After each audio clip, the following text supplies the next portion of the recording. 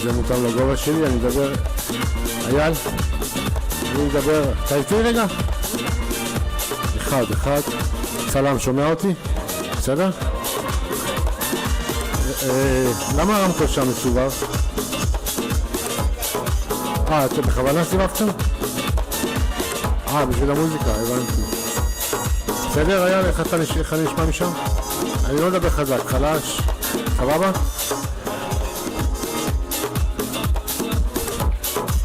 ברגע שאין מוזיקה ישמעו אותך, הכל טוב. יש לי כבר מלא ווליום לתת. סבבה.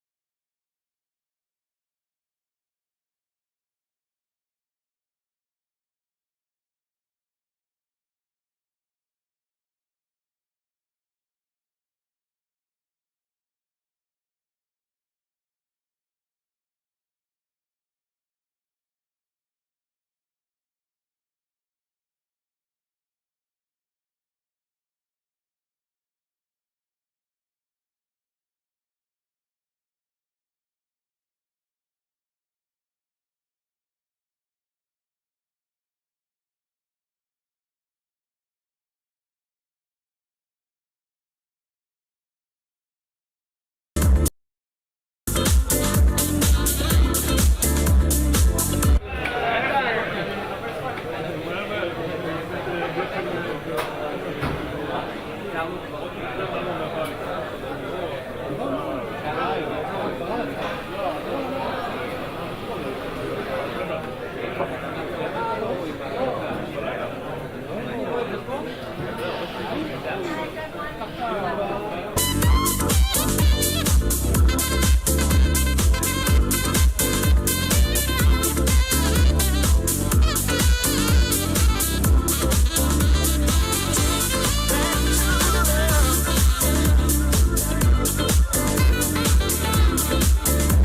it back, y'all. Somehow, somewhere. Bringing it back, y'all.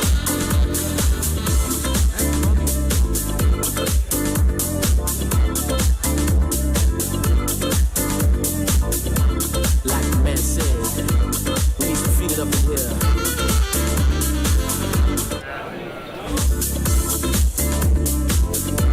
We need some music with some love up in here. We need some art from the heart. If you know where I'm coming from. We need to take the music back to love.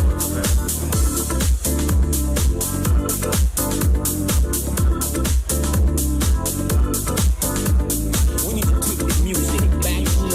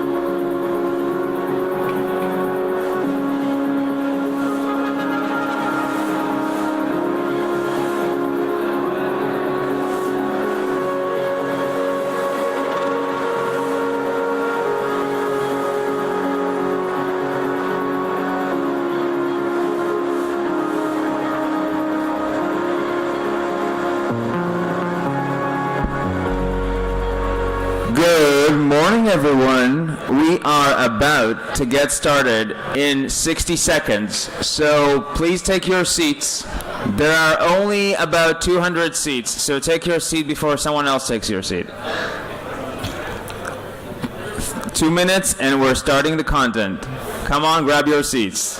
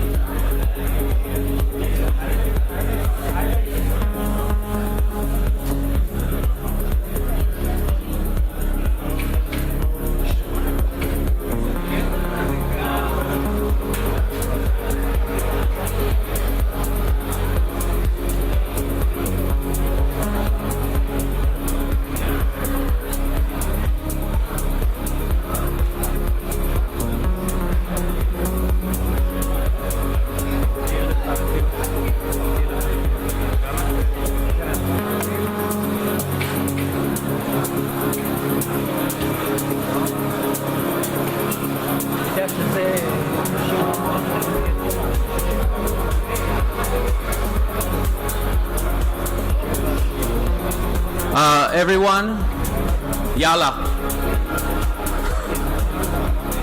is the common Hebrew phrase and Middle East phrase, I guess. Yalla.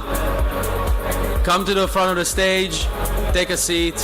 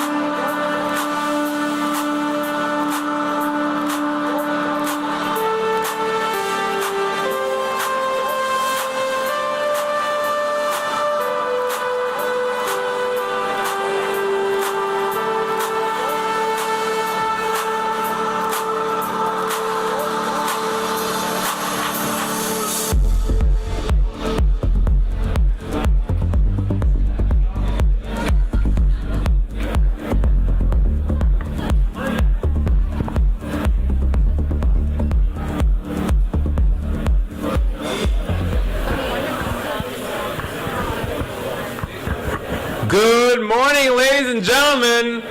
Can you please take your seats? We would really like to begin. It is hot on stage with us weather, so don't make me sweat too much. Come join us. Is everyone ready? Amanda, you ready? You're ready. You were born ready. All right. Last people coming in. I need to get the okay from Adam to begin. We good? All right, let's get this show on the road, Elon. So, welcome everyone, good morning, and welcome to the first ever Building Blocks Tel Aviv 2023. This is exciting. Thank you everyone for coming here. My name is Goldie. I'm VP Payments for Fireblocks, and I'll be your host for the next few hours of superior content. Content from real experts, not just sellers. We're not going to sell you anything. Not from shillers, not from people who got stuck with their 2017 ICO tokens. I'm talking about you. Yes, this is not content from these people. This is content from more than 60 speakers who came abroad, more than 400 people who came to attend this amazing day of Building Blocks.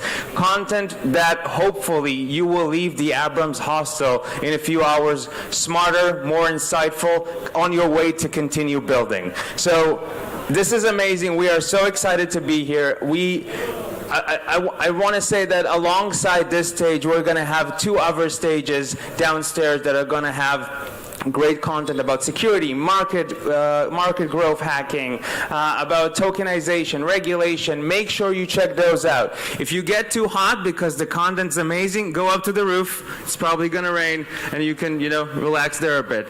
So, jokes aside about shillers coming here from all over the world. I'm kidding. Again, this is all real experts. So, jokes aside, we have Elon Yogev from Collider here. Elon, if you can come on stage, give us a few words, that would be great. Thank you, Goldie. What an amazing introduction. Thank you.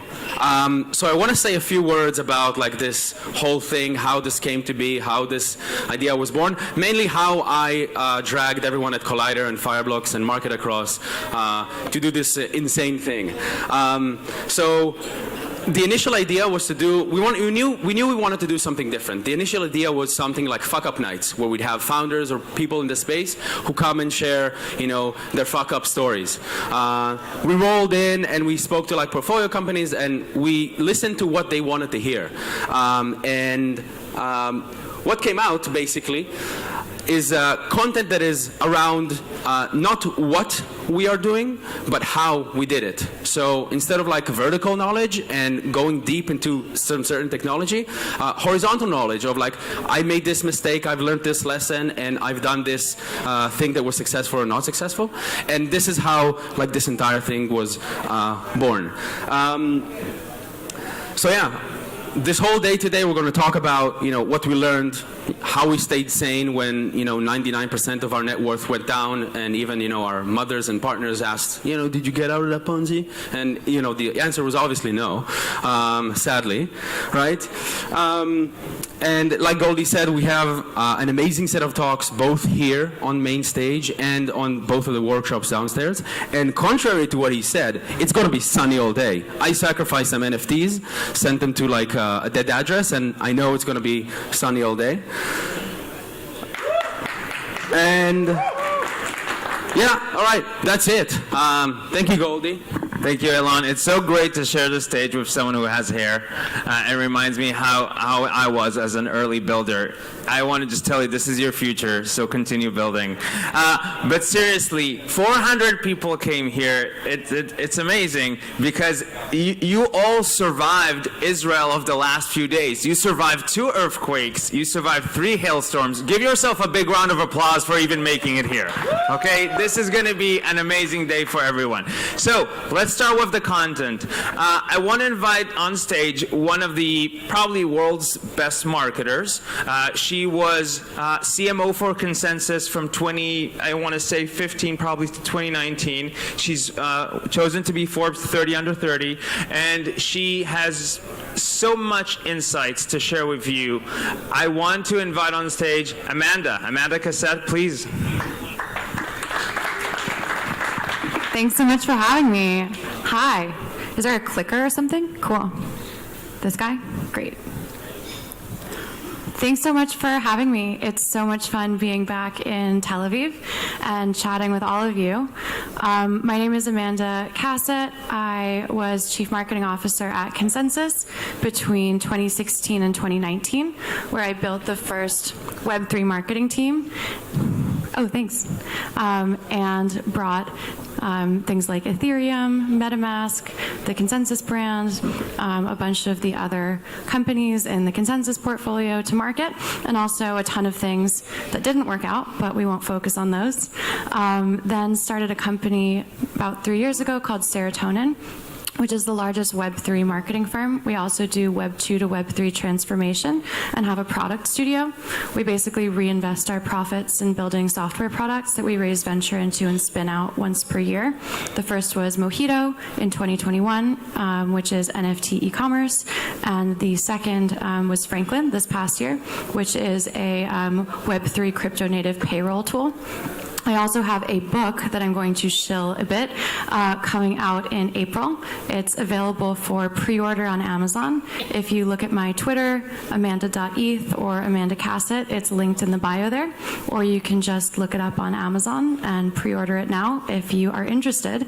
But a lot of what I'll be talking about today are the lessons from that book, which I basically wrote down after 7 years of thinking about the same thing over and over.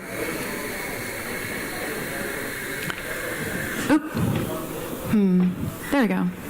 So the first thing is, what is marketing in Web3? A lot of folks come to the word marketing with prejudices and biases from the Web2 world. You think about influencers on Instagram hawking a vitamin water with #ad, but it can be something really different in Web3, which is almost like a market maker. You're connecting projects with users and community members who would use it if only they learned about it. You're solving the 0 to 1 problem of building early community. So even if you've created a wonderful mechanism for a system to be essentially self-marketing, for people to be motivated intrinsically or extrinsically to help build your project, how do you get them in the first place? Well, they have to discover it, they have to join your community, they have to engage with you, you have to get that flywheel of growth spinning somehow. So marketing solves that problem, even if you plan to stop marketing and turn over a lot of those functions to your community eventually. And then it's about, if you are a real kind of dyed-in-the-wool Web3 project, instead of building a giant centralized marketing team, eventually decentralizing your marketing functions to the community over time and making sure there are those people that are incentivized to carry it forward. There are a lot of differences between marketing in Web 2 and Web 3, which actually are an argument for why Web 3 might have more sustainability long-term and be able to outcompete Web 2 companies. So when you're marketing in Web 2, like think of a standard like consumer packaged goods company that's marketing on Instagram or Facebook. Think about like a software company that's marketing on one of those platforms. You're basically just arbitraging the cost of customer acquisition with the lifetime customer value. And that arbitrage takes place on these third-party platforms like Google Ads, like the Meta Suite, and you're constantly paying out to those third parties. Switch, please. Thanks. Oh, awesome, thanks. So you're constantly paying out to those third parties to keep spinning the growth flywheel and to keep on reaching your own audience. The difference is in Web3, it's mostly owned and earned marketing, and we'll talk a little bit more about what those things are, as opposed to paying out to these big Web2 third-party platforms. So in Web 2, you see companies building really large centralized marketing teams, and you see those marketing activities really top down. When I was working on marketing Ethereum as CMO of Consensus, I did not have the opportunity to do centralized top down marketing activities. I couldn't tell Vitalik what to tweet. That would be ridiculous. I couldn't control what other people in the community said about Ethereum. So you aren't controlling the message. You aren't deciding this is what we're going to say. What you're doing is bottoms up. You're feeding memes and ideas to people in the community that can decide whether they want to use them or not. And so it's a lot more community-focused, bottoms-up style marketing activities where you're arming people to talk about the things they care about, as opposed to controlling what everyone says about a certain project. And that leads to building way more flexible, lean teams. But there are certain things that, yeah, it's interesting that isn't moving on the screen. All right. Well, there are certain fundamentals that are the same between Web 2 and Web 3, and these are just things that anyone building a company should know about marketing, which is it's really important to know your product. Often the people that are in charge of marketing aren't engineers or aren't developers. Well, often they are, especially at the beginning, they're the founders. But those people should get to really know the tech. They might not know everything down to the atoms and electrons, but they should be dangerous. And then knowing your audience. Who are the people that are actually your potential users? Making sure that they actually exist and that your target user base isn't some fake thing that doesn't exist anywhere. Talking to those people. And then identifying the channels where they live. Where is their attention focused? What are they paying attention to? And then how are you going to get your message across those channels to those people? Well, you need to boil down your product into kind of the most salient key message and deliver it across the channels where your audience lives. Then you build a funnel, and we'll talk a little bit about the marketing funnel, so that after they first discover you on the channel where they first meet you, they are led through a series of calls to action to do the activities that matter most for your business. And then you measure the effectiveness of how well that funnel is working by seeing how well your target audience converts through the funnel through the various calls to action.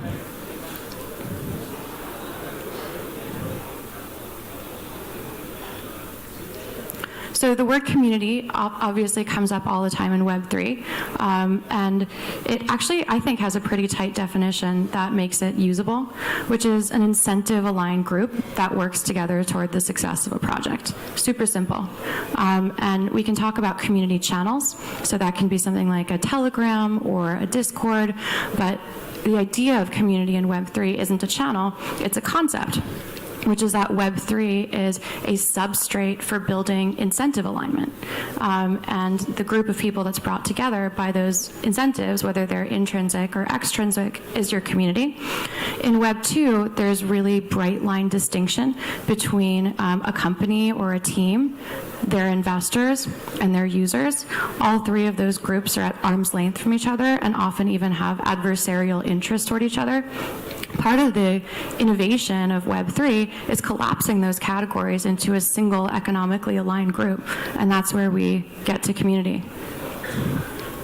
I'm not going to go through all of these, but it could be useful if you're building in the space to just take a picture. These are basically all of the major marketing channels. So there's owned, which means that the asset that you're putting your message on is yours. You can do whatever you want with it. Things like your blog, your email, your website, your social channels, your community channels, events. You own those things, so you can have them say whatever you want. The question is about distribution, whether anyone's going to care, whether anyone's going to share them. Earned. Earned is like third-party social proof, so it means that someone else has to agree to carry your message in some way. So that can be when you get placed in the media. It can mean speaking at someone else's event.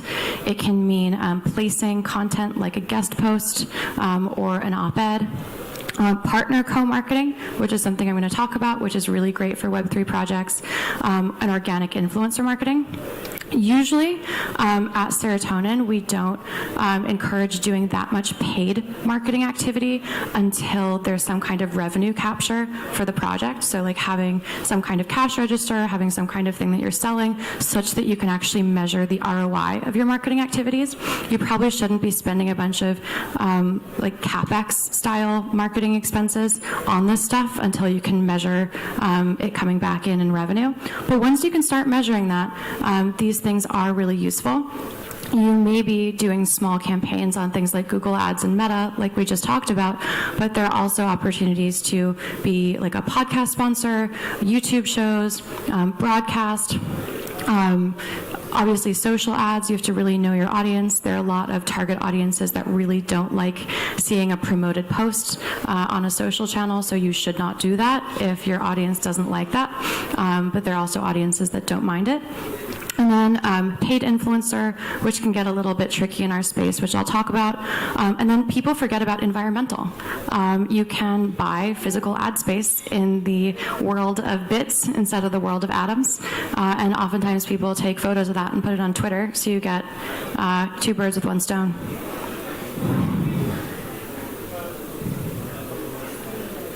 Again, not going to go through all this, but if you're interested in this, this is a graphic from the book that just goes through the Web3 marketing funnel in detail.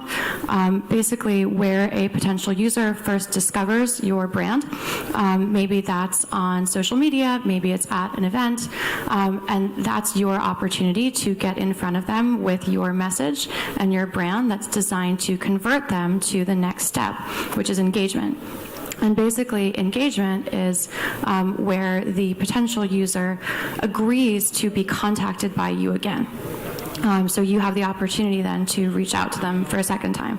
Maybe they've joined a social channel, maybe they've joined a community channel, maybe they've signed up on your website to get an email notification about a beta. Whatever it is, it lets you talk to them again. And you kind of can keep them in an engagement holding tank. That's basically like what a community is from the perspective of a marketing funnel. A holding tank for people that you can then convert to using your product when you're ready. Then converting people to using your product when it's ready, when you want them to, and then retaining them to make sure they don't slip out and go elsewhere. And you can create referral programs for people that are in this retention part of the funnel to send their friends back up into the discovery top of the funnel so that it should be self-reinforcing. You can see on here that each of the different stages is catalyzed by a CTA, a call to action, which is basically a catalyst between these steps where your potential user or community member would either choose to do the next thing or not. And you can measure whether those catalyst points are working with your metrics and optimize them in order to convert better. When you're first starting a Web3 project, there are some kind of non-negotiable things you need, which is you need to figure out what your brand is. It needs a name, maybe a word mark, logo, and your key message. What's your elevator pitch? What is the thing? You need some kind of marketing strategy. How are you going to get this thing into anybody's hands? You need a website that's basically your storefront, some kind of social or community channel. We never recommend starting channels that you don't actually have the manpower to staff or have a plan on how you're going to staff. So being really conservative about that and making sure that if you do start a channel, that someone is assigned to put content on it or maintain it. And then content. That doesn't mean like encyclopedic long articles every day, but it just means some kind of social messaging, blog content, something about who you are and why.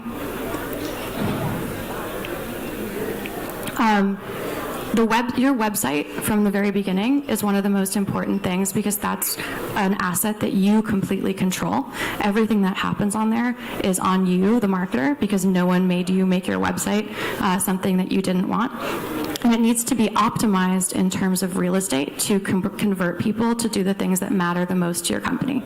And that thing is probably your primary call to action. So you want to think of real estate on your homepage as being proportional to the thing that you care about having people do. This obviously isn't, a super polished, late stage, Series D company website. This is a super simple startup website, but it's kind of the basics of what you need on there. You want to make sure people don't have to scroll too much in order to do the thing that you want them to do. You want to put your most important actions on what's called the hero, which is what appears right when people land on the page or above the fold, so they don't need to scroll.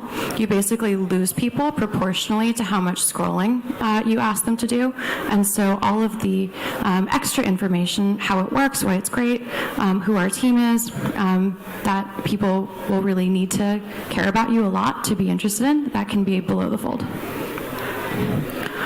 This is kind of interesting. I think a lot of people assume that your audience and your brand just grows linearly over time, but actually attention is sort of jagged, and there are these very special moments in the life of a project where they have an opportunity to get step function growth in terms of building their community, in terms of growing their user base. And so it's really important for marketers to focus a lot on these particular moments to get them right, because not every moment is created equal.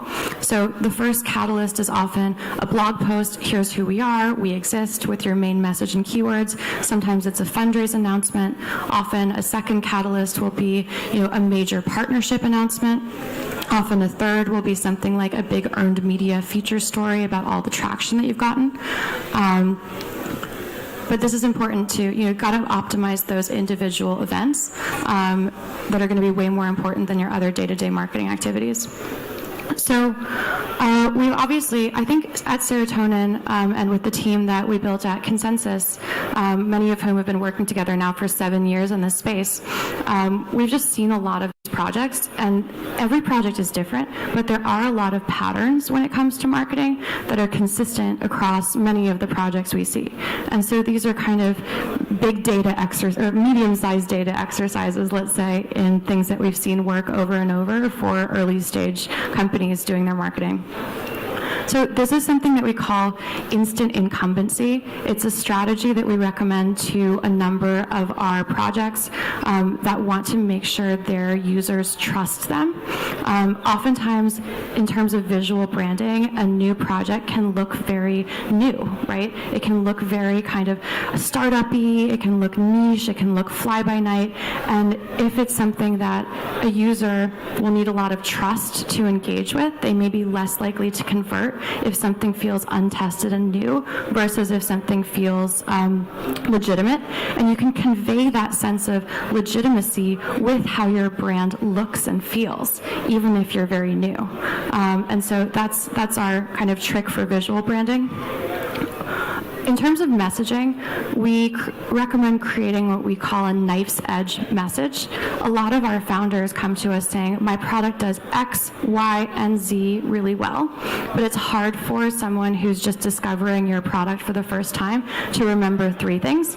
The truth is they can only remember one thing. A great example is Volvo. A lot of people think of Volvo as the safest car.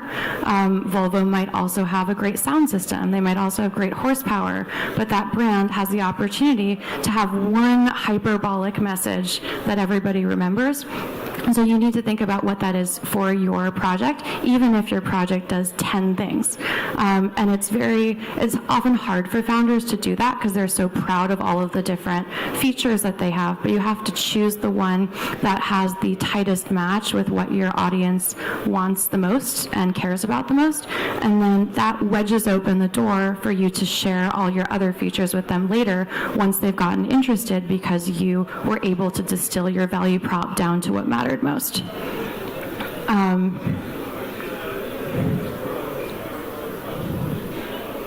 don't even know what I was supposed to point this at. There we go. So on product websites, and you might have seen this on the graphic earlier, we recommend a wall of trophies. And a lot of projects have amazing users, like companies that are using them, individuals that are using their product, and they're hiding their light under a bushel by not broadcasting on the hero section of their website that they have those users. Because a potential new user arriving at their website is going to see projects like mine, people like me, or projects that are more advanced than mine, people that are farther along than I am, are already using this, and that'll make them more likely to convert into using your product. If you think about it, like a DeFi website that has metrics like total value locked on it is doing wall of trophies because they're demonstrating, okay, this is how much capital trusts this project with their assets, which is going to make it more likely for a new person to trust the project with their assets. Another one, so constant co-marketing, social proof, aka partner marketing.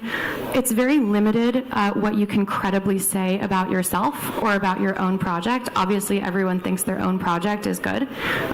It's much more credible to have third parties carry your messaging and to say the things that you want about your project. Sometimes those people will be investors, sometimes they'll be members of the media, sometimes they'll be partners.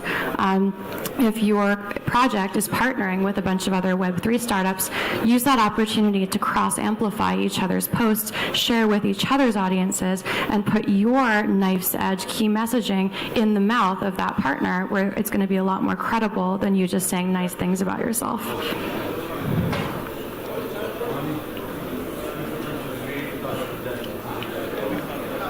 So this is one that we recommend a lot for when projects haven't launched their actual product yet. Oftentimes projects will think, oh, we can't do any marketing, we can't work on building our community because our product isn't live. Well, it's actually a lot better to launch into some kind of community that already exists in order to be able to get feedback and in order to make it, a launch that isn't just dead. So you want to do something even before your product is live to bring those early community members in. And the way to think about that is thinking about your brand as a niche media company or as a niche community. Like, let's say your project is about privacy, or let's say your project is about security. You can basically create like a privacy-focused content engine that engages people editorially with interesting content about, let's say, privacy, or let's say ZK, or whatever it is that you're doing, and brings them into the community, even if your actual product isn't ready yet. I think there's one more.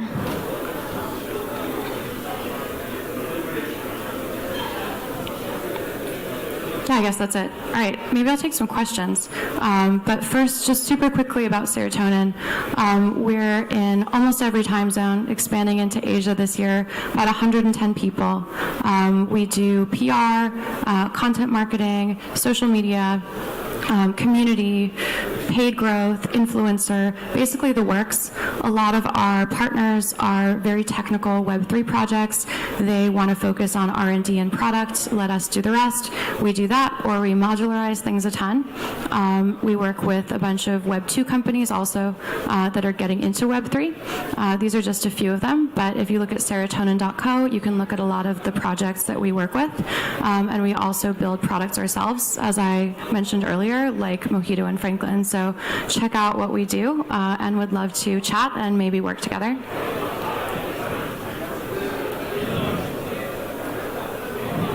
And that's where you can follow me. If you look at my Twitter, my link to buy the Web3 marketing book, if you're interested, is in the bio there. Follow Serotonin, my Twitter. Shoot me an email if you want, amanda@serotonin.co. We'd be happy to chat. Don't go anywhere. Don't go anywhere. You want to take questions? Don't go anywhere, Amanda. All right, thank you for this amazing presentation. I want to ask you a personal question before we get questions from the audience. Think about your questions. You've been doing this for 7 years, right? So I'm not going to ask how you still have your hair, because that's fine, you're a different gender, but how are you, like, how were you able to manage this psychologically? Because this is like your third bear market, really. What do you do to keep your sanity? Well, I think that if your entire emotional life revolves around your crypto portfolio because you have no friends or family, then it's going to be a lot harder to survive anything. But if you have stuff that you care about outside of crypto, then it softens it a bit. Also, like, just kind of the whateverness, like seeing it as fun, seeing it as a game, not betting more than you can lose. That's good. That's a good tip. Make sure you have friends and don't estrange your family. They're important as well. So, any questions for Amanda that you're going to make me run with the mic to you? I know the first question is the hardest, so let's start with the second question already. Okay, you have a surprise question. I'm going to come to you. Think about a question. You have 20 seconds. Here we go. All right, a question for Amanda. Well, it's surprise question time. It's ever than that, I ask the question. Questions, everyone? Anyone? There you go, Peter. Peter, you're from Fireblocks, you're from marketing, so Amanda, expect a knife edge question. Don't worry, no knife edge. My question is around the messaging for a lot of like similar projects within the space. I feel like often people, I mean, we know that Web3 is probably more a marketing term than it is an actual technology term, or at least that's how it's used. What's kind of your best advice for a lot of these smaller Web3 companies who are all, on the surface, it seems like they're providing something similar because they use these larger buzzwords, but then, you know, you need to balance it out without going all up front with super technology terms. Right. Wait for me, Amanda. Yeah, so I would say that actually, first, Web3, I think is actually interesting because terms sort of have a Darwinian evolutionary competition, and that term Web3 has always existed, but it recently, I think in 2021, it became dominant because there were so many non-currency use cases like NFTs that were becoming popular, and so there needed to be a term that didn't refer to the currency side, but that was rather kind of a catch-all for all the different things that you can do with blockchain-based, decentralized systems. And so I think Web3, which is a term that had been around a long time, got selected for in that kind of evolutionary process because there was a need for a term that was more blanket, that didn't make everything, financial. So I think that's why that term got kind of resuscitated. In terms of key messaging, I think a lot of projects should try to create a new category rather than being one of something that came before. So figuring out what does your project, you're not one of something, that there's probably already a winner in that category, something larger in that category. What does your project do that defines an actual new category? And then coming up with new terminology for what that category is. I think that's a really great way to differentiate, especially for something small and new, as opposed to just being a newer player in an already existing field. So would recommend that. And then would recommend genuinely differentiating. If your project sounds the same as everyone else's project, it might be because it is actually too similar or it's solving a solved problem. And so I would look at that and think, okay, is my product actually different? If it is, how can I describe that difference in a way that creates a new category? And the new category, it's working through mimesis. If other people are using that terminology that you created, then you actually have created a new thing, and you can be the market leader there, and everyone else can follow behind you. Does that kind of answer-ish? Awesome. Amanda, thank you so much for making it. Thank you, Amanda. Please, big round of applause for Amanda. Thank you, Amanda Cassette, co-founder and CEO of Serotonin. All right, so the next session, and I'm going to raise my voice a bit. For everyone who's now drinking coffee, for everyone who just checked in, we have amazing seats here. Under one of these seats, okay, we have 30 empty seats. Under one of these seats is a Bitcoin wallet private key, right, with 500 Bitcoin. So come and sit. No, nothing. No response from those drinking coffee. Okay, let's go to the next session. So now we're going to talk about account abstraction and the future of custody in this space. And to lead this next panel, I want to invite again to the stage Eylon Aviv from Collider. Eylon, please come to the stage. Tell us what your amazing panel is about. Eylon, you're the person supposed to moderate, so you're really supposed to come on stage. Eylon Aviv, ladies and gentlemen. Yeah, I was chatting with Amanda, thanking her for coming. So I would like to invite to the stage, I see Itamar here, the co-founder and CEO of Argent. I see Yoav Weiss, who is a hacker. That's your title, right? A hacker leading the initiative of account abstraction at the Ethereum Foundation. Mark Smagern, the co-founder and CEO of Fuse. And Lucas.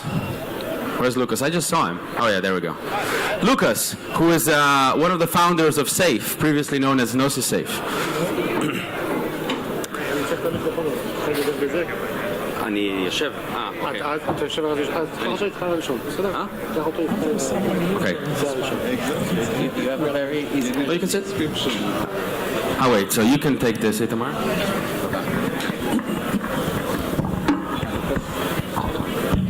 We each get a microphone. So nice. How are you guys? Yeah, generally good. So, good morning everyone, and Goldie said there's 500 Bitcoin. I have something that's worth more, and I will actually give it to one of the attendees here who's going to come to the panel. It's a 2007 Kia Sedona, okay? An NFT of a 2007 Kia Sedona. So yeah, good morning. How are you? All good? Very good. Yeah? Did you make it on time? Almost. Yeah, wait, my notes are, okay. Yeah, so our panel is called Account Abstraction, essentially in the future of custody. And I think if you are on crypto Twitter at all, then the term account abstraction is like taken off significantly over the past couple of months. This is, I guess, partially because of you. I guess partially because of everyone who's sitting here talking about it. And yeah, so I think the promises of account abstraction, they range from, solving some of the biggish issues of crypto, like, seed phrases and, self-custody, to creating Web 2-like experiences with like smooth UX and people who don't even know they're using a blockchain, right? These are some of the promises. And I read on Twitter yesterday that account abstraction knows the true identity of Satoshi. Like, I'm serious. Someone tweeted it. It was me. Anyway, so let's start with sort of like, what is account abstraction? Do you want to go like very briefly say like, I think there's like, it's not the same view for everyone here. I hope it's going to be a bit different. So how do you see it and what is your approach? Do you want to go, Lucas? Yeah, I can start. So I see account abstraction as basically abstracting away all the logic of an account from the protocol to the smart contract level. That's like the nonce, that's the signature validation, etc. So essentially making every account in Web3 a smart contract account or a smart contract wallet. We've been building smart contract wallets at Safe for like more than 4 or 5 years now, kind of starting with multi-signature wallets. That's what we saw as like the first use case. We also knew that we need to get like to the smart contracts like a lot of value initially, so people actually trust it, and it's easier to acquire first like a few bigger users than like all the like mainstream users that come with maybe smaller amounts. So we started building multi-sig, and now kind of the next step will be providing what we've built in terms of like infrastructure to all the developers, so protocols, APIs, SDKs, etc. So they can take advantage of that and build their own account abstraction wallets on top of that. Yeah. Cool. Mark? Well, actually it's an interesting panel, because when we started in 2019 we wanted to build a blockchain for business, and back then it was really monolithic. You just sign transactions. We actually used the Gnosis Safe in the first version 4 years ago, before it was hacked. This is like when it was hacked, that's when we knew we can trust it, after it's wait, Gnosis Safe never got hacked. Parity got hacked.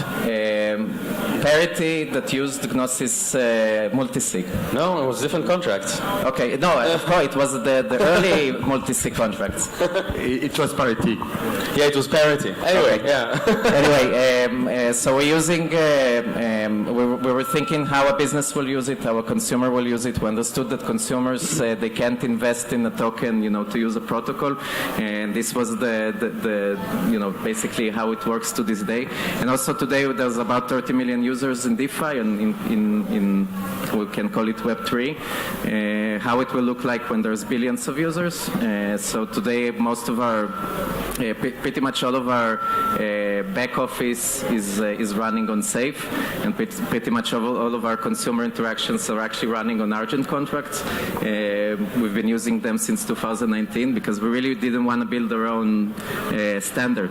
So the way we see it, consumers will interact, maybe it will be L1, maybe it will be L2. Consumers don't really care. When you're using Stripe, you don't make the choice to use Stripe. Usually behind the scenes, somebody's making this choice for you. Stripe, Visa, somebody is behind the scenes paying fees for you. This is how the real world works, right? So consumers are used to sending money for free.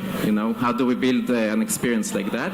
So, and how do we not, build it in a way that, we just create a black box and nobody knows what's happening inside. So I can talk about like a lot about this, but that's basically the way we see account abstraction. Yoav, do you want to go? I will just say that, Mark saying that Fuse is using both Safe and Argent, I think this is one of the most beautiful things about this ecosystem. You are incentivized to use the work of others, and that's why I think, it is exploding and progressing at such fast rate.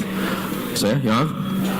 Yeah, so usually when I'm asked what account abstraction is, I have a long technical explanation of what parts of the accounts I think we should abstract, but let's start from the high level. We want to bring the next billion users. That's something that we really like to talk about.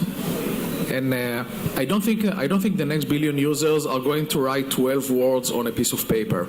It's just not how the world works. Nobody is it works for us. It's not going to work for the next billion. So account abstraction is a way to simplify the process and to remove key management. That's the most basic thing. Beyond that, there can be many features that help you manage the wallet, help you set certain limits, help you do gas abstraction, so that like Mark said, someone else can pay for your transactions. But all of that comes later. First, let's make it simple for users. Abstracted for users. Yes. Itamar, do you want to? I'm trying to find a different one, but I think I'll use the one actually, Lucas, you used a few days ago or yesterday, which is account abstraction is about having a programmable account. If you can put logic in an account, you can do anything. And we were promised programmable money, so that's what we need. And if you compare to the real world, you can have a plastic wallet or leather wallet in your pocket, you have cash. If someone has it, they have it, and that's a private key, that's an EOA. We don't put our money there, we put our money in bank account, which is what? It's software that can protect it, make it easy, or you can schedule transfer, security feature, anything you can think of. The difference is that software is in a blockchain, so we can't tamper with it. And if you can program it, you can do anything. We started with recovery, then we say, can we program something around gas abstraction? And Julian, my co-founder, will say, yeah, we can do that too, and then we can think of inheritance. We can think of anything because we can code it. Amazing.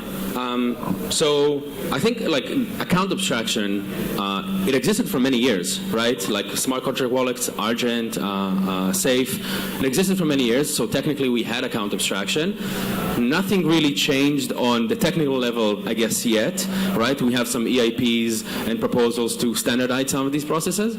But still, over the past couple of months, like all of crypto Twitter is on this. The mimetic value is sort of like all over. And if you listen to Amanda's talk just before, there is such immense value in these, in the propagation of these memes, and for more people to talk and learn about account abstraction. So I want to ask you maybe like briefly, what do you think changed over the last couple of months? I mean, funnily enough, account abstraction is part of the initial vision of Ethereum. It was kind of like descoped at the beginning, and because it's really hard, like it's a breaking change to bring it back. It's like it took so many years and so many tries and different EIPs, and like now it feels like with EIP 4337 we have a Schelling point that we can rally around the community to finally get towards account abstraction. But I think what really changed is obviously EIP becoming more kind of mature, ready for being adopted. And then it was also FTX kind of showing the value of self-custody, reducing counterparty risk, trying to move more people from custodial services to self-custody, but realizing like the way we do it currently, self-custody is not enough. We need to improve on security and UX. And it's maybe also the bear market, but helps focus away from like all the shiny like DeFi, yield optimization kind of things to the more critical infrastructure things that we should fix first before we open the gates. And I think all of this combined now creates this kind of perfect storm for this meme to pick off and the excitement around account abstraction. And I'm super glad that this happened. So the lack of food tokens with a billion APY. So I'll just add that maybe without sounding pretentious, there's not a lot of companies or builders in 2019, or I'm talking about 2019 because we started Fuse back there, but going even to 2017, nobody did anything complicated, too complicated with contracts. It really was the first experiments, and I remember looking at the gas station network back then, those ideas, and people saying fee abstraction, but actually building it back then was very experimental. Today, we need to build a new narrative. Let's bring billions of people, and we can't let everyone build their own, standard or best practice. And the whole point here is standardization. So that's what I'm happy to see. Yeah. Yeah, so I think everything was pretty much said already, but so having a standard that doesn't require a consensus change makes a huge difference, because so account abstraction standards at the chain level, at the consensus level, have been proposed and discussed in 2016, and it's really hard to create a consensus around something that doesn't have traction yet, and that there is no agreement, no general consensus on how it should work. So by having a standard that you can use on any chain, without getting permission, without getting consensus, just make it opt-in. It makes it easier to start experimenting and getting adoption. And then after creating this standard, we've been working hard to create awareness for it, so that more people start using it, and we can actually get results for this experiment and decide what should be enshrined in the protocol, with the end game of eliminating EOA and moving the ecosystem to full account abstraction. So we are now at a point where we're finally making progress towards that goal. Amazing. Yeah, Itamar, do you have anything to add? So is the question why we are all talking about account abstraction now? Well, and more than 4 years ago, I think it's the convergence of actually many things. First, what happened, I think it's what happened is you have panel number 1000, congratulations. And I think I want to give credit also Julian, my co-founder. Basically, if you say the word account abstraction in a conference, Julian, my co-founder, or Yoav will appear. And they've been relentless about talking about it. But I think there were a few other things. The merge happened, which means suddenly when you have Vitalik on stage, it used to be merge, merge, merge, and now he will talk about, I think, the next big topic that he cares about, which is account abstraction. So suddenly everyone starts to put the focus on the next thing. But what we also see, of course, for 237, so standardization, you make it much easier for new companies to build around that. Before, I think the effort for safety and Argent was much higher. We had to rethink everything around meta transaction to build our own system. The barrier to entry for new companies will be much lower, and we see it. We see, Telegram groups with hundreds of startups thinking about account abstraction because 4237 gives them a foundation. And I think also something around new chains and layer 2s. When you think about it, it's very hard for layer 2s to differentiate. It's like, one more scaling solution. And they even have to compete with sidechain or other L1 because they are all very similar. And so they started to look at other ways to differentiate. I think back earlier it was actually Near, I think, as some form of account management that makes it easier to manage. And you have Starknet that build account abstraction as the only way. You don't have EOA.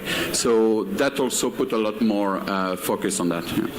Yeah, okay, great. So let's talk about use cases, right? I think this is sort of like a lot of the promise, and like we said, maybe when EIP 4337 will be implemented, we'll finally know the true identity of Satoshi, one of these features of account abstraction. But what else? Like, we're talking about gas optimizations or gas abstraction, which you started like back in the day with GSN, and there was I remember also Metacartel started with that, right? With like meta transactions, the ability to pay gas for someone else. So that's kind of like the very foundation or the very basic thing. I think like for me, I see, the payment method of a subscription model, right? I pay for Netflix, I pay for Spotify, I pay for YouTube, and to bring that into crypto and Web3, that could be, the way to onboard the next million users. Okay, you don't need to manage your account. I'll sponsor all of your transaction. You pay me $20, $30 a month, which is an interesting concept, right? So yeah, what else? What else are you guys seeing? What else are you dreaming about? Maybe short term and long term. Maybe I take something that's not the usual, like, social recovery type thing which is always mentioned. Something that I think maybe in the long term, but definitely at some point will become very relevant is hybrid custody, meaning that even though self-custody, like you being fully in control of your account, like no one else can censor, can do anything with your account, that's definitely valuable. I think most people coming into the space in the far future, they want to have someone that supports them managing their assets. They want to have someone that can intervene in case something malicious happens, or can help them recover their account if they lose their keys. And they want this maybe with some kind of protection, so this third party cannot just run away with their assets, cannot just claim their account or something, but they don't want to have the weight of all the responsibility on their shoulders. They want to maybe pick and choose for certain things different trusted parties, and that's possible through account abstraction, where you can say every transaction is being checked by a third party, and if something malicious happens, it's kind of like a blocker. If there's like a time lock, the transaction gets freezed for maybe a day, and maybe I need to get an additional key. I think Argent is already implementing something similar, that if a transaction looks kind of shady, you need one key more to make the transaction. You can still do it by yourself. It's still self-custody, but you have maybe some third party that helps. Or especially recovery, like I think most people would be willing to have something like a bank, an insurance, something that they can go to if they lose their keys, or like their relatives can go to if they pass away, and can say, here's maybe my KYC, I'm really who I pretend to be, please give me back access to my account. And maybe then there's again like some bonds, some time locks, some kind of protection mechanisms that make it more trustless, but it's still something which people are used to from the traditional world, where they have someone that trusted parties they do actually trust. Like most people do trust banks for some reason. And like I think we need to bring this back in a way that still protects the properties that we want to achieve, which is we're not dependent on these third parties. We can always cut cords. We're not locked into a walled garden system. We can pick and choose between different service providers, and I think hybrid custody in the long term will be huge. Yeah, I think what you just described is, I had like this vision way back of like, if we want to disrupt like all of finance, the foundations of finance is banks, right? And with account abstraction, I guess with multi-sigs and with these hybrid custodies, we can create like actual banks, just like they work in the regular world, only it's transparent. Like you said, you can cut them off. You're not dependent on them, and the possibilities and what you can implement, because it's code, it's pretty much endless, which is super exciting. Mark? Well, I think first of all, the fact that you can build on top of, as we talked before about having a closed box or something centralized, now you can actually build a whole business on top of those accounts. So, for instance, with the Safe app, you have accounting tools, invoicing. I guess nobody needs to ask permission, to build those things. So that's I think a pretty powerful thing. In the future, somebody wants to build a social app, and he doesn't need to. He can ask for people to like give us your social graph. So I think it's more powerful than banking. It's really about digital identity. The fact that we can abstract away, what's happening behind the scenes, that also means privacy. A lot of the problems we have in crypto, there was the discussion in 2020 about blockchains, then it became sidechains, then rollups, then L1s, then L2s.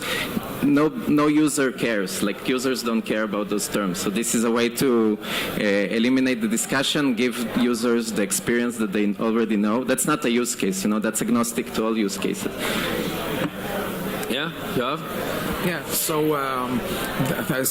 we can talk about many different use cases, but I think the most important thing to understand is that with account abstraction, your wallet can be as simple as you want or as complex as you want, and you can move between the two as you evolve without having to move your assets. You can change the implementation. So for a new user, what matters is that the user can rotate the key if he loses the key, or maybe the user adds devices to the account rather than keys, so that you have your phone in the account. You're not aware that there is a key somewhere in your phone, and so you can so the ability to move is quite important.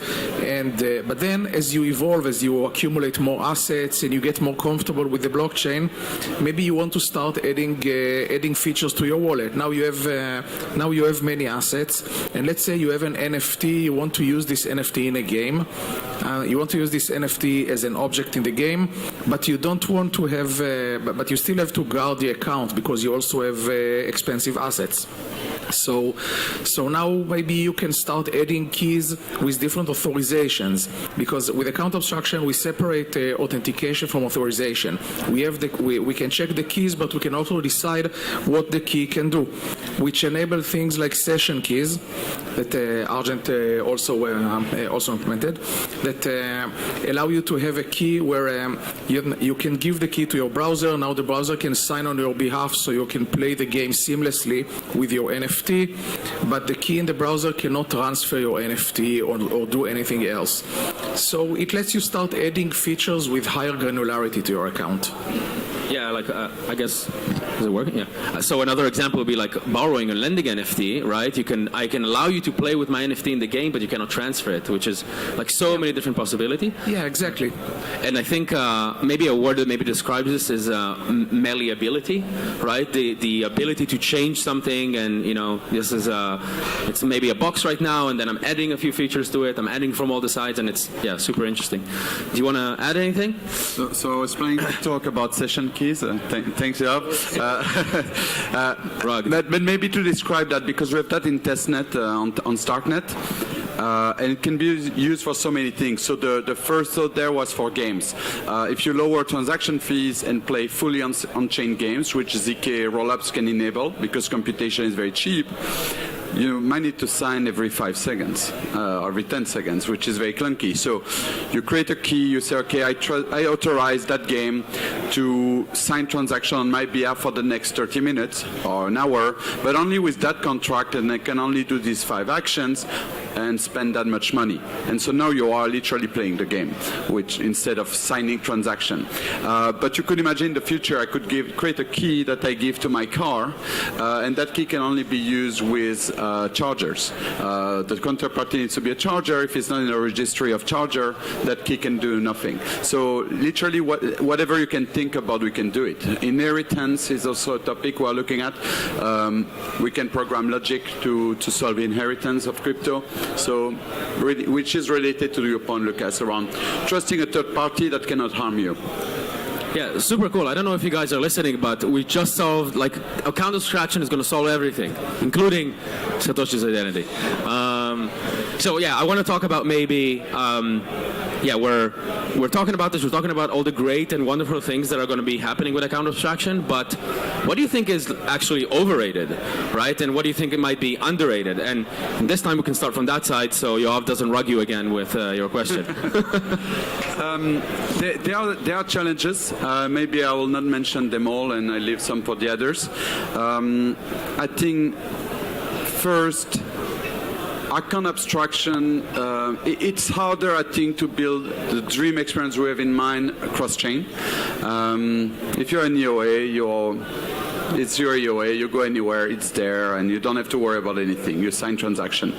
If you want to start to create bespoke logic, you are deploying an account, it's a bit more involved. I think cross CVM, for example, you could do something decent, but even there, it's just harder.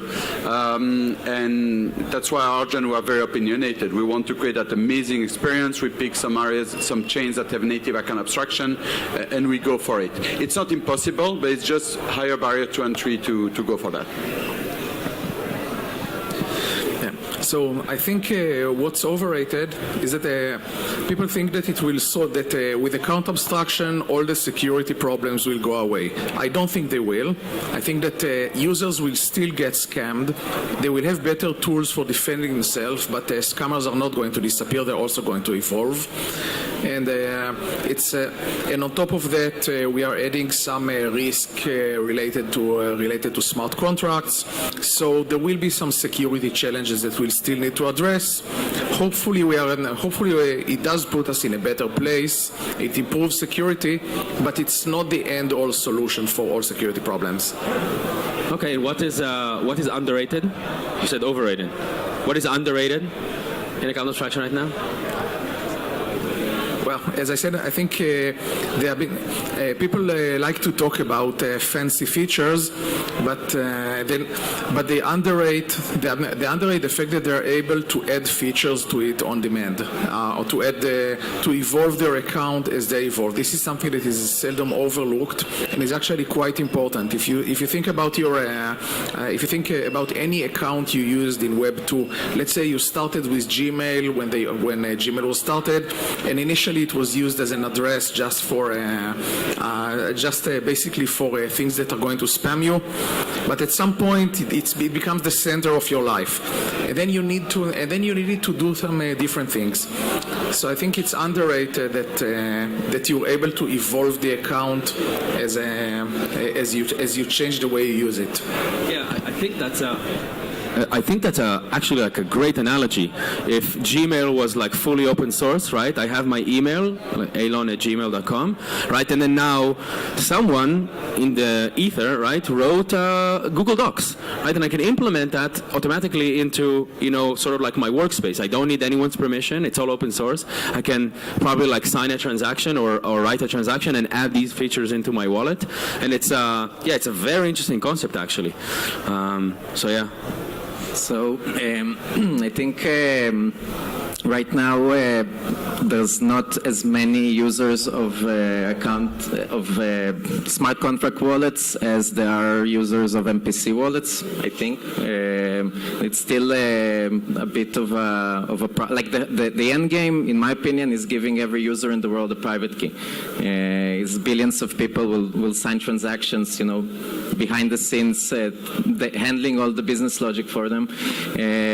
But so you're saying you're saying that they will have a private key? The objective is that every user will have a private key on his phone, and he will sign transactions with it. Okay, interesting. Do we all agree? With smart contract wallets, you still sign transactions with a private key. You just honor in the contract. It's not EOA. Yeah. Okay. So how do we wrap it in a nice-to-use user experience? How we hide the complexity? That's still not figured out, and that's why almost nobody uses crypto on mobile. No, there's places where there's no PCs, and they use it on mobile. But I would say that for mass adoption right now, the mobile experience is not there yet. There's still not as many users on mobile as there are on desktop, or MetaMask desktop is still the leading wallet, right, in DeFi. I'm saying that this is still, the fact that we can separate the business logic from the blockchain and we can think about those abstractions is not making life easier right now. It's actually creating a lot more opportunities and still takes time to standardize. Okay, so this is underrated? I'm saying that right now, user experience on MPC is better. Okay. Spicy take. I'm curious why. I've never... What's different in terms of user experience? Why would MPC, Well, for institutions... for institution, I would tend to agree. Very large institutions tend to go to... Yeah, I think right now MPC solutions really try to hide everything under the hood. And for a consumer, if you're using Zengo, it's frictionless. They don't care what technology it uses. They remove a lot of the friction. Fireblocks removes a lot of the friction. But the problem is that they all create their own MPC solutions. That's a big problem. Smart contract wallets just enable much more stuff. I think people will appreciate it more over time. I think but it's important to know that the two are not contradictory, and you'll be able to. So you can have a smart account, and the smart account has different keys for different things. So maybe you have a key, maybe you have a recovery key that requires a ledger hardware wallet that you keep at the bank vault, and you use MPC for the day-to-day operations. So you add an MPC to your account abstraction wallet, and the MPC provides you with the same great experience that you are used to. And then if something happens with this MPC, and things have happened before, so if something like this happened, then at least you know that you have a recovery option. Yeah, I totally agree. They can also be, they're not mutually exclusive. They're also, I think, agnostic to some extent. But MPC just doesn't have the standards that smart contract wallet. That's really the idea. Build the protocol, build the standard, create interoperability. This is also why L2s are fully composable. You can just move all the business logic between chains, stuff like that. I think that's something we get asked a lot, like, is MPC a competitor for SAFE? And I think it's important that we repeat this over and over. No, it's actually complementary. I actually think the holy grail will be if we find the best ways to combine them, both for retail but also for institutional, because they have different properties. The one is like more flexible, off-chain securities. One is on-chain, it's transparent. Like, we need to just combine them too. Yeah, I think if to touch on that, right, MPC can have like pre-private key generation composability, and what we are doing is like post-private key signature, I guess, composability. And I think the things that you can do with both of these things together is going to be very interesting in the future. And I think, like Mark, to touch on your point, yeah, the fact that you can create a standard and for everybody to unite around the same standard it's a game changer. It's an unfair advantage that I guess account abstraction has over. I really think that the business community only now starts to understand it. You know, MPC was kind of dominating the adoption side so far. Yeah. Did you want to say something, Yoav? Huh? No, that's okay. Okay, so I guess the next question is, like, what do you think are sort of the obstacles and the risks? What is preventing this from actually materializing? Where do we see the challenges? Where do we see, and this could be even, like political challenges, right? We're still, even though code is low, we still need to convince a bunch of people to maybe implement these things. Maybe you want to talk about that, Yoav. What is the process for ERC 4337? What is the process for maybe other EIPs that are sort of in the works? Yeah. So one obstacle we keep encountering, and that's something we need to create more awareness for, is that some dApps don't play well with account abstraction because they were written with EOA in mind. So, for example, some dApps don't support EAP 1271 for signing with a smart contract. And of course, contract accounts cannot sign directly. You cannot just do an EC recover and get the same and get the account address. So as long as some dApps don't support it, users have to choose whether they use a smarter account, like use account abstraction, or they use these dApps. So this is something that I hope we'll see changing. And some of them are actually actively trying to prevent contract accounts, and I think they get some and they get some false sense of security by checking TX origin, preventing. They don't want to be called by a contract. It's I think many of them added it when Flash Loan started, because they were implementing protocols that did not work correctly when someone has a high balance, and they were hacked when Flash Loan started. So their knee-jerk reaction was, let's prevent accounts from calling us. Now, it's false sense of security for various reasons. First of all, a miner could still attack you exactly the same way by creating a block that that uses the miner's liquidity for the attack. So it doesn't really prevent it. And also, there are EIPs that are going to change the way TX origin works. So at some point, a contract will be able to be TX origin. For example, with ERC with the EIP 3074, it becomes possible to have code in ATX origin. So I think it would be best if dApps start thinking about accounts as something that may have code and use the standards to enable that. Yeah, interesting. Do you guys have anything to add? I think the second issue, so what you have mentioned is really pure compatibility. Even when you reach that, one issue we see is that dApps have to build for the lowest common denominator, which is UA. So if you take the most simplest feature of account abstraction that I think we all have is multi-call or batching transaction. So this is actually amazing. If you go on StarkNet, ERC20 approved do not exist. Why? Because we put multi-call in the interface, which means every dApp knows that they shouldn't do ERC20 approved, they should just batch everything. ERC20 approved, whatever action you wanted to take after that, whatever action you would, and then it's one-click experience. But on if you still have EOA, dApps still need a UI that will work with EOA, and they would tend to just do that. There are exceptions. So, for example, I remember at one was with Uniswap. If you would deposit funds in a liquidity pool, you would need 3 transactions: ERC20 approve of token A, ERC20 approve of token B, and then the deposit. There's literally 3 transactions. Each needs to be mined one after the other. And then what they did is that if they detect you are urgent or safe, they would make it a single one-click experience, which is amazing. But not all dApp will do that. So.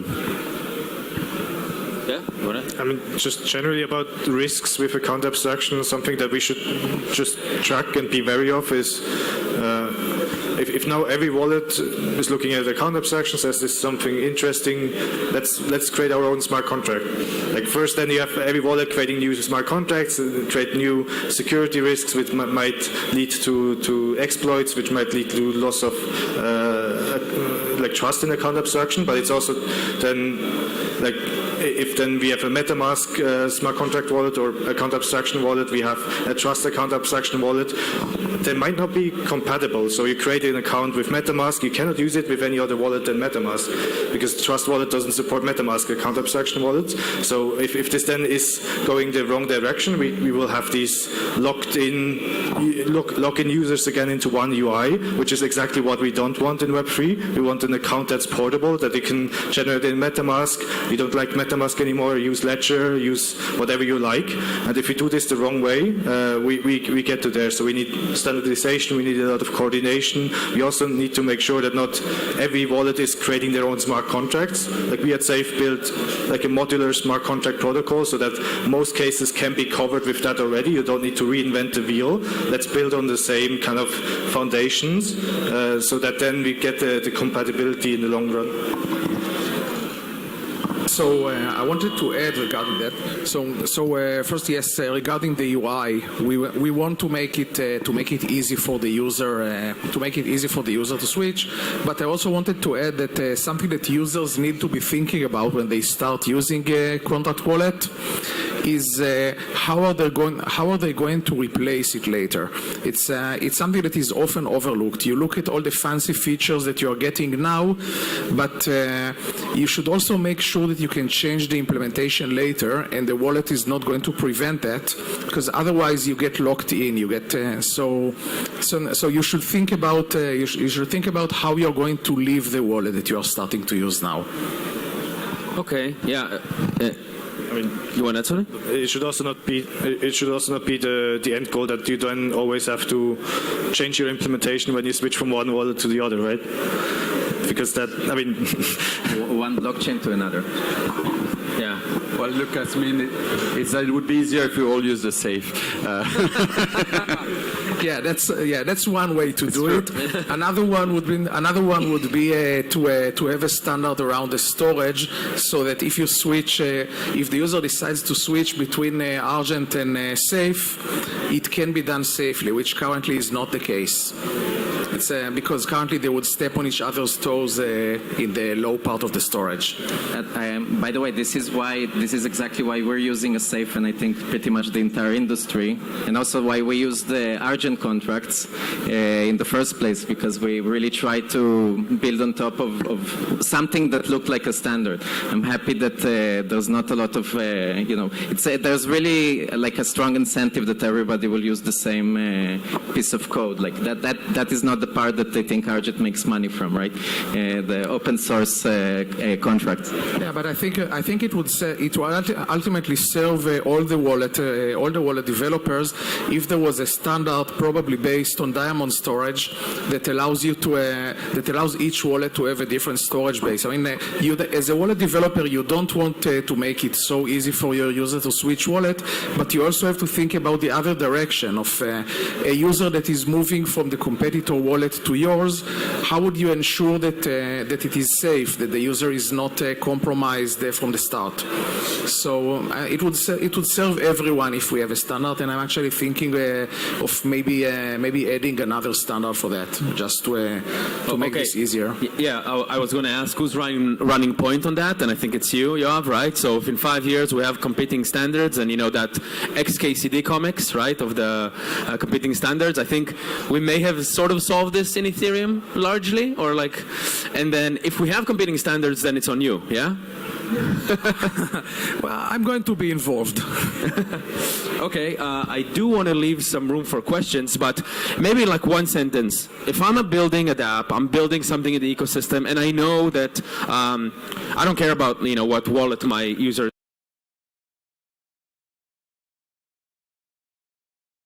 Should I know? What should I have in mind that about account abstraction that I should keep in mind while I'm developing it right now? Do you want to go, Itamar? Yeah, I think so. You have mentioned those points. I think one, don't purposely block smart contract wallets. So don't try to do a transaction origin equal message sender. Two, make sure to use EIP 1271 to check signatures. And three, I would encourage to build a UI that adapts to smart account. You are likely to have 100 competitors doing exactly the same dApp than you. You having a 10x better UX because you leverage things like multi-call would be a big differentiator, and I think we will see a huge acceleration of adoption of smart accounts, and you should better be ready. Yeah.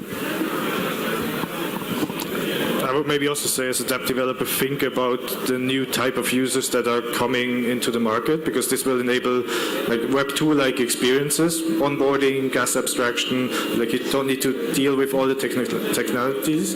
Maybe not for like the very high financial, high value things, but this enables me more like social products, more cultural products, gaming that then it gets much more accessible to users. So plan to work towards this new wave of users. Will take probably 1 year until it starts picking up, because the tooling needs to get there, but I think it's a good place to look to. Yeah, we need memes if you want to accelerate it like very well. And I think like there's a lot of tweet threads, not enough memes, like actual memes on Twitter. That's what gets the people going. Did you want to add something, Mark? I think it gets the investors going, but actually the users are just looking for friendly, useful, cheap, large variety of fun products, they can interact with, whether it's financial or not. In some places, there's no alternatives, so you want to really not talk about blockchains with those people. So I think Web3 as a concept, it's this idea that we can, do a transaction, and instead of the very big value chain of people in the traditional finance, the whole payments industry, there's like a long string of companies you need to go through to do a transaction, and week to a month wait until the money arrives and stuff like that. When you're doing a transaction in Web3, until the smart contract wallets, it was just paying a fee to the blockchain. That's it. Now we need to think about the mechanics behind the scenes. Maybe I'm buying contract data from the graph with that same fee. Maybe I'm doing something else in another Web3 network that provides me a service like Safe, like I maybe issue an invoice, I pay a little bit to request a network. Again, it's a new business model.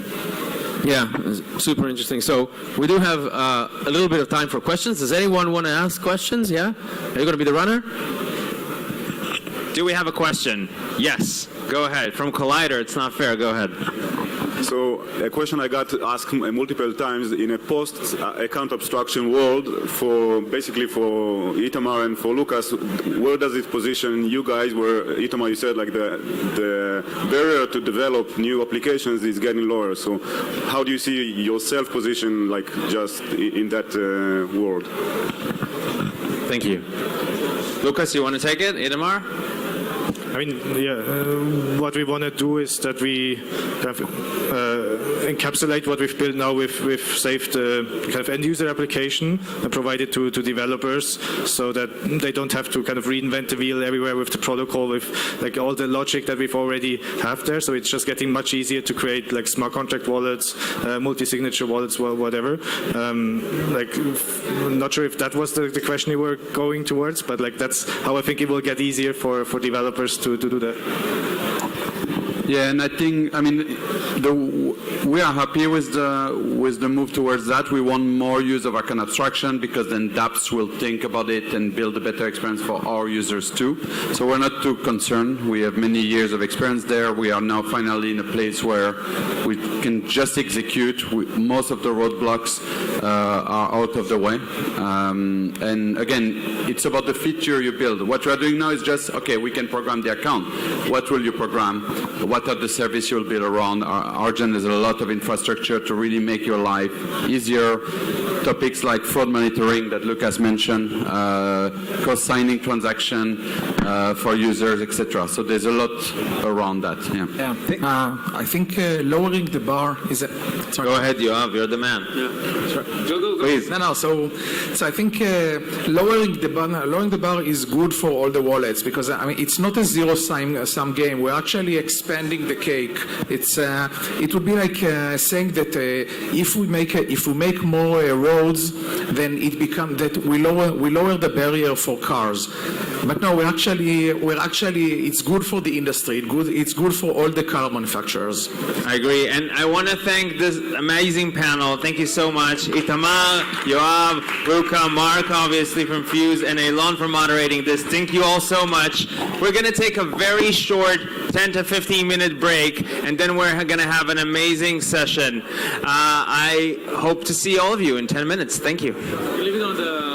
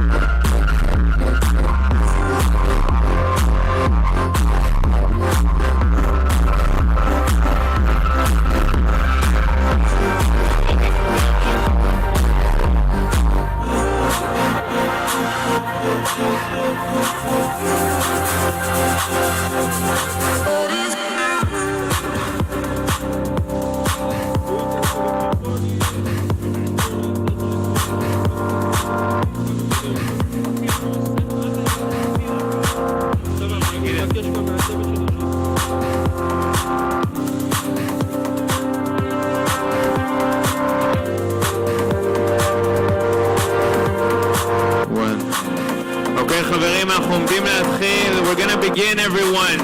It's going to be a great fireside chat with Emin from Avalanche and Itai from Market Across. Please take your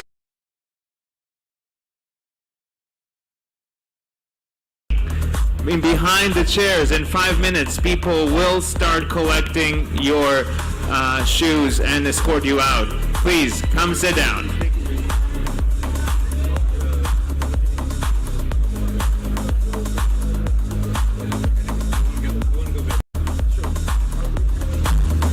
Everyone, please come sit down. We're going to begin in 1 minute. Everyone, take your seat.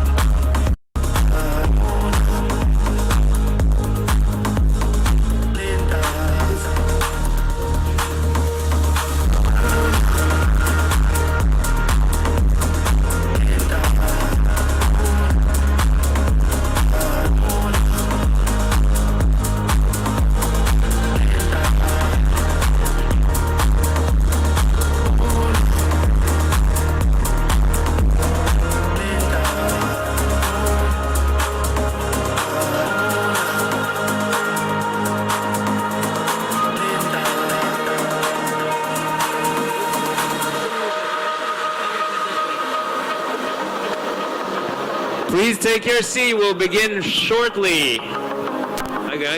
Itai, shortly, not now. Shortly. I will call your name shortly.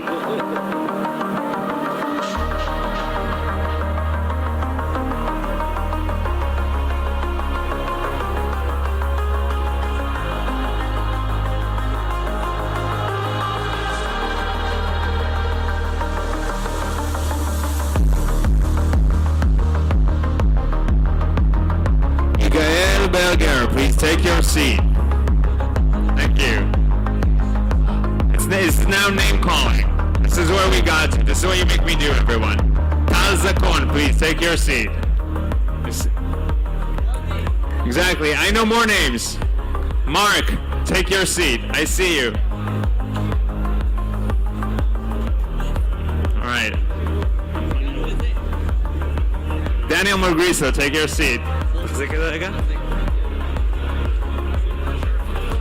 All right. Let's see who we have here. Uriel, take your seat. Oh, yes, I'm taller now. David, your seat. Guy, take your seat. Miranda, take your seat. Miran, take your seat. Neil, I see you over there. We're going to start with Emin any minute. Okay. If everyone here who wants to mingle and talk about their amazing companies, there's a third floor rooftop. Take the elevator to the third floor. Third floor, trust me, I've been there. And you can smoke. You can, it's Tel Aviv, so you can smoke weed. We're not going to tell anyone. Go upstairs to the roof, mingle in the roof. If you're here, we want you to listen to Emin. Perfect. I'm going to start in 1 minute. All right. So security, if you can please gas everyone here. Thank you. Sorry. Come down. No insurance. All right, hold us.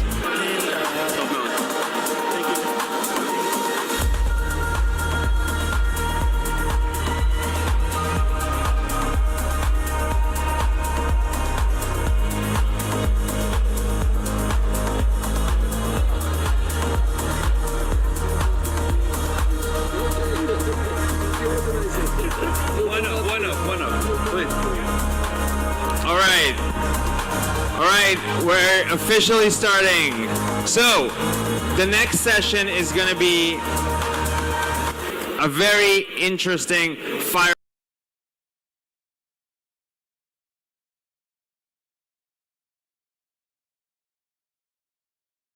It became personal for everyone. All right, for this next amazing fireside chat, I want to welcome Yuval to the stage. Yuval. Sorry, you're not from Avalanche. So, okay, I want to welcome the founder of Avalanche, Emin. I'm not even going to try to say your last name. Please, big round of applause for Emin and Itai Elitzur, who's going to host this amazing fireside chat. Itai. Thank you.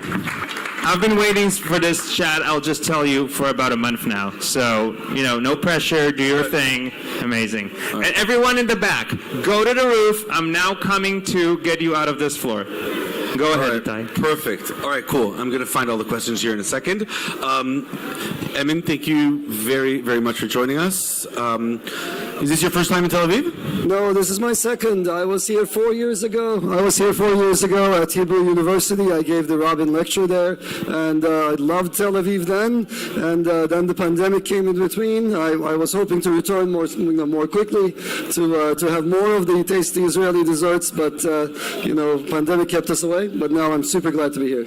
Sure. First of all, you're originally from Turkey, and I just want to say that our thoughts and prayers, and also some of our forces and support are on their way to Istanbul, and I hope that everyone on your family is okay. Thank you. All right, let's start. You mentioned it yourself. For first time here, you're here with the Hebrew University, so you come from an academic background. When we did the first initial talk about this, I told you that actually, I don't think a lot of people know about this about me, but I actually started a PhD, and I quit after a month. And when I was really bummed, my dad said it's okay because academics are very important. They should be in the university and not interfere with all those people that need to work. So, how did you get from the academia into starting your own base layer? So I was always interested in building self-organizing systems. So my journey started back in 2001, 2002. If you remember those days, everybody was doing file sharing. And file sharing systems had this one problem that we call leeching. Just like in regular society, everybody wants to take resources. Nobody wants to contribute resources back. So back then, I came up with a system called Karma, where the idea was that there would be some kind of magic internet money without a central issuer, without a central bank, that was used to download songs, and after a while you would run out if you don't contribute resources. You would be forced, just by virtue of running out of money, to contribute resources back. Karma had proof of work in it, but it didn't have proof of work consensus. It had proof of work minting. So it's very well cited among academics. It's one of my best cited papers, but I didn't have the vision that Satoshi had. Satoshi came afterwards, so Karma was 2002, published in 2003. Then Satoshi came by, invented something amazing, had a much broader vision. I worked with Professor Itai Eyal at the Technion to look at the claims that Satoshi made, to try to characterize Bitcoin's security. We discovered the biggest known flaw in Bitcoin's mining, and something called selfish mining. I got a lot of death threats. People tried to prove us wrong, etc.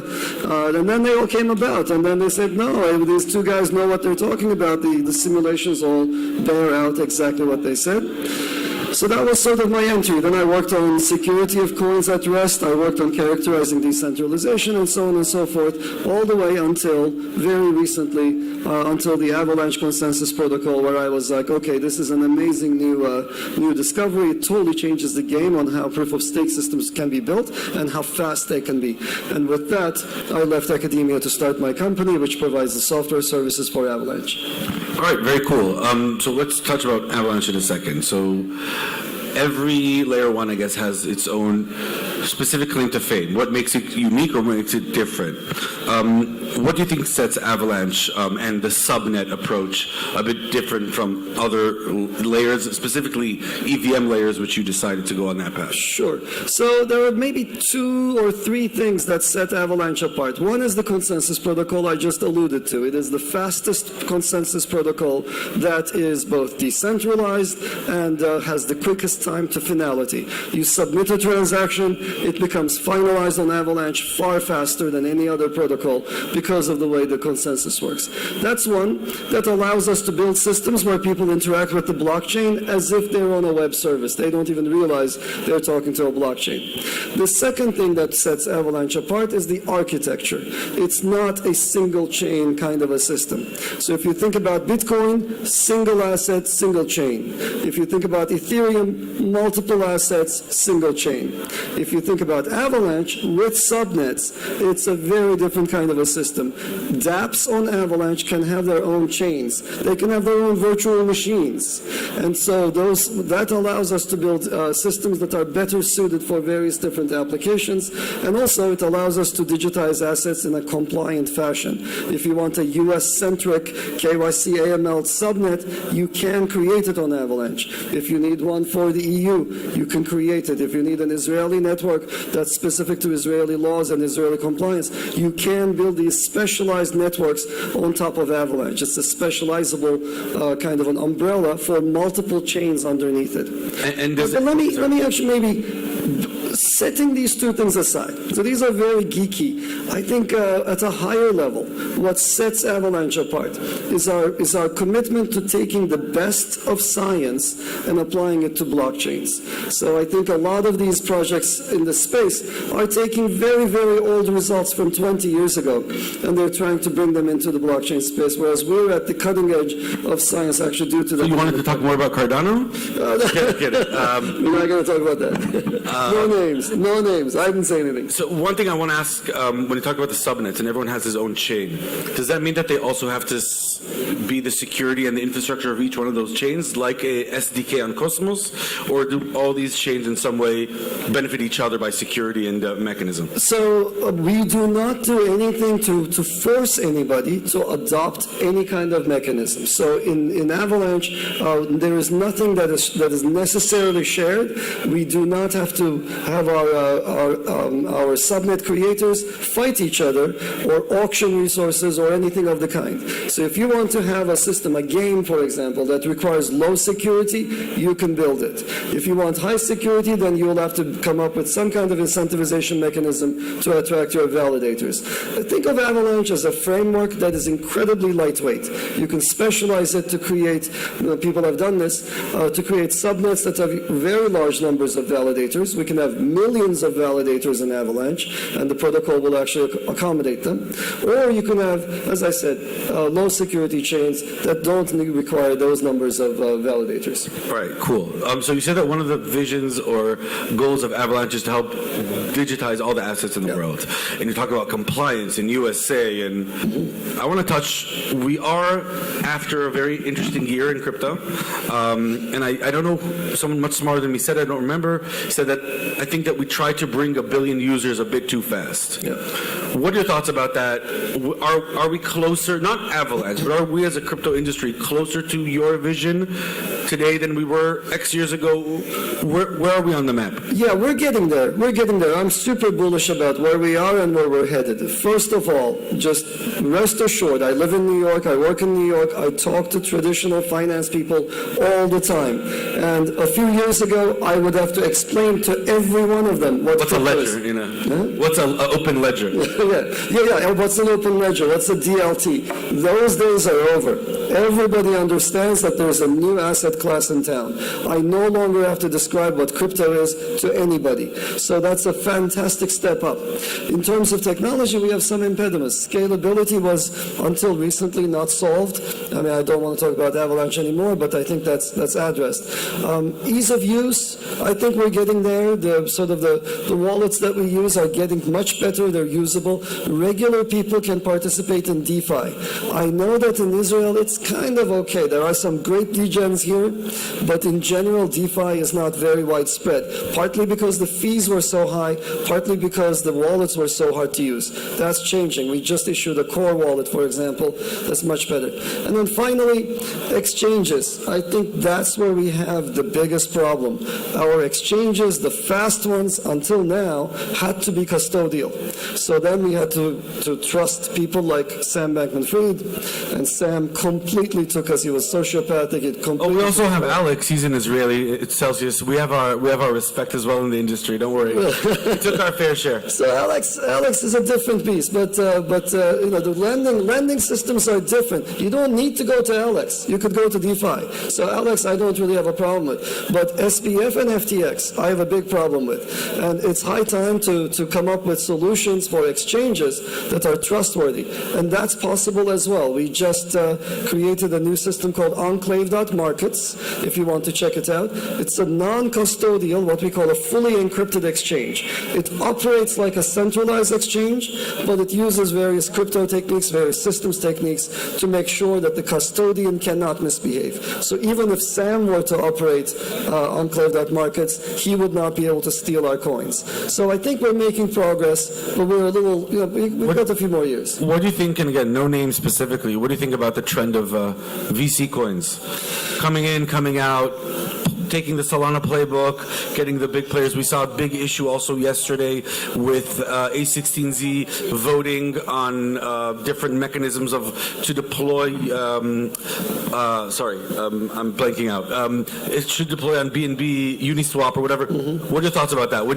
In academia, did you guys incorporate VC and their needs into your vision? We did not. We typically look at technical aspects of centralization. So, look, the VCs are not to blame. I will tell you who's to blame. It's us. Okay, if we run from project to project, if you jump into every single new coin offering in the hopes that they will go up, we will turn this space into a Ponzitronic terrible thing. And that's, I think, the main reason behind it. I have a very simple test. So look at the team behind any project. Look at their staying power. The funny thing about the space case is people get capitalized very, very early on, and then they disappear. There was no shortage of projects and people who came in, made grand promises, then disappeared. And my very simple test, I think is very, I'll share it with you.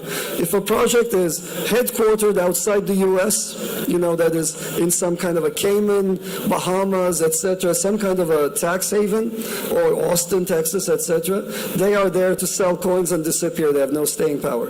If they're headquartered in Silicon Valley, they are a tech play, pure tech play. They will do the one tech trick pony, then they will disappear. We happen to be in New York, where the assets are. We are integrated with financial institutions. That's where we need to go. There are some people who are really trying to do this, who have devoted their lives and careers to this effort, and then there are a bunch of people who have very short lifespans. The VCs, of course, love the short lifespan projects. It's a quick turnaround for them.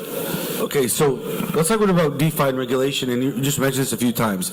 So do you really see Avalanche working both on the framework of how you build the contracts, but also on the, I guess, lobbying work as well? How active are you guys pushing for regulation, and how big is that for Avalanche? Because I didn't know that that's one of the core parts of your messaging, as a base layer to talk about regulation and compliance. Well, we're trying to help essentially TradFi institutions digitize their assets, so we have to play a role there. I've certainly gone to DC and spoken to various lawmakers.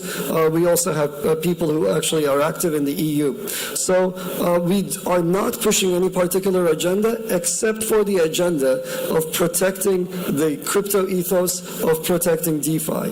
The kinds of things that we saw from FTX, that we're trying to essentially throw DeFi under the bus and give an advantage to centralized exchanges, we don't like at all, and we've been fighting against that. So I think we need to come together as an industry and protect what makes us special, and it's the fact that we disintermediate. It's the fact that anyone on-chain is equal to everybody else.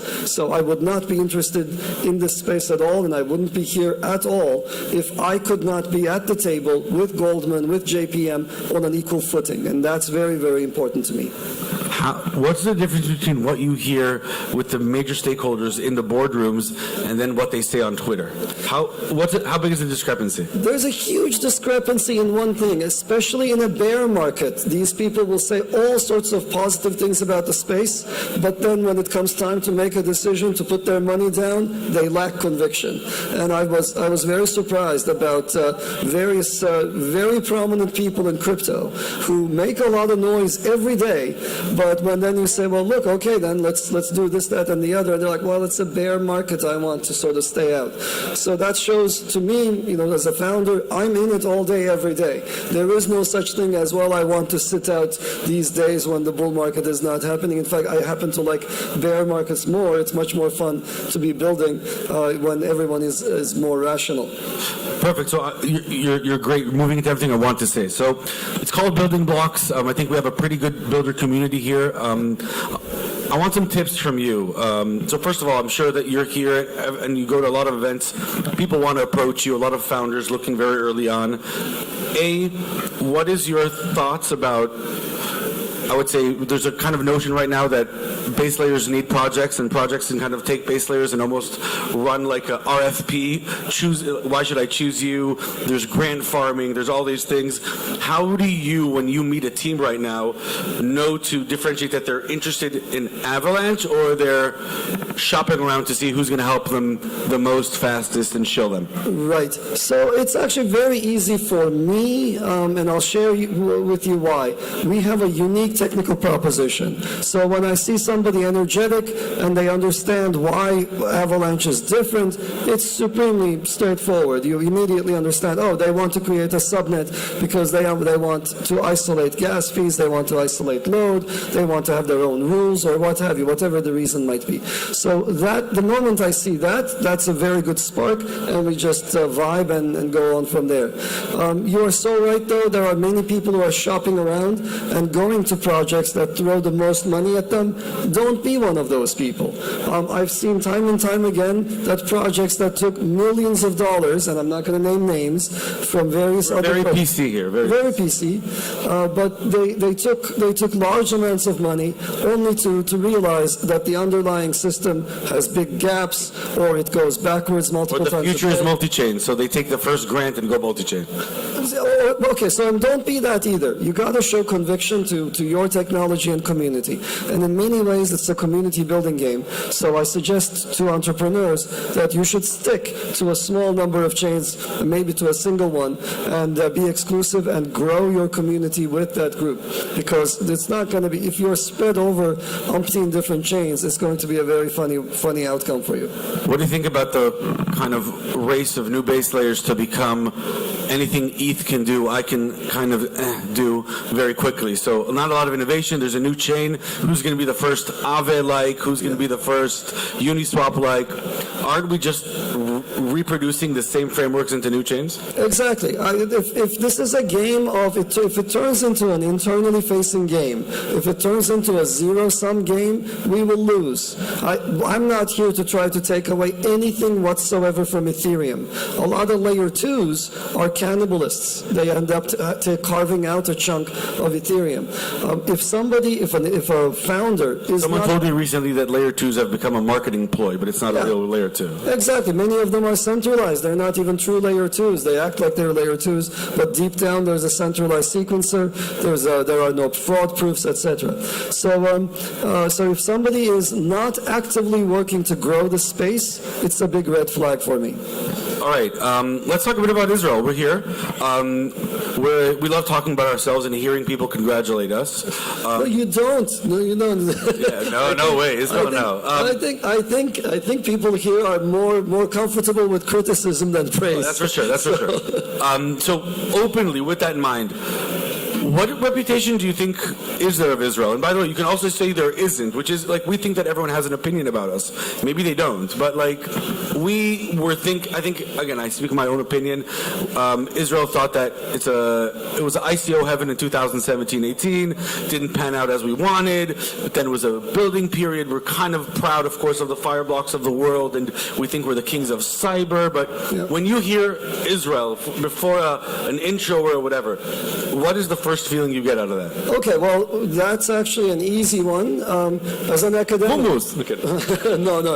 As an academic, my very first feeling is it's incredibly strong in cryptography, and so that's our starting point. It's incredibly strong in computer science. A lot of my colleagues are here, of course. Some of my students work here, of course. So thrilled about that. Every time I come here, there's some vibrant, very, very established, sort of strong academic foundations here. The second thing that comes to mind, to be honest, Israel for the longest time was very Bitcoin maxi. So there were lots and lots of Bitcoin maximalists here.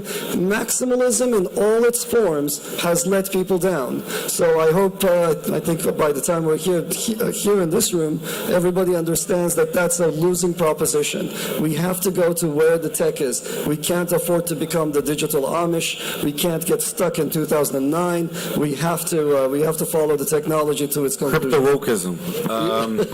Okay, and today in this space, now when you're coming to Israel, again, I'm sure you get invited to 30,000 events or whatever. What's the success out of you coming out of Israel? What are you looking for? Do you want to be meeting young entrepreneurs? Do you want to meet the more big businesses? I'm just trying to understand when you look at a country like Israel, what do you think you can tap out of it? I don't really come here to tap into anything. But one of the things, look, it's very simple. Eli Ben Sasson invited me, and making all these theories. He's like, it took me 1 second to say yes. Tel Aviv is such a fun town. I've enjoyed my last visit here incredibly. There's some vibrancy in the air. This is a young town. It's an energetic town, and I've always surrounded myself with young, energetic people as a professor. So coming here is just such a treat for me. I just get invigorated. Okay, so last question. Building Blocks 2024. Hopefully you'll be here. You'll sit with us. What's going to be like... Is the sentiment going to change this year on the B2C level, do you think? I'm not talking about prices or whatever, but how many times is Bitcoin going to die in the next year? So, let's see. There's going to be a lot. Okay, I can't make price predictions. I'm not talking about price. I'm talking about sentiment, trends, and volumes. Okay, well, look, there are a bunch of things that are going to happen in this space. On the price level, I think overall we're going to see sort of a sideways movement of micro rallies as the Fed tries to titrate, as the Fed tries to sort of adjust its interest rates. On the technical side, we are definitely going to see what I would call the equivalent of browser wars. The L1 wars, I think, are mostly sorted out. And I think the winners are very, very clear. So what's going to happen next is that's kind of like the operating system wars. And now it's time for the browser wars, which are the wallet wars. And the time has come to fight those out. I predicted that there would be some bridge wars. I predicted that there would be some bridge failures. I think we lived through those. There are more bridge failures ahead. So there are many badly designed bridges out there. And then there are some good ones. I hope that bridges do not get smeared in the process. I think it's going to be exciting to see what happens there. Then, of course, there's going to, a year from now, there's going to be new exciting DeFi applications that we'll all be talking about. Perfect. I love that you're still pushing DeFi. I think it's important, and we kind of put that on the back burner. All right. We have a few minutes. I want to open for a few questions. I do say that please do not use this question to shill what you do. That's not the right platform. Anyone have a question? No? Not getting a lot of chances to ask Emin questions. All right, yes, go for it. Go. And please tell us what you do and where you're from. So my name is Tommy Wah. I'm from Toronto. I work for NosaSafe. I remember you were one of the first people to point out the DAO hack back in like 2015, 2016, and I think you were ignored, right? So how did it feel pointing out a flaw in something, being ignored, and then being vindicated, being like, I was right, I told you so? And then like, what are your like key takeaways from that experience? That's very common. So for those of you who don't know, right before the DAO hack, I wrote a paper with Vlad Zamfir and Dino Mark called A Call for a Moratorium on the DAO. And we found 9 different flaws in the DAO before it was hacked. This is the Ethereum DAO. Very early on there was a hack, and then you needed to fork the whole code, and then there was the kind of Ethereum Classic and whatever. Right. Yeah. 15% of Ethers were hacked. Ethereum had to fork. There was a big fight, etc., etc. So I predicted some of what the hacker did. He ended up using one of the 9 things that we identified. He also found another. You gave him a blueprint. We gave him, yeah, we kind of did actually. I was accused of being the DAO hacker in the process as well. It's very common for people, for academics to be ignored. So I didn't take it personally at all. I think everybody who understood the technology was like, okay, yeah, that he was prescient. So in general, that's fine. But it was certainly a factor in me leaving academia and stepping into the trenches and building my own system. I think it's high time for people to come in who know what they're doing, because if you leave it up to, if you throw ideas into the air, people don't necessarily catch them. You really have to deliver them yourself. That's what I learned out of that. All right, perfect. That was a good question. Thank you. All right. Any more? Please, go for it. Come. Stage is yours. Where you are and where you're from. My name is Danny Lovi. I'm from Philadelphia, living in Israel now, working for Ola Finance. For all the developers looking to build on Avalanche, how does one distinguish what's a better fit for them between building on mainnet versus launching a subnet of their own? Great question. There's typically a progression that makes sense for most projects, which is start on mainnet, issue on mainnet, work on mainnet, and see if you get traction. And when you get traction, start thinking about issuing your own subnet. My best example in this space is Dexalot. We have this Dex project on top of us, started on the C chain, on the mainnet. They were paying incredibly high fees. Their market makers were suffering. Their prices were not very good because they couldn't be updated frequently and they would be off in price. And so the next thing you know, they started their own subnet. They now have their own coin, functioning as a staking coin, functioning as a gas coin. So suddenly their coin has multiple purposes, and and they are isolated from fees, etc. So that's the typical progression. Start on mainnet, see if you have traction. The moment the fees and load become an issue for you, go on to your subnet, and we will be delighted to help you with that subnet creation. We help the Dexalat team, and we certainly would be happy to. We have an ecosystem fund to help projects and young entrepreneurs. So we'd be super happy to help with that transition. All right, time for last one. Any takers? All right, cool. Emin, thank you so much for coming for Israel. Thank you for... Wait, Ty, I have a question. Emin, don't go anywhere. It's not every day that we have you. Okay, so I work at Fireblocks, and we... How would we know? I know, no one knows, right? No one knows. And we do... I would take this shirt off, but it's another Fireblocks t-shirt. Okay, and we built, along with Aave, the Aave Arc, which is basically... I would say a gated DeFi solution for financial institutions to trade and to leverage DeFi. Do you see these solutions picking up, like closed gardens for financial institutions? Absolutely. So we also are working on an institutional subnet, in fact, multiple institutional subnets, and I certainly see that picking up. The interest from traditional finance institutions in blockchain is immense, but they need, at least in the US, they need to make sure that none of the counterparties are, for example, North Korean. And so for that, you need a walled garden. And we are also working on, with Intane, on an institutional subnet. There are also other efforts as well on top of Avalanche subnets. This is coming, whether we like it or not. Just to explain to the audience, it's also what looks like a lot of the banks in Israel are looking at. It means that you might be able, through your own personal bank, to buy Bitcoin with them. You will be able, if you want to maybe take the Bitcoin off the platform. You will not be able to import any crypto from outside, and then they would be able to then say that they can help you OTC and sell that crypto because it was never left their gardens and they know its origin or whatever. So you can have the asset, but you can't have the flexibility and the DEX part of it.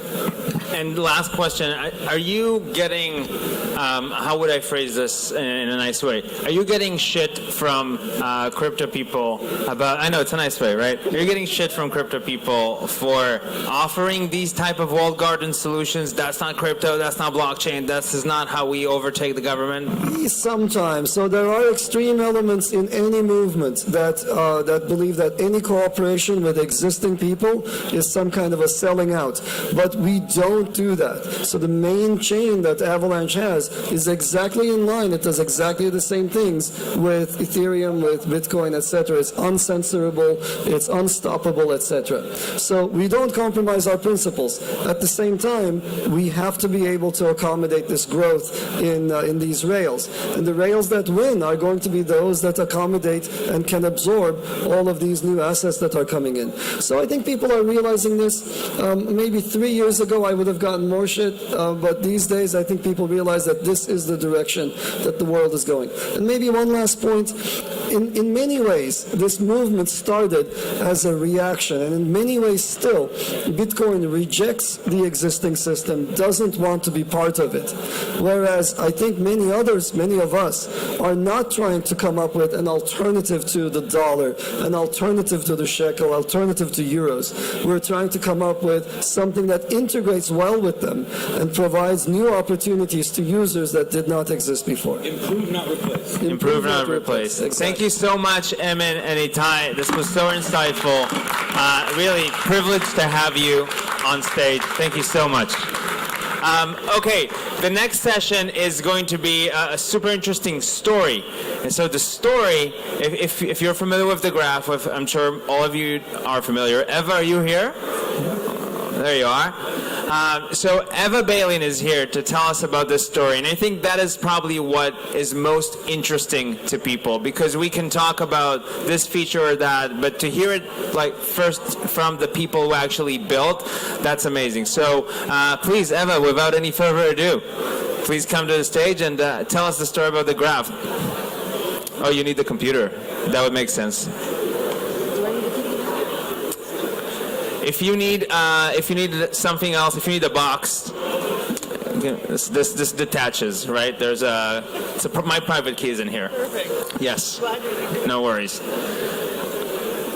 Eva, is this your first time in Israel? It is, yes. What do you think about this? Is this more New York or Mumbai? Neither. Neither. Okay. Did you get the third degree at the airport yet? I did. You did. What did you tell them? Why are you coming here? Well, they asked me about my heritage. Your heritage. Do you show them your genealogy report? No, but I'm half Jewish, and I think they might have known that. I don't know. And so they started grilling me, and if I had ever been or lived in Israel. Okay. We're very good. For those who this is their first time, if you haven't been grilled on the way in, wait for it on the way out. We have a surprise for you at the border control. Okay, so still stalling more time. Yeah. Okay, more time. Cool. Okay, tell me, how does it? Were you ever at, I would say, a builders conference like this with tons of builders, and how is this different from your typical consensus? Yeah, I've absolutely been to a builders conference. It's nice to see actual builders, so not just investors, which is really nice in a bear market. Also, the venue is kind of cool. We're in a hostel. It kind of adds to the down-to-earth nature, I think, of what this event is here for. Yeah, I agree. Very grungy. And Emin said that, he doesn't want to replace the shekel. Unfortunately, I don't know if you're aware of what's happening right now in the country. We might have to replace Israel altogether. But, that's a separate story. We're not going to get into politics today. More time. You're getting your confirmation code in a text. Okay. So we had to save money, obviously, on production, right? So I built this, and this is actually my uncle, right? So we're chipping in here. Yes. What was the country you visited before Israel? You see, this is the third degree Mexico. For what? Just for fun, for work. Oh, nice. What was the last conference you were? DevCon. DevCon. Yeah. Are you going to ETH Denver? Yes. What's your plan? Meet builders, as always. Are you giving a lecture or a panel?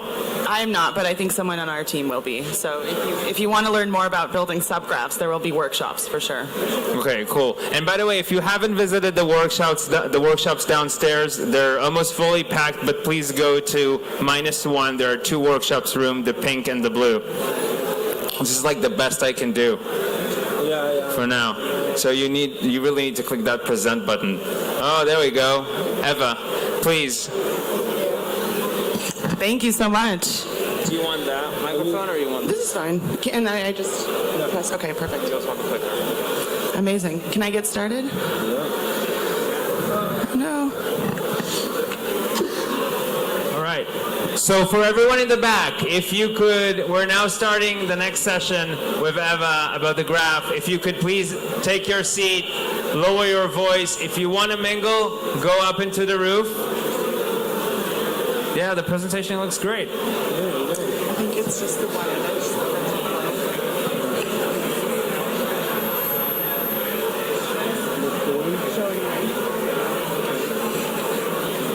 Okay, awesome. Thank you, everyone. So yes, my name is Eva Balin, Director of the Graph Foundation. Have been working with the Graph for over 3 years now. And I'm here to tell you a little more about our story, going from centralized sort of software as a service to fully decentralized protocol.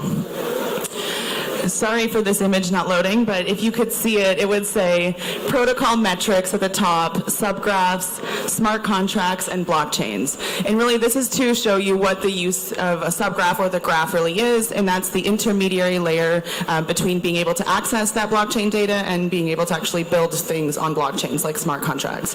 So you can imagine building an application on, let's say, the Uniswap smart contracts, and you can use the subgraph to feed that data to your application, and then build a really cool UI on top. And really the point of the graph is to create a really easily accessible way to use data that's from the blockchain, whether that be to index it or query it.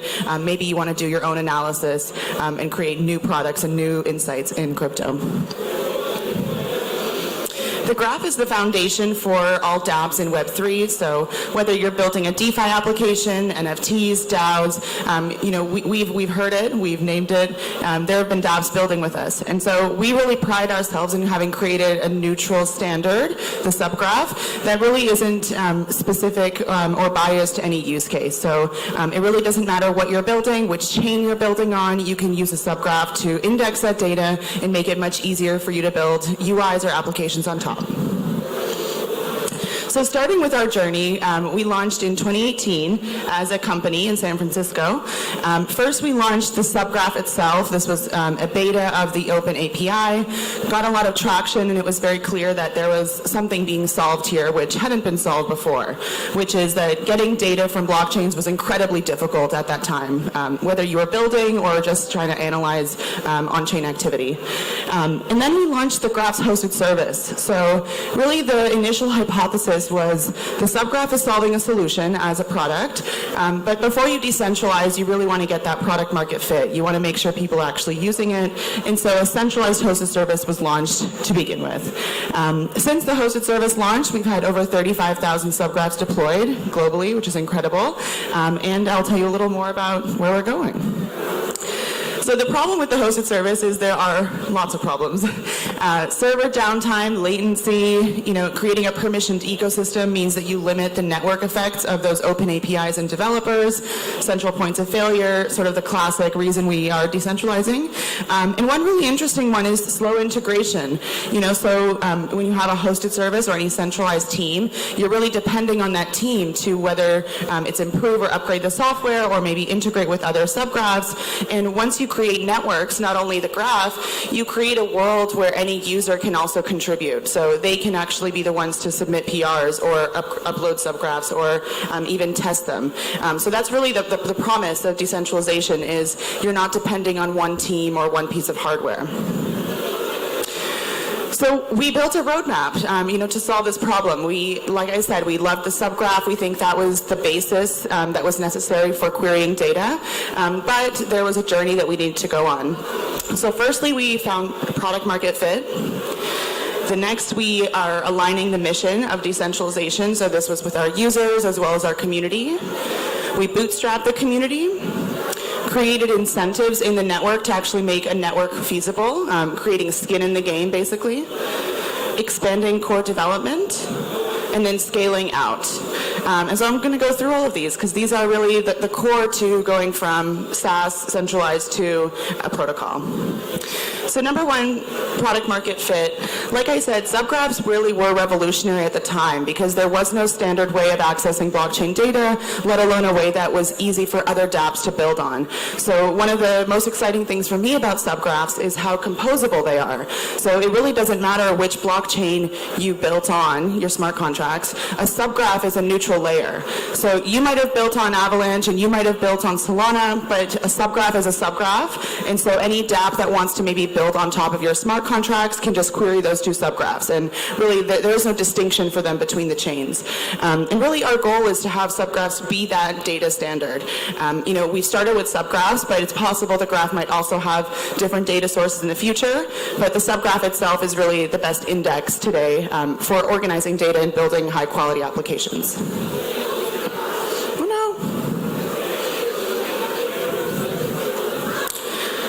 There was a lovely image here about the graph. Mission alignment, so aligning our goals in the community around what it is that we're doing. Why is there a network and not just a hosted service? So the first and foremost is the network actually has better quality of service. We have now seen that the hosted service that is still run today is inferior to the decentralized network for Ethereum applications, which is no small feat. And really part of that is that we have hundreds of indexers, so hundreds of node operators, who are providing that redundancy, providing quality of service. They get to specialize in this. A lot of them, this is their job that they've chosen to take on in Web3 is just to be an indexer. Whereas a centralized service always has to be stacking up, right? They're always increasing their server size or their hardware or their data center, whatever it might be. And there's always this issue of centralization and bloat. So creating that vision and mission alignment was really important for us to then go forward on, what does this community look like? Who can actually be the ones to support all the services that a centralized service provides, but in a decentralized way. Oh no. I apologize, all my images are not loading. Awesome. So the road to network launch was in 2020, so this was the pandemic.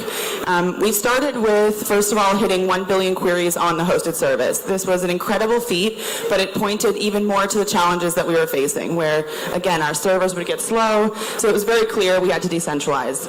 We then launched Mission Control Testnet and a curator program, and I'll speak a bit more about this in the next slides. But those really were to align our community and teach them about what this really is, because the concept of a network, the concept of participating in data querying is really novel and brand new. So part of our journey is educating everyone. We had then had the GRT public sale as well as security audits, and eventually launched in December. At the time of launch, we also stood up the Graph Foundation and the Graph Council, which serve as the governance for the Graph. So a common misconception is that the GRT token is a governance token, when it is not. It is a staking token, and the governance that occurs in the Graph is based on a council. So we are on a journey to decentralize further, but for the last 2 years, we've had a council of 10 individuals. They are based globally and in different functions. Some are indexers, some are developers, some are business people. And our goal is really to create that decentralized governance in a way that's meaningful and productive while decentralizing slowly. And then in 2021, we continue to expand. So a lot of product improvements to make accessing the network easier, such as the Graph Explorer, subgraph migration, and continuing to grow multi-blockchain. This is so unfortunate because these images are really beautiful. This image was highlighting the Mission Control Testnet. So this was a testnet that we ran just before network launch. And one of the parts of bootstrapping community that people don't realize is really like taking everyone on the journey of education. So we had this testnet. It was incentivized for how much activity that those indexers and curators were providing during our testing period. But what it also created was a community of people who are really interested in owning a piece of the network. And that's something that you don't have in Web 2, where people don't care about the company you work for at all, unless they're a shareholder. People can care about networks, because if they can contribute, whether it's maybe a little bit of stake or a few hours working at a DAO, they really feel that ownership. So that's really critical to bootstrapping an initial community. And then moving forward, you want to make that community self-sustaining. So for example, participating in the Graph network might be where they start. Maybe they delegate. Hey, I actually have skills that would be beneficial. Maybe I want to make designs. Maybe I want to do some marketing, or maybe I want to submit a PR issue. Then joining the DAOs. So we have 2 DAOs that have actually been set up in our ecosystem, the Advocates DAO and the Subgraph DAO. And we see a lot of folks get involved there as a way to get started in Web3 or the Graph, and have seen a lot of folks actually get full-time hired from there. So really proving that this cycle works in helping people grow how much involvement they want to have in Web3 over time. And then lastly, grants. So whether it's a core developer grant or a grant just to build on the Graph or maybe do some research, we are extremely open to that and encouraging. And I know a lot of other Web3 protocols are as well.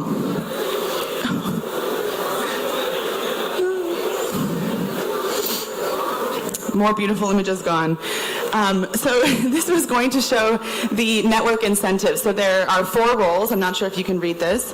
There's the indexer role, which is the node operator. If it's okay, I think it's fine, yeah. Indexers, which are the node operators, so they run the hardware, they're the ones doing that hard indexing work, and they earn query fees and indexing rewards for that work. So really the value creation mechanism is those guys doing the work, indexing, syncing that data, and then dApps pay them for that work. Then you have curators, which act as signalers, and the goal of curators is, in a centralized company or a centralized context, you typically have a party that's telling you what is high quality, which API is high quality, which can you trust, and you don't have that in a decentralized context. So we have the concept of curators who can actually stake on subgraphs and tell indexers which subgraphs they should be indexing. And the idea is that, free market mechanisms work here. If you see a dApp that is using using XYZ subgraph and it's very popular, you're going to signal on that subgraph because you can earn query fees from that. So it's very simple. You can, in theory, maybe try and fudge the network or the incentives, but really you as a curator are incentivized because you'll also earn as a result of that behavior. Delegators are the third role and what I'm personally most excited about, because people often assume that decentralized protocols require developers, and they do not. So you do not need to be a developer to participate. You can be a staker, you can be an NFT collector that simply understands the value that these networks bring. So delegators stake their GRT tokens on indexers. That way they don't need to run the node themselves, and that way they can also earn fees from the network. And by doing so, they also increase the security of the network. And the last role is the consumer themselves. So this is the dApp, the data UI, maybe the end user that's actually querying the subgraph, and they pay fees to the network.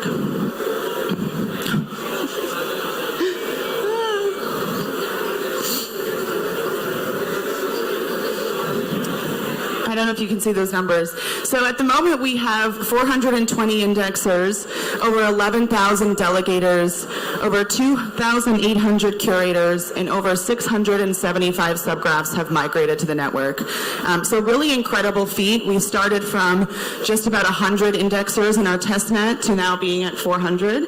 And we've seen the subgraph migration really pick up. So like I said, we started with a centralized hosted service. That's where we got our product market fit. And over the last year, we've been slowly having everyone migrate their subgraphs to the Graph network. And part of that journey is also the Graph network increasing its support for new chains. I know you guys, oh yeah, it works. Part of it is also increasing support for new chains. So right now the network supports Ethereum, Gnosis, and Polygon, and we're working on Optimism, Avalanche, and the other EVM chains very shortly. And at that point, we'll feel more comfortable having more dApps and subgraphs migrate. The next step was expanding core development. So one of the misconceptions, I would say, in crypto is that decentralization remains at the stack or the technical level, and that's just simply not true. And we've seen it time and time again that if there's a team or an investor that takes over too much of a protocol, that protocol can also deteriorate. So it was a really big priority for us to decentralize our development in our community. And we started with one team, that was Graph Protocol Inc. I was a part of that team as well. And then we expanded to 5 core dev teams plus a Graph Foundation. And we actually have Yuri here, CEO of the Guild, which is one of the teams, local team that's been focused on GraphQL development for several years. And really the goal here was we can't do everything as one team. Ethereum was not built by one team. It was started by, several folks, and now it's literally hundreds of thousands of individuals building on top of it. And that wouldn't have been possible. Ethereum wouldn't be where it is today without that. So we've really taken that to heart. All of our core developers focus on different aspects of, the stack. So for example, Edge and Node, which was the original core developer team, they focus more on Graph Node, some of the business development, while Semiotic AI is more focused on AI and simulation to make sure that the market itself is efficient within the graph. Teams like the Guild are focused on GraphQL development, creating a better tooling and interface for those users that are using subgraphs and substreams. Streaming Fast is a team working on high throughput raw data extraction. So really trying to make it much easier, more efficient for use cases that seek balances, for example, for wallets or state data that isn't as ideal through a subgraph. And then we've got teams like Masari, kind of unique. They are one of our core subgraph developers. They don't focus on the protocol directly, but they're focusing on building hundreds of very high quality subgraphs that are standardized. So one thing we noticed working with Masari is that different projects use different nomenclature and syntax for their variables, which can actually be very problematic. I see someone nodding. So for example, Aave might call TVL something very different than Compound, and that makes it very challenging then for a DeFi aggregator or a lending aggregator to build on top of them. So Masari has been focusing on working on standards to make it easier for dApps and developers to build on top of subgraphs. So one of the things they developed, I think about 6 months ago, was this standardized TVL definition. And they open sourced it, it's on GitHub, and that way it could be a collaborative process that everyone comes to. What is that standard definition of TVL? What does that literally look like at the subgraph level? We then also expanded to different working groups. So what we noticed pretty quickly was the graph is not linear, it's not single focused. And so we've got 5 different working groups that focus on different areas. Data and APIs is on the subgraph itself, graph node, improving that data extraction process. Indexer experience is improving the tooling and interaction for indexers themselves, so making it more efficient for them to actually earn queries or set up their infrastructure. Protocol network operations is things like the smart contracts themselves.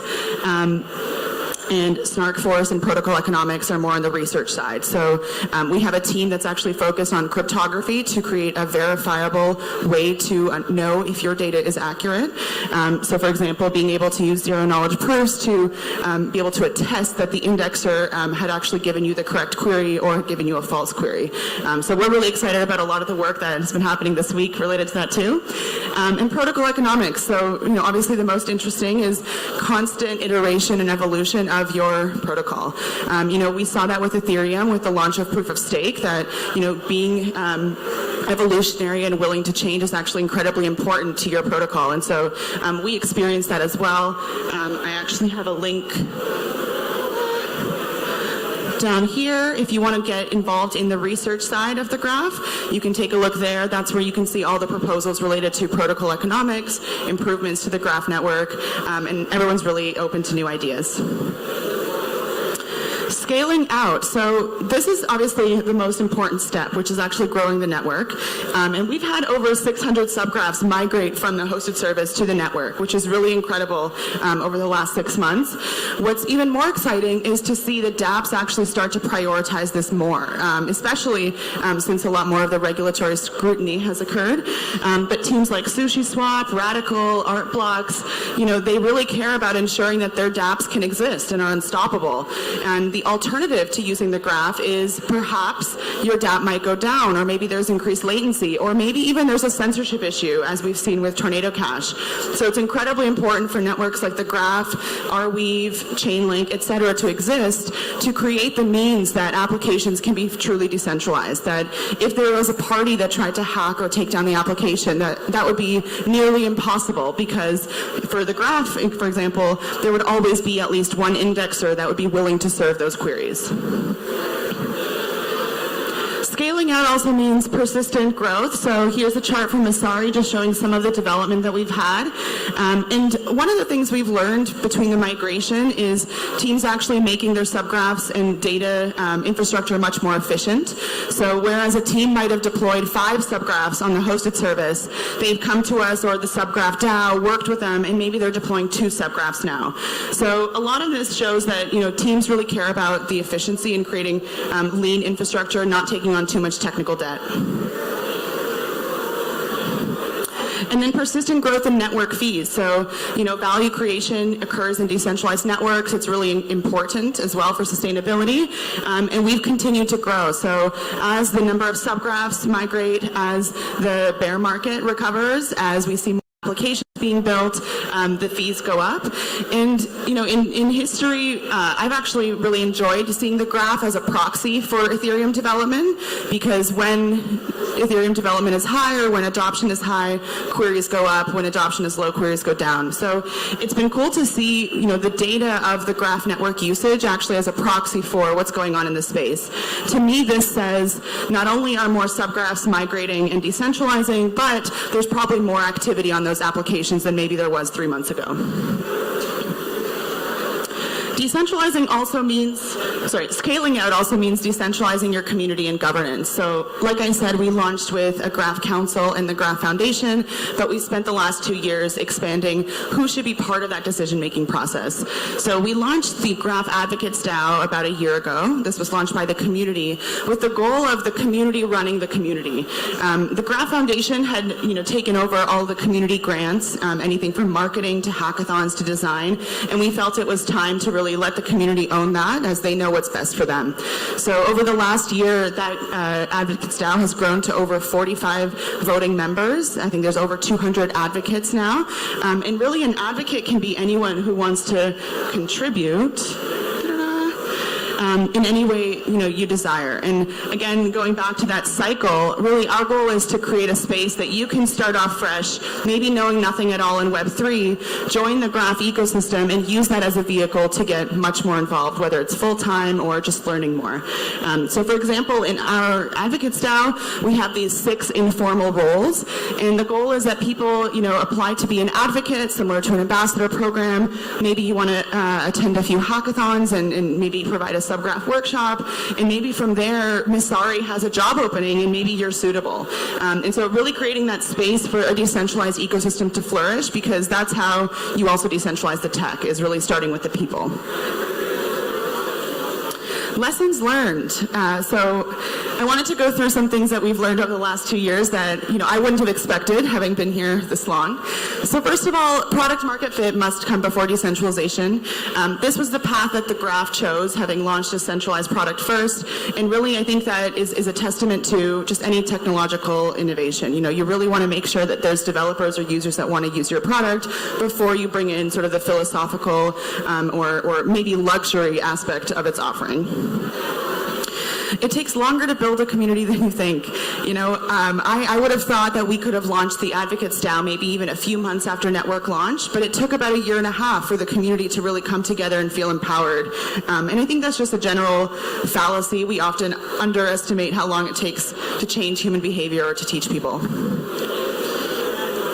Like I said, education is key. So even throughout our testnet and our curator program, we had a lot of documentation and materials that actually taught people what Web3 was.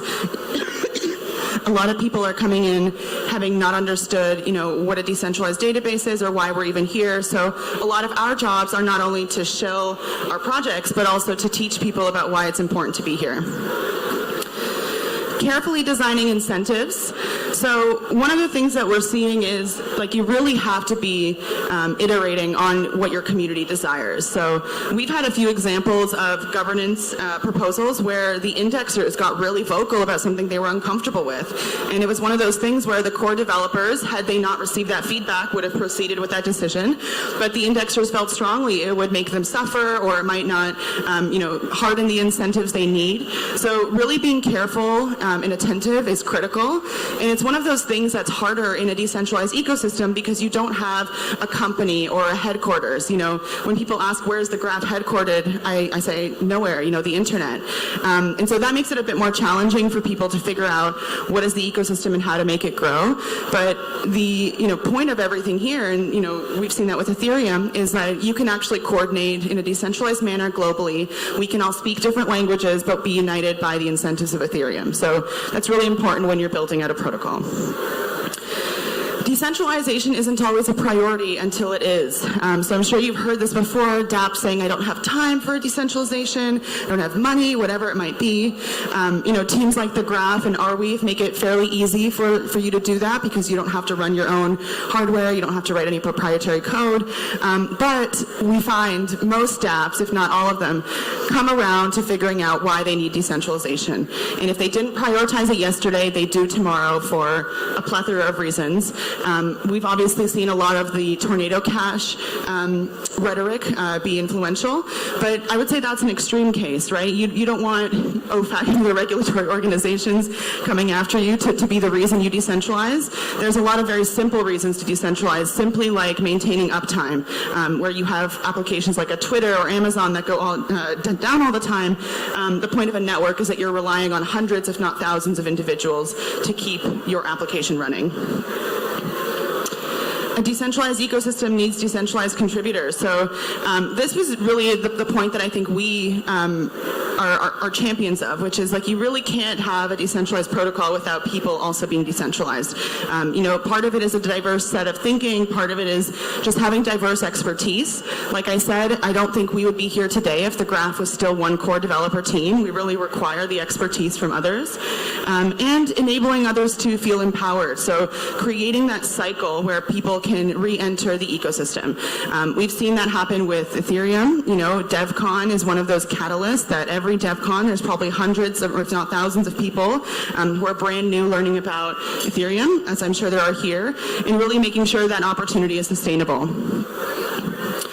Don't underestimate your network participants. We often think about them as perhaps anonymous or non-participatory, but we've seen the opposite. We've seen quite a few people and teams that want to make a name for themselves as a top indexer or a top curator and actually take that reputation into other areas of Web3. So one example is members of our Subgraph DAO started to reach out to other teams in Web3, actually just improving their documentation and submitting PRs. So right now, if you go onto the ENS website or the SushiSwap's website and you see Subgraph documentation, that was actually just members of the community who decided they thought ENS needed better documentation or SushiSwap needed better documentation coming from the experts of the graph. And so that's really exciting. That's not led by the foundation or any core developer. I actually just learned about that about a month ago. But it's an opportunity that, people who are outside of the core development also are thinking about your protocol. They're thinking about how to improve it. And so you don't want to underestimate what they can do. Decentralization takes longer than you think. Do I have another minute? I think this is obvious. There's a lot of hurdles, whether it's technological or social. And the last thing I want to say is, we think about Ethereum and crypto and blockchains as tech problems, and they are, but they're often not. And it's a lot more about us actually paving the way for people to then find how they can contribute, find, which node they are comfortable running, what mission do they align with. And I think the future is us actually being able to participate in our systems, not just consume them. And that's it. Thank you.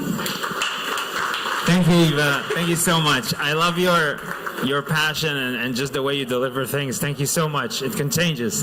All right, so we're going to have an amazing panel right now, which is on how to build a Web3 ecosystem and community, really. And I want to invite the moderator. Roy, I'm going to guess you're the moderator because you're the biggest fella on the panel, right? Knows the least. And the one who knows the least, you say. So Roy Ben Yosef, please, from Samsung Next, one of the investors, tell us about what you're going to do here. Thank you. Thank you so much.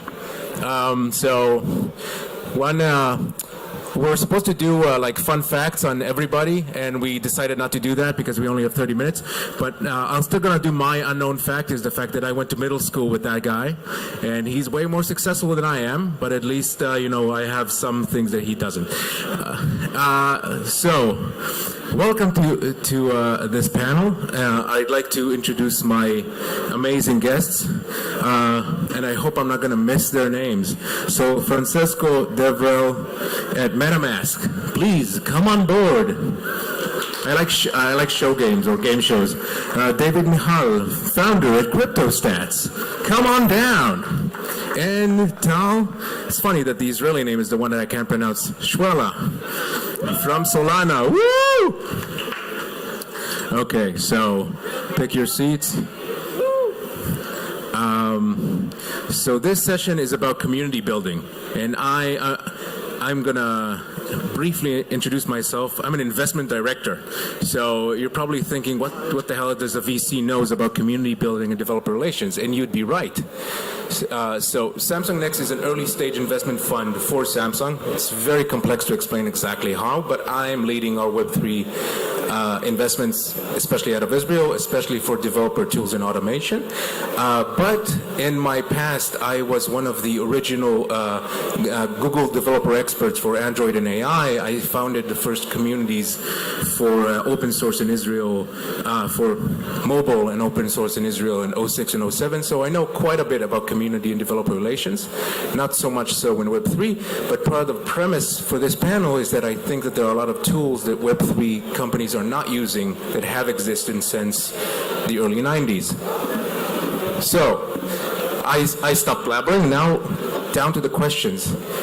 Dear gentlemen, or ladies, I don't know how you perceive yourself, that's perfectly fine. Could you start by introducing yourself a little bit and the company that brought you here? Sure, I can start introducing myself. Hey guys, I'm Francesco. Are you guys excited about this conference? Woo! Very well, very well.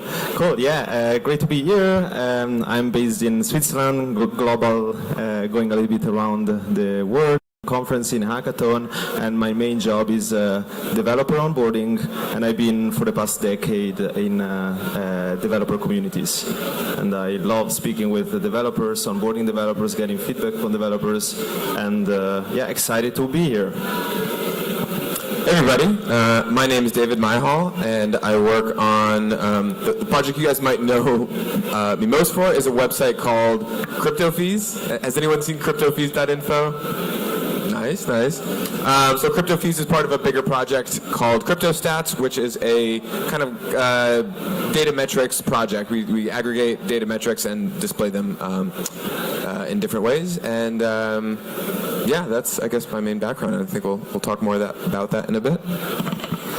And hi, everybody. If you want to hear about Solana, maybe you want to come to the front. My name is Tal. I am product at Solana Labs, where we were the original creator of the Solana protocol and are building the validator. I lead product engineering, where we're building apps and applications on top of the blockchain. I came from Meta, where I was leading the crypto platform team, building the infrastructure for Facebook and Instagram with all the NFTs, and prior to that, Diem. And excited to be here. And let's talk about it. Okay, so is everybody in the back row, if you can hear me, raise your hand a little bit? Oh, not so much. Okay, so let me do something like this. Hey, everybody out back! Shut up! Or at least, if you want to talk, go to the third floor.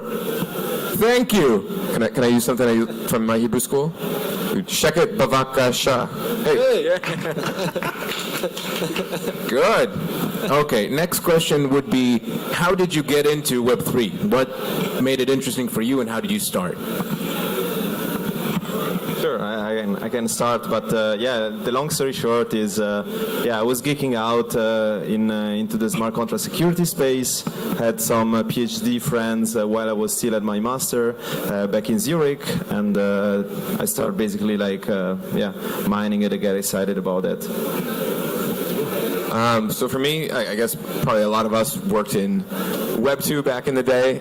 So I used to work for Google and worked for a number of other Web2 companies, and was not really vibing with the whole Web2 stuff. So I left and kind of just did like freelance and traveled for a while I was trying to figure out what I wanted to do with my life.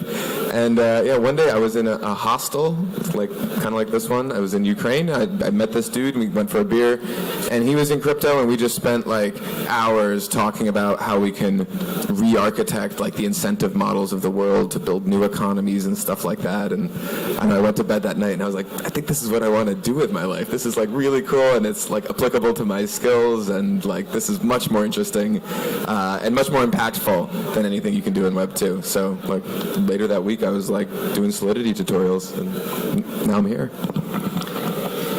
Not quite a similar journey. Mine started, I read the Bitcoin paper back in 2013, and that was an exciting time, and I thought it was kind of crazy that the price spiked from 100 to 300, and I was like, this is whack. Didn't really understand what it was all about back then. Jumped back on the train in 2016 with Ethereum kind of popping, and it was interesting to see. I think then all I understood was there was an ETH token that was spiking in price, doubling, I think, day to day. It was an interesting time at the end of 2016, and then Diem was my first venture into crypto and actually working on it. I think that's when I kind of started falling in love for kind of a similar reason to you, David, of working on really complex, interesting problems in a way, designing things that we have in Web 2 in a completely different way. And I think where tokenomics are really important, and that kind of changes a lot of the behaviors and how do we incentivize human behavior in a new and different way. So that was my venture into it. Excellent. So, various situations that we have here, some of your companies are more developer focused, some are not so much. So could you share a little bit of stats on how your respective ecosystems are, in certain numbers that you can share? I can start. Electric Capital report just came out a couple weeks ago. I'm sure we've all seen it, at least the L1s and the L1 lakes. And with Solana, we have over 2,000 developers in our ecosystem, second to only ETH. We're seeing huge growth year over year in the number of developers. I think part of it is due to some of the things that we've done over the past year that I'm sure we're going to talk about in the panel. But a lot of on-chain activity, a lot of developers, the number of programs. So Solana is a little bit different, and happy to chat with everybody afterwards if you don't know Solana and want to learn more about it. But we have basically programs running on-chain. We have almost 2,000 reusable, daily used programs on-chain. So a lot of exciting stuff. My project is much smaller than you guys' projects, so I don't think I have any impressive metrics to share. But we're growing. We've got these websites, we've got a lot of data in our platform, and we're always trying to grow that. And I think what we'll be talking about is how we leverage a developer community to try to scale that growth of data in this industry. But yeah, I don't have any cool metrics to share though. Yeah. I don't know about stats, but obviously everybody know a little bit about MetaMask, right? 30 million monthly active users. But on the developer side, we keep builders focused on specific verticals. We, as everybody know, how many of you guys know MetaMask Snaps? Yeah, cool. Oh, that's why we're in Builders event, because everybody know this kind of stuff. That's a lot. Yeah. But right now, in terms of Snaps build, I don't know, we are really excited about the community building more and more Snaps, but I would say around 20,000-30,000 developer in the space. And obviously, the majority of Web3 builder is starting into the Solidity onboarding and the Ethereum ecosystem, right? But we can speak more about definitely Snaps onboarding. Anything that you want to talk about? Cool. So I'm going to start, before we're going to start on the mechanics on how you're building this community, I do want to ask a little bit about the developer product fit. What is it at the moment, and what was the aha moment when you said, oh, this is what they want, or this is what I want to do? I can start. I think for us, one of the main selling points of Solana is the technology. But at the end of the day, people come for the technology, but they stay for the vibes. And I think that is something that is really interesting about the Solana community, where people really enjoy, once they start building and seeing this very inclusive developer environment, they decide to stay there. And I think that's where people become Solana maximalists, is because of the vibes. But to us, it was the main drawing point has always been the technology, a more performant L1 that is able to scale to the needs of those developers. I guess the other thing that goes with vibes is values.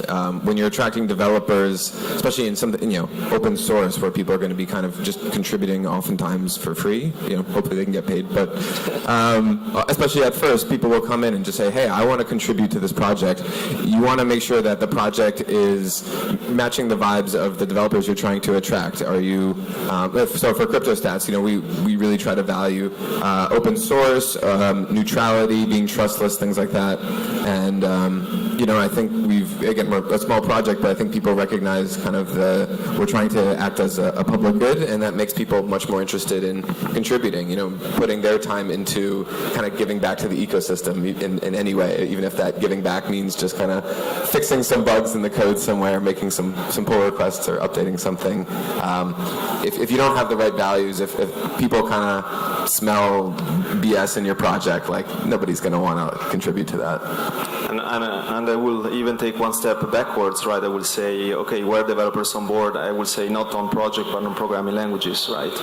This ecosystem are valued because, I don't know, people are interested in staying in the Rust community, or they're going back to their Solidity community, or they're going and exploring other ecosystem with Cairo development. And I think that's where actually like developer are going or moving. So, and that's very dependent on the tooling that the ecosystem provide. And the second factor is it my mic? Can you guys hear me well? Maybe you should try like this. I will get it shorter, yeah. But the other big factor is support, ecosystem support. You need to be sure that the developers are engaged. You shout out what they are building. You have current things like ambassador programs. You have grants program, and so we're going to talk about the mechanics later. But my specific question was about the actual value to developers. So you said scalability, and cost, and performance. You said values. Your main deliverable for developers is values? Deliverable for developers? Like what drives? What developers want when they come and use your APIs or your SDK? Okay, I mean, so what they want when they're using us, the thing that attracts them is having a good value prop, I guess, of what you're building. So for us, part of it is our data gets fed into a lot of places. We have people probably mostly use us because they want to get their data onto our websites like CryptoFees. People might not know that we also feed data to a lot of other sites like Bloomberg and The Block and stuff like that. So, but when you're again, if you're contributing to a really small project and not having a lot of impact, it's good. There'll be developers, but it'll be hard if people's work doesn't have impact. But people know that they make a contribution to our project, it's going to go out to a lot of people. It's going to have a lot of effect. So that's, I think, usually where people come in. And obviously depend on the target persona, target developer, but the easiness on onboarding and support. Okay, fair enough. So different use cases a little bit. An infrastructure, connection integration, and sort of like a collaboration, if you will, right? And that's very good because it touches down to the point of developer relations in general is to, and it's funny because the last session, I don't remember the name of the speaker, she was very good, talked about education is onboarding the community and incentives is onboarding the communities. So if you could pinpoint on how you started with thinking about the developers and building the incentives for them and educating them on the incentives and the offering, what would it be? I could probably start. So we started with amplifying the voices and content that the community generated. We saw that was a very important step for people to be aware of what's going on and the fact that it's very ecosystem forward and the ecosystem is pushing the ecosystem forward. I think the other part has been the grants program of making sure that we create the right incentives for people to generate open source software for the rest of the ecosystem. So I think those two together with then the hacker houses that we've generated. I don't know if it's the right time to talk about it, but when you want to talk about it, it's the right time. All right, cool. And I think that the other thing has been bringing the community together in certain spaces. So last year we had 24 hacker houses around the world. This year we're going to have 12, actually one here in Tel Aviv in the end of June, where we're basically bringing people into a space to start collaborating and sharing ideas with one another in order to create, again, those vibes and that environment for our ecosystem to grow and learn from each other. So those are the important things. And then we also have online hackathons. Again, it's about the spirit of collaboration, because we know crypto is a global community, and it cannot be confined to a single space. I guess this is, or can you repeat the question one more time? I said that.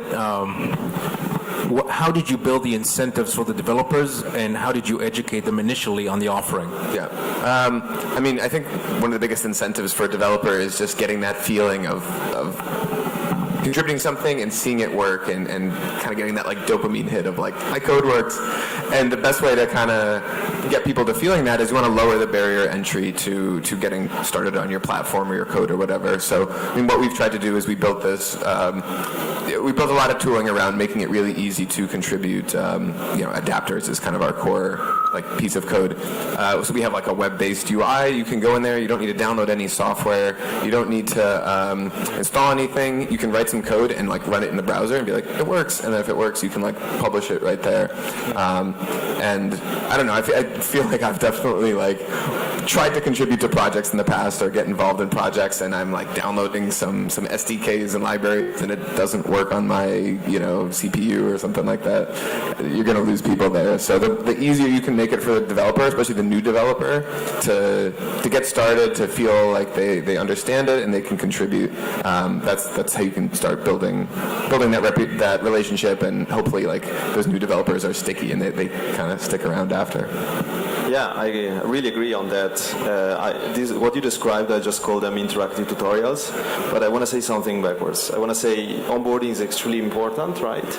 And there are different collaterals you need to test. So probably like a more advanced developer going to documentation directly, but a lot of people, they just, I don't know, like myself included, developers in general are very lazy, right? They wanna get to the right stuff fast. They wanna, trying to find any other channels around to get it, and you need to test on different ways. So we want to speak about use case, or you want to do it a little bit later? Whichever you want to go. I do want to point out, though, that developers are lazy but also cynical, because it is very, very easy to lose developable traction if they think that what they're getting is a sales pitch or a marketing content, if they're not actually being spoken by a technical person, which is always the duality of how you hire a DevRel, if you do, or when you do it. Yeah, that's why it's extremely important, the selling part. Never sell right in the community, or never monetize your developer community. So there is a lot of politics in the company like on that. But I think like different collaterals at a different time of stage. So developer interactive tutorials, I think those are a really strong use case that we did in the past, because you were actually tracking which stage, where, in which tutorial, based on the documentation. Could you drill down, because for those of us who don't know what an interactive tutorial could be a good tool? Yeah, so basically these are, as you kind of mentioned, right? Those are interactive sandbox IDE. You don't need to install any dependencies. You just click beginner, unbox, truffle unbox, or like how to start getting started with Infura. You just click start, and you basically have a right side where you have like a tutorial, left side, and an interactive IDE with a terminal. So basically Visual Studio Code embedded, but the cool thing is that you copy curl, you just copy in your terminal, and you run basically like through a journey. And the journey is divided in different sections, right? So it's like a code lab that you do on your own, and you don't need anybody else to do it. Exactly. And people can pick up which tutorial they want to do and specific stages, right? But the cool stuff is that, yes, a developer can run through the tutorials, but it's extremely important that also the people that build this have better and more effective feedbacks. Because I know how many people bounced where. That means I need to go back to my documentation and making that more effective. That is very, very, very important. The looping back. Exactly.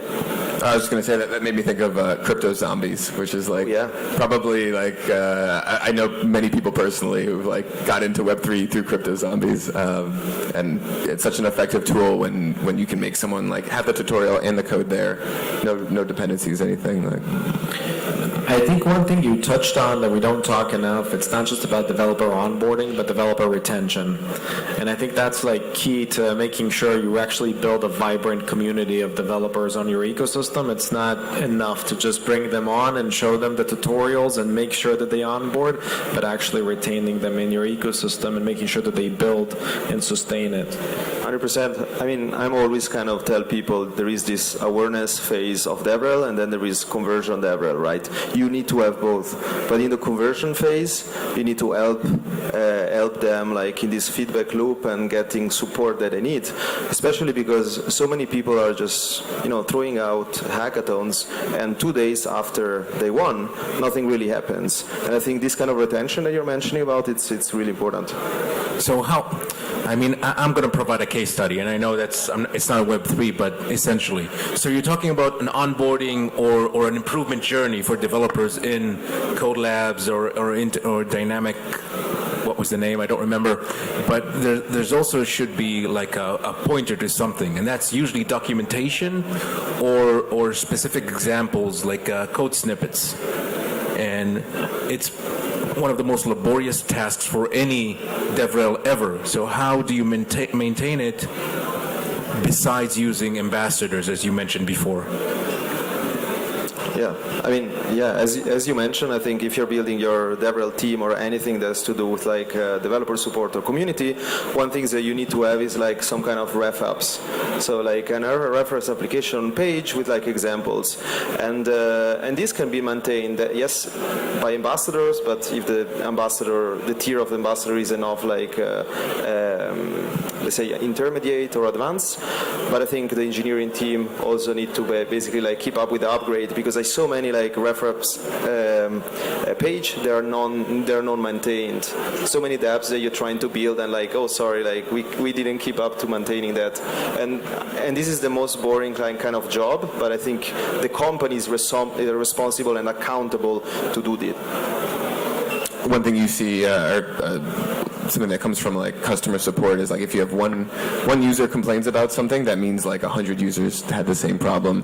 Same thing's true for DevRel. If you have one user in your Discord that like can't understand your code snippets or your documentation or something, that means you had 100 other developers who tried that, couldn't figure it out, gave up, and you lost them. I think DevRel is a mindset. It's not just a job, right? And I think that the entire company has to understand how important this is, making sure that they update the right references, the right documentation, and it's an ongoing job that is never ending. So I think it's more of a mindset. So would you say that part of the incentivization for the community of developers would be to assist in the struggle, as it will? I mean, ambassadors is a certain kind of program where you cherry pick experts and having them write content, and that's good. But there are also efforts that are far more to the long tail, where you can incentivize developers on commenting on documentation, suggesting on new kind of documentation, sending you links to their blog posts to be featured, etc., etc. Is that something that you do or are considering? We are doing it. We have what we call super teams. It's basically a way to scale our operation, and there are super teams everywhere around the world. We actually come to a country and they start doing some of those activities. So it's something that we found it kind of works and helps us scale and build the right documentation. Right, you start with, I think there are multiple journeys, right? You start with a certain developer, and then you got enterprise developers, you got people that want to come from EVM in our case, people that are just coming into Web3, so many different paths, and you kind of have to accommodate all of those, and I think it's part of it is scaling, and you need to find a way to do it. I imagine that helps you also have resources in different languages, right? If you're building out local communities, of course. Which is That's where generative AI should come on board. It's very helpful. So you mentioned hacker houses. Could you explain a little bit what that means? Yeah, so it's basically, it's like the hacker houses that we all kind of imagine, where you get pizzas and beer and let people basically do their thing for a couple days. We just have finished one now in Istanbul. That was, I think, the biggest yet, with over 1,000 people. was very successful. And what we've done actually prior to that, we've run a boot camp for a week to teach people about Solana, and then those teams went and developed things on top of Solana. So we see that model actually as a good way of bringing multiple resources spent in kind of dispersed ways, bringing them together into a cohesive experience for the developers to understand what Solana is.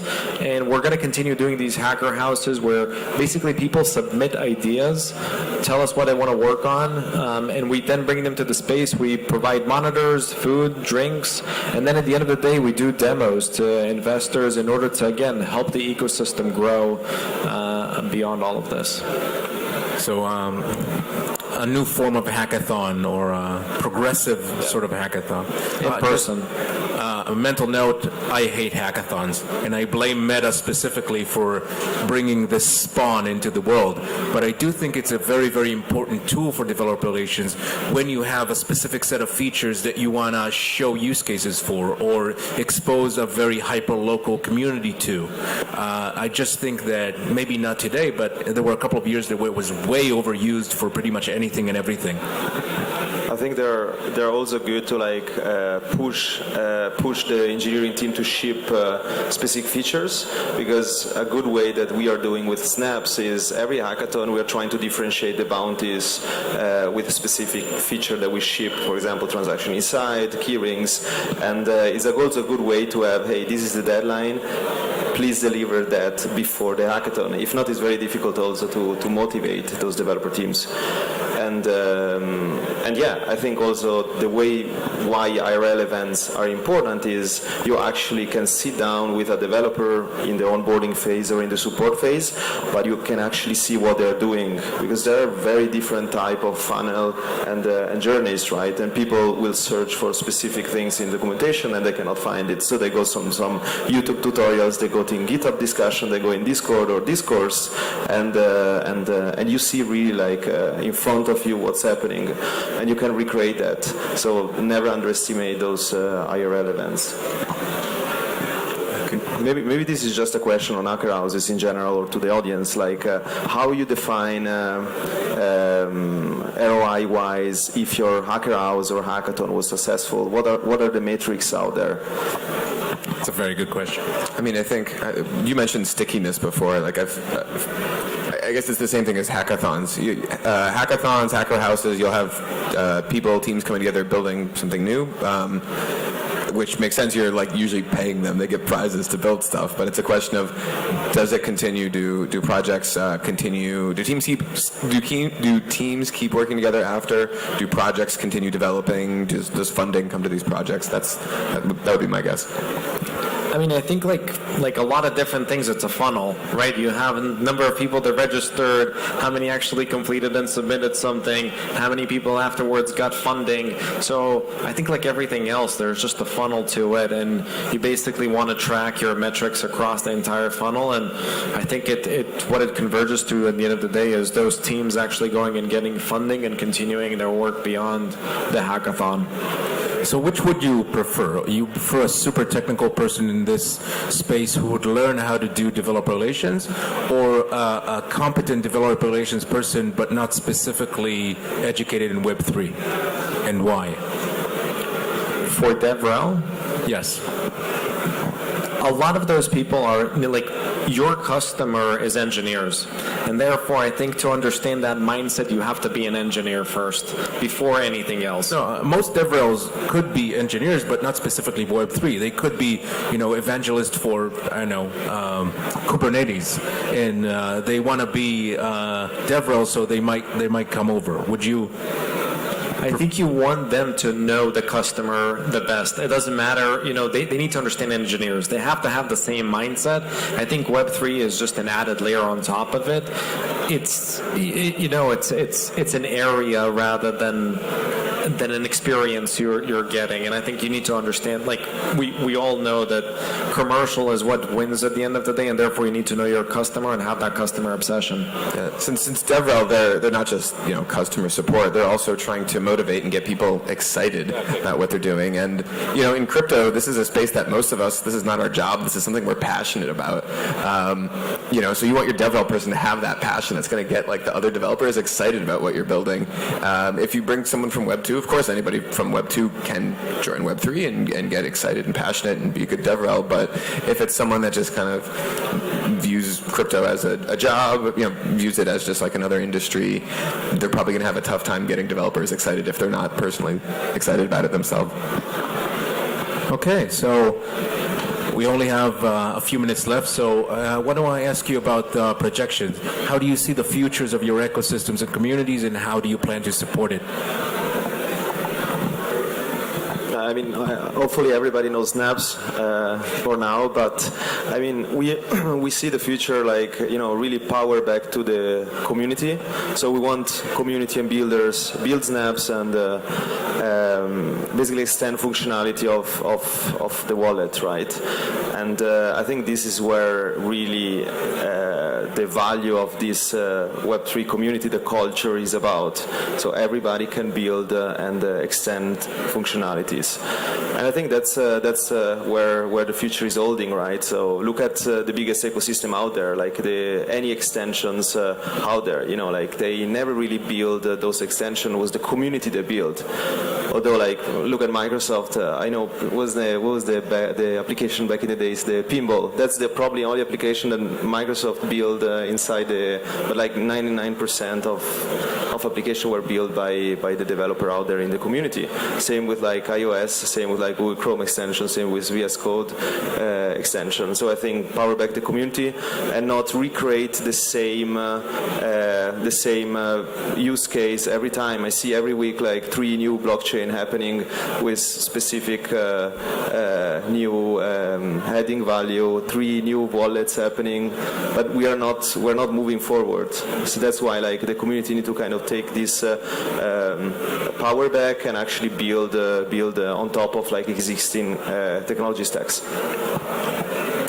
For us, the main problem we're trying to address is incentivization for developers to contribute. I guess if say you're building on Solana, like there's probably the incentive of you might be building a protocol or a project, something that could be a company. But if you're trying to get people to contribute to kind of open source software where there might not be like a profit motive, it can be challenging, especially to get people to stick around.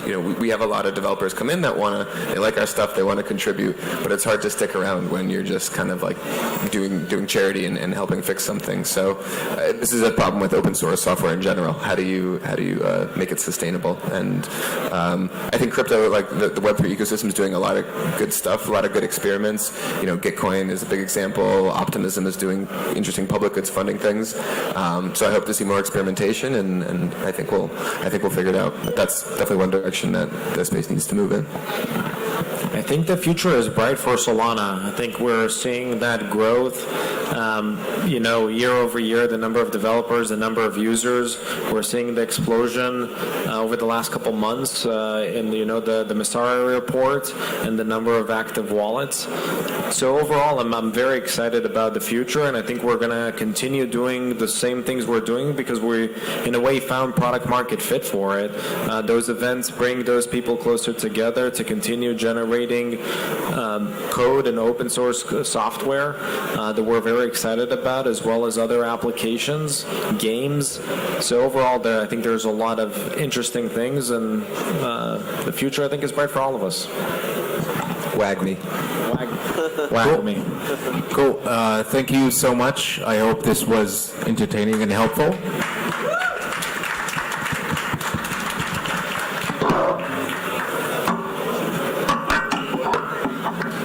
Thank you, Yuri. Thank you, everyone. Guys, we're starting lunch in a couple of minutes.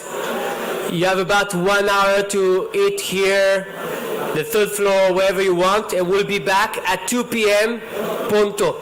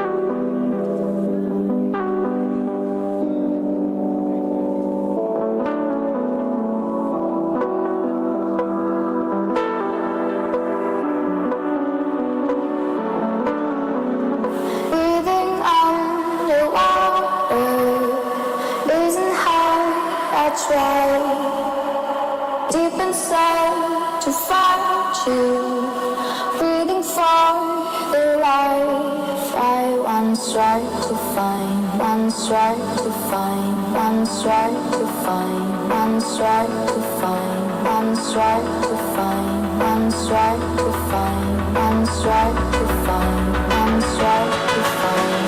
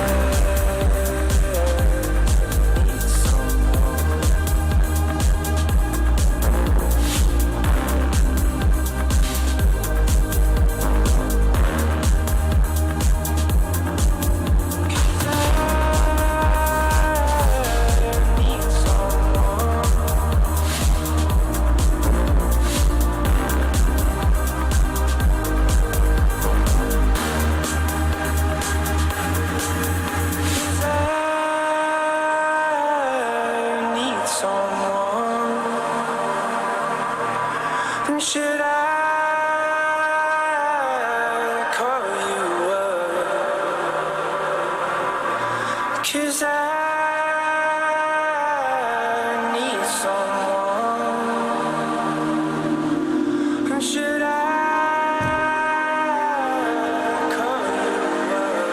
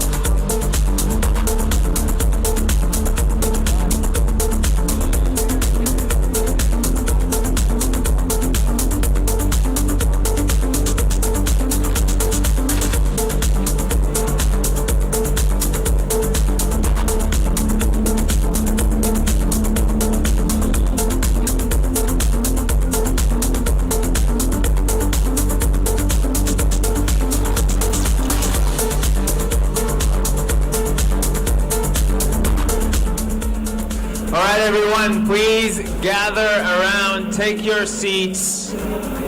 We're going to start in a few minutes. Let me stay away from this. This probably. So, in a few minutes we're going to start. Yes, Elon. Okay. Workshops are starting downstairs in about 2 minutes. So if you're looking for a workshop, go downstairs. If you want to stay for the fireside chat with Mr. Joe Lubin here, who's been working on his laptop for the last 45 minutes. Joe, can you stop working for like a minute? Ever? If you want to stay for a fireside chat with Joe, please come and take your seat. Everyone in the back, we're going to clear that area, right? And I don't know if you've ever seen Israelis clean an area. You do not want to stay in the middle of that, right? So grab a seat or go to the roof. There's a great weather. As Elon said, we sacrificed 5 crypto monkeys, basically CryptoPunks, and we now got the sun. So everyone, please come and sit down. All right, in the meantime, because we want to do this continuity and you need to realize that you need to come and sit down, we'll do a surprise session. So, you want to come to the stage? Yes, come on. We have a surprise builder. Please clap your hands, everyone in the audience. Everyone. Marissa Posner, clap your hands. Thank you. I know your name. Okay, hi, Diana. Please. Hello, how are you doing? I'm good. So, which company are you with? Externity. Externity, a gaming in crypto. Exactly. Okay, for those who don't know, you know what? You tell it. What is Externity? It's a platform which helps gaming companies migrate from Web 2 to Web 3. Can you tell us about your most successful game that you're now helping to? Yeah, our partner now is Synergyland, so he's one of the most successful one and one of the most recent one. Amazing. So from the sessions you've attended today, what was the best session for you as a builder? I think community building, because I'm a marketing lead for Externity, and it was very insightful for me to hear some to hear these comments regarding marketing collaboration and community building. So yeah, I love this. Dana, you're Beautiful amazing. workshop. Thank you so much for coming on Thank stage, you. and thank you. There we go. For being a builder, we managed to do this. All right. 5 more minutes before we're starting. So I want to invite on stage as the next surprise guest, Uri Feinmesser. Uri, please come here. You're saying no? Come on, Uri. So this person is probably one of the best commanders ever attended in the intelligence community. And now, for some reason, you found yourself running a VC. Why? What happened there? What did it all go wrong? Well, actually, we just retired from the service 3 years ago and looked around, thought, where's the best place to be? The thing that I most liked through my service is working with the compact teams, with the small teams, running with their products and their technology. And no matter what ranks do you have on your shoulder, you want to be with those teams. So coming out of the system and looking around, I thought the best place to be there is to initiate a kind of a VC that allows me to work directly with teams. So this is Disruptive AI, focused on AI because this is what I did ever since, besides some things we did together in the cyber domain, not to mention here, otherwise we have to kill you all. And it's a shame because it will take us like 5 minutes, yeah. Yeah, exactly, much more. And so this allows me to take part with so many ventures, exciting ventures, in parallel. So okay, this is why I'm here, because one of them is here. Oh, which one? I'm allowed to say. Sure. We're working with the Iron Blocks because we believe this is the time to build more protection and more tools for developers to go forward with their ventures and help them secure all the processes, smart contracts, and so forth. I think, and AI is there to do that. I think calling a company Iron Blocks, if you're in the same country with Fire Blocks, is a great idea. So kudos to Iron Blocks.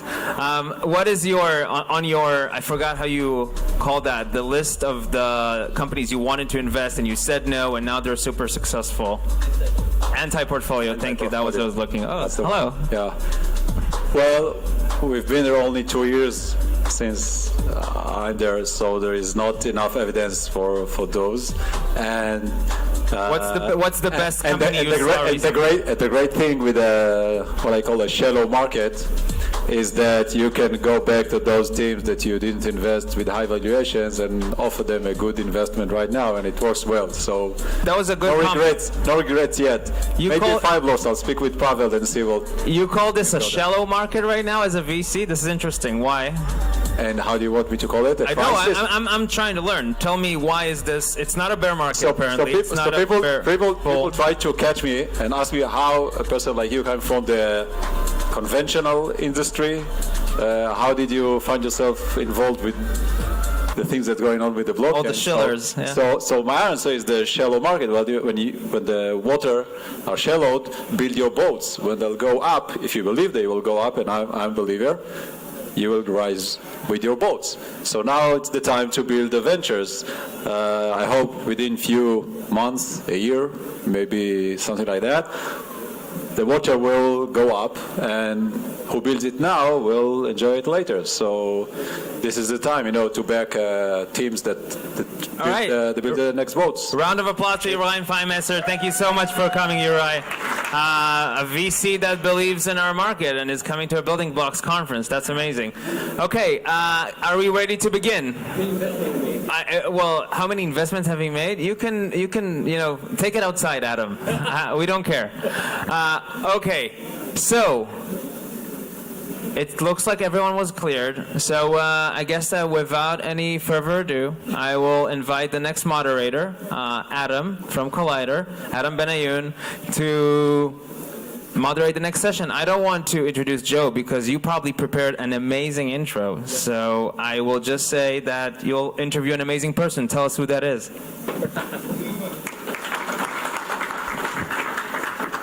Hi, everyone. We're super excited today to have a surprise guest, Joe Lubin, who's going to come on stage. He has another 7 minutes, so we can give him the 7 minutes.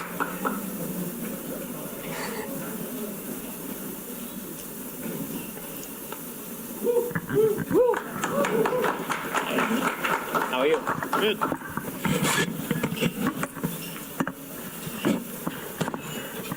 Be quiet. Shh. So, how are you, Joe? Doing great, thank you. How are you doing? How's Israel? I enjoy being here very much, and the weather's been beautiful. Very beautiful. Better than New York. We were fortunate enough to be on the top of a 34th floor of a spring that went like that in the middle of the night. That was exciting. But, no, it's great energy. That's how many times have you been here? Since 2019. Fourth time, I think. Fourth time? Great. Okay, so Joe, I'll start. Joe, the importance of your contribution to the ecosystem cannot be overstated enough. You've co-founded Ethereum with Vitalik in 2014. And in the same year, you also co-founded ConsenSys, one of the fastest growing company in the space. At ConsenSys, you've incubated some of the most important building blocks of Ethereum, MetaMask and Infura, to name a few. When you started ConsenSys, what was your vision for it, and are you on track to achieve it? So the original reason was just to continue the vision and the mission of the Ethereum project. We knew we were building a brand new information technology paradigm and ecosystem, and invented this thing that some people have called a world computer, and invented smart contracts. Technically, actually, somebody else invented smart contracts, but we invented user-generated or a permissionless way of implementing smart contracts on a blockchain system. And we needed to figure out what decentralized applications were and how to build smart contracts. We didn't have any developer tools. We tried to build some applications early on, and the builders of those early applications ended up building tools, tools like Truffle, Developer Suite, and Infura started because we had a whole bunch of test nets that we were maintaining for our own teams, and we figured we'd do it a little more efficiently, and then we figured, hey, we should invite the whole world to use this infrastructure.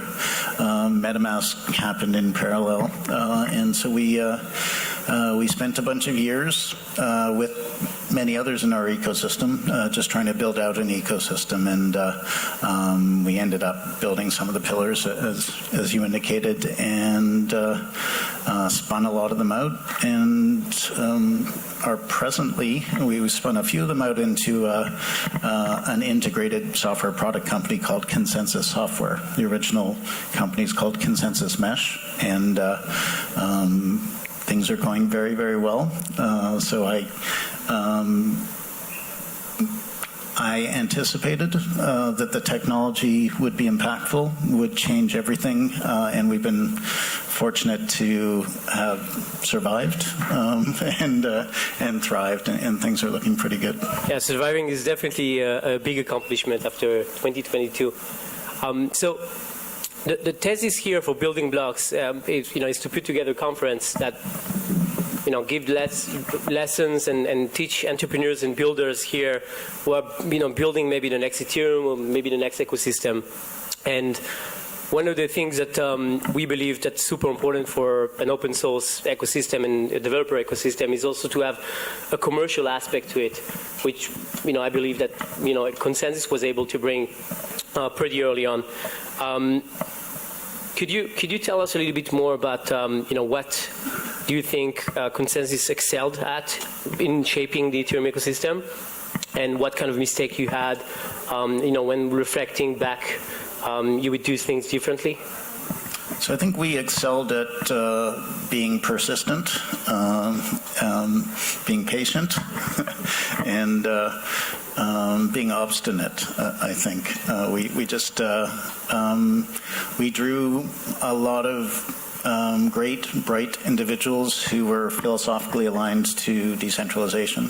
So having a world or global paradigm shifting vision helps a lot. Helps everybody slog through when things get difficult. I would argue that we weren't commercially successful early on. We weren't really trying to make revenue for quite a while. We're just trying to foster adoption. We realized early on that, hey, this could take years or decades before there's real traction for the technology, for the company, for the ecosystem.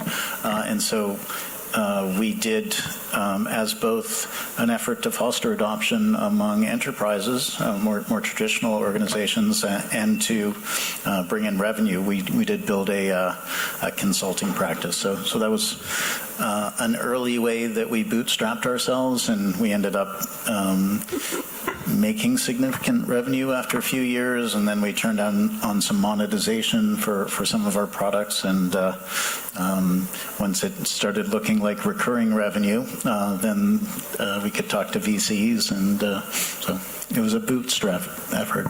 And you raised money last year, right? And again this year? Yeah, in 20 and in 22. 22. Okay. So let's talk a little bit about Israel. Israel is already known as a big tech powerhouse. Do you believe Israel can become a Web3 powerhouse? And what do we need in order to achieve the status? I believe we haven't achieved that status yet, but we're on track probably to get there.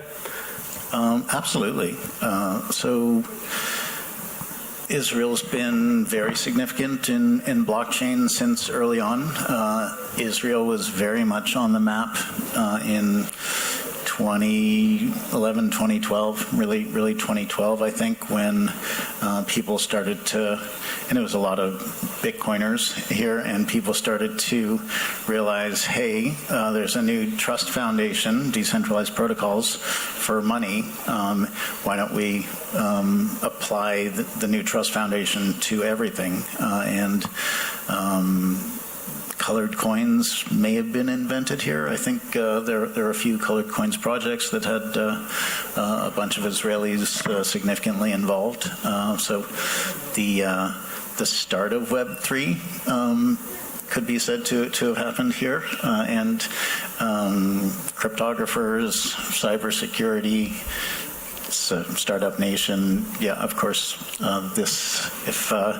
If there is focus, Israel will be a power.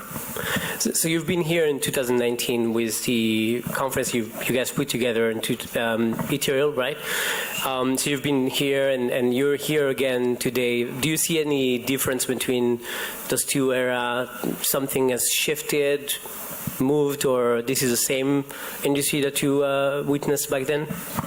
So it's hard to compare pre and post-COVID everything, just because the COVID thing happened and it changed all of us, changed the tech world, it changed the global economy, it changed geopolitics. I barely remember things pre-COVID. What I do remember was it was light and fun and very technical, and the energy here and the energy at the Starkware event is just super high. So I don't I can't pinpoint something different that is specific to this community. Great. And can you tell us, maybe in general, not just specifically to Israel, what are you most excited about in terms of technology, and blockchain, crypto in general, this year? And what do you think this ecosystem goes in next, decade? So I think it's finally on. And what I mean by that is if you look at the web, we had 20-something years ago, we had an internet boom where lots and lots of exciting ideas were tried, and there were lots of failures. There was irrational exuberance that led speculators to rush in, and there was a blow-off top. In our ecosystem, we've had several blow-off tops just because the pace of innovation is so rapid that we our cycles, our economic cycles are faster.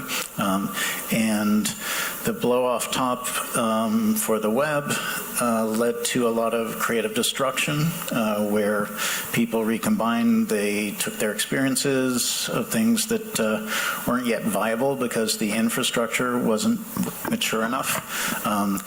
All of that was combined with just a general crushing of markets globally and geopolitical complications with 9/11. So everybody was in shock, as I think we're all still a little bit in shock with the economics and geopolitics and things that have happened in our ecosystem.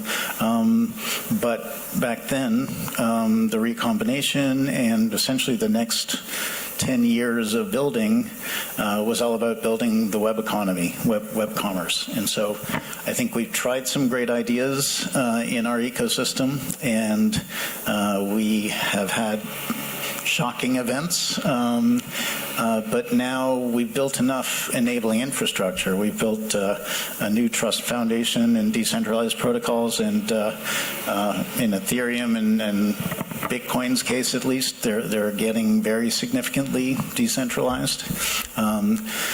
Ethereum's trust foundation has enabled decentralized finance, so we've got these two enabling layers that have enabled a use case or an incursion into mainstream culture. So for the last millennia, or a few millennia, trust has been imbued by authorities, top down through intermediaries, and that's the way we get things done. But we've built a new trust foundation, so we've got bottom-up trust happening, and the intermediaries in at least one sector of the economy, the entertainment sector, are being eliminated or right-sized. So NFTs are enabling artists and content owners to interact with their fans or their consumers. And so part of this paradigm shift, part of this revolution and re-architecting the global economy involves intermediaries being right-sized, intermediaries having a reasonable amount of power in situations, but not controlling power. And we're going to see that sort of disintermediation or right-sizing of intermediation in many different sectors. And so it's been about building, enabling technology for a while, layers of enabling. It's been about speculation, but I think now it's about building real businesses, and many companies, many brands are coming or are here. Great. I don't know if you saw, but we brought you the real building experience by drilling and in the background. Many builders here in the audience are, some Web2 entrepreneurs who have not pivoted yet to Web3, and this is, this conference is also for them to get to know, what is Web3 and how to build in this new environment. You did some sort of a pivot midlife, I think at around 45. Before that, you were, Wall Street, and And now you're full on in Web3, probably one of the most influential person in the ecosystem. You know, what kind of tip do you have for folks who have not gotten into the rabbit hole yet? What should they expect in the next year? What do they need to embrace in order to succeed? So my pivot in midlife was actually to Wall Street for a few years. So I've been a technologist all my life and did lots of very nerdy and businessy, techie things. I guess that pivot to Wall Street caused me to get really concerned about the shape of the world, geopolitics, economics, financial systems, and when I read Satoshi's white paper, it made it clear that, hey, we could build new decentralized infrastructure that could be a parallel, better system. In terms of what people new to Web3 can focus on, I think it's whatever you really care about, whatever you're really passionate about. We, in our ecosystem, have now built sufficient infrastructure, and there are sufficient use cases that are starting to gain traction that you can focus on something that you're passionate about and turn it into a real business. It's a new economy is getting, I wouldn't call it mature at this point, but the opportunities are pretty broad, and the growth is going to be astonishing. Thank you. So you mentioned earlier that you guys have been able to not die, or basically keep together. Is certainly true 2022. I mean, one of my mentor was a VC person long time ago told me the number one thing as a startup is don't die. Anything else is just a bonus. If you don't die, you can achieve anything. If you die and you had great plans, you won't be able to achieve anything. So 2022 we saw Celsius, and we saw FTX, and we saw Twitter Capital kind of blowing up, and there's a lot of contagion. And it's pretty clear now that the regulator is trying to, bring a lot of regulation, very comprehensive regulatory framework. At least here in Israel, we know that they're talking about, and they're doing something very, very active and very broad. What consensus is, what is the role of consensus in terms of regulation? What are you guys doing in order to educate and make sure that the regulation would be friendly and allow us to innovate on one end, but also protect the consumer? Yes, I'm not sure consensus can ensure that the regulation will be friendly, but we are working pretty hard on it. So I'm, as our ecosystem developed, it was a bunch of what we called tech crypto companies trying to build the decentralized future, and it started to get exciting to what we call CeFi organizations. Some of the good CeFi organizations brought more naive users to our ecosystem. We thought that was good. Some of them recognized that these blockchain systems are very slow, and eventually the transactions got really expensive, so centralized blockchains with cheaper transactions. It's okay. It enables use cases that aren't economically viable on a low throughput, expensive blockchain to get tried on a cheaper blockchain. And then as more and more people come in, then you get the CeFi projects that don't execute things very well, or the CeFi projects that are dangerous and corrupt. And so all the way through, there have been the tech crypto companies, and many of them are still standing, and many of them operated very well. Their protocols operated very well all the way through. And I think CeFi was a self-limiting process. it blew up really big, really fast, and then it blew up really big, really fast. And we're happy that it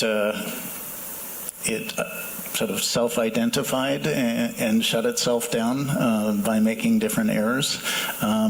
We're amazed to see how DeFi worked all the way through beautifully. We're amazed to see how the decentralized ecosystem made use of crowdsourced financial forensics on this open database and diagnosed things in 7 hours that would take traditional forensics 7 months or 7 years.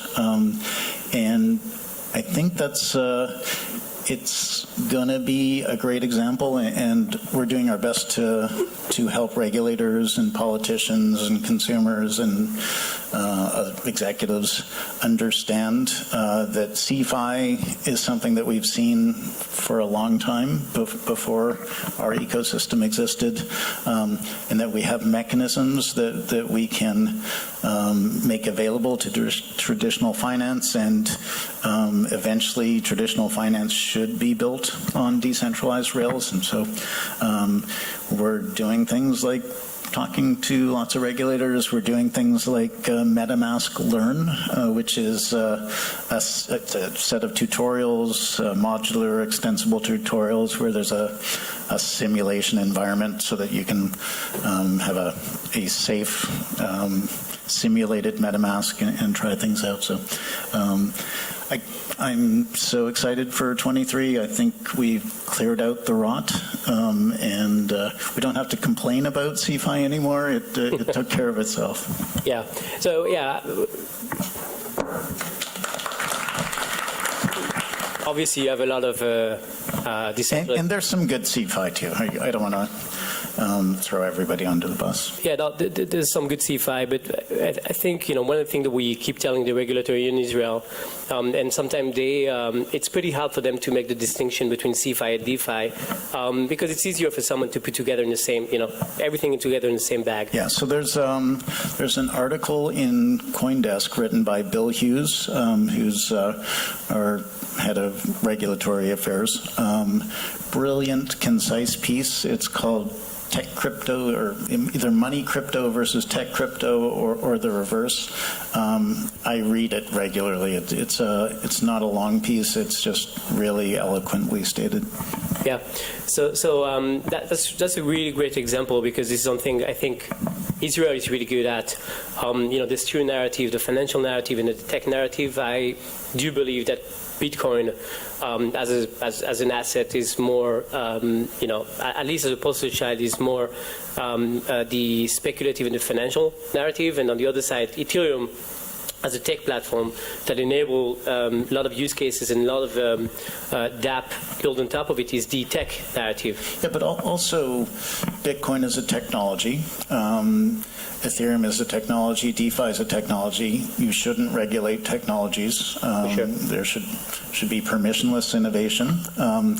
But if there are centralized actors capitalizing on that technology, custodying assets, or making money by opening accounts for people, that should be regulated. Yeah, definitely. And I also believe that FTX was not a failure, a crypto failure. It's a financial failure, like any other of the other firm that blew up. So the fact we started earlier gave us a little bit of breathing room, and maybe to take a couple of questions from the crowd. Goldie, where are you? Here, I'm ready. Do you have a microphone? We'll get one. Okay, great. Were you the guy drilling earlier? Yes, I was. With a jacket? The rubbish, yes. Great. So I think we have a person here with an FTX casket that want to ask a question. With an FTX casket? There you go. Okay. You owe me about 20K. Go ahead. Okay. No problem. I wanted to ask. Give him the hat. Yeah. How can you call Ethereum decentralized if more than 60% of the blocks are sanction compliant with the United States? That is not decentralization. Yeah, so decentralization is a process and a trajectory and an intention. Ethereum has never... You could call it a vibe if you want to. Bitcoin started centralized, Ethereum started centralized. We've been doing our best to be focused on defining decentralization across as many different dimensions as we can identify. We've done a very good job of getting increasingly decentralized. Projects on Ethereum have done a good job of finding product market fit and then progressively decentralizing. There are 300,000 and something, 350,000 different validator nodes. We believe that there are maybe 80,000 different individual actors that control those nodes on Ethereum. There are protocols being built that will make Ethereum censorship resistant at the protocol level. I agree with you, but we're working on it. Thank you. Show of hands. I have a question. Yes, sir. Coming to you. This is, by the way, I'm going to write a book, How I Deteriorated from Being a VP and a Unicorn to a Runner with a Mic. Go ahead, sir. Who you are. Hi, I'm Eyal from DeepDAO. And tomorrow I'm speaking in a panel on a DAO day, and the first panel is called What's the Problem with DAOs? And the second one is called What's the Problem with DAOs? And the third one is called What's the Problem with DAOs? What's the question? Yes, exactly. So I would like to hear your take on DAOs as part of the blockchain infrastructure, and maybe you can tell us what's the problem with DAOs. Thank you, Eyal. So there's nothing wrong with DAOs. There's nothing wrong with the concept. And I think there's nothing wrong with the many trajectories that the evolution of DAOs will follow. When people see problems, they're looking at a narrow time slice of a particular situation. In this current time slice, governance and so many different things are really problematic because it's an immature technology.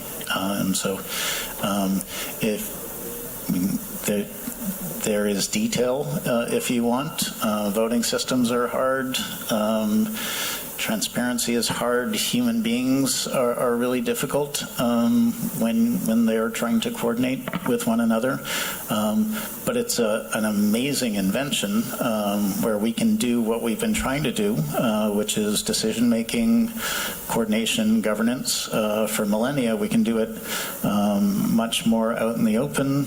We can do it much more transparently. We can do it in greater real time. We can enable a broader group of people to take roles, to make proposals, to vote on proposals. We can build process. We can implement new kinds of voting systems, quadratic systems. So I guess the thing that's wrong with DAOs is that it's not 5 years from now.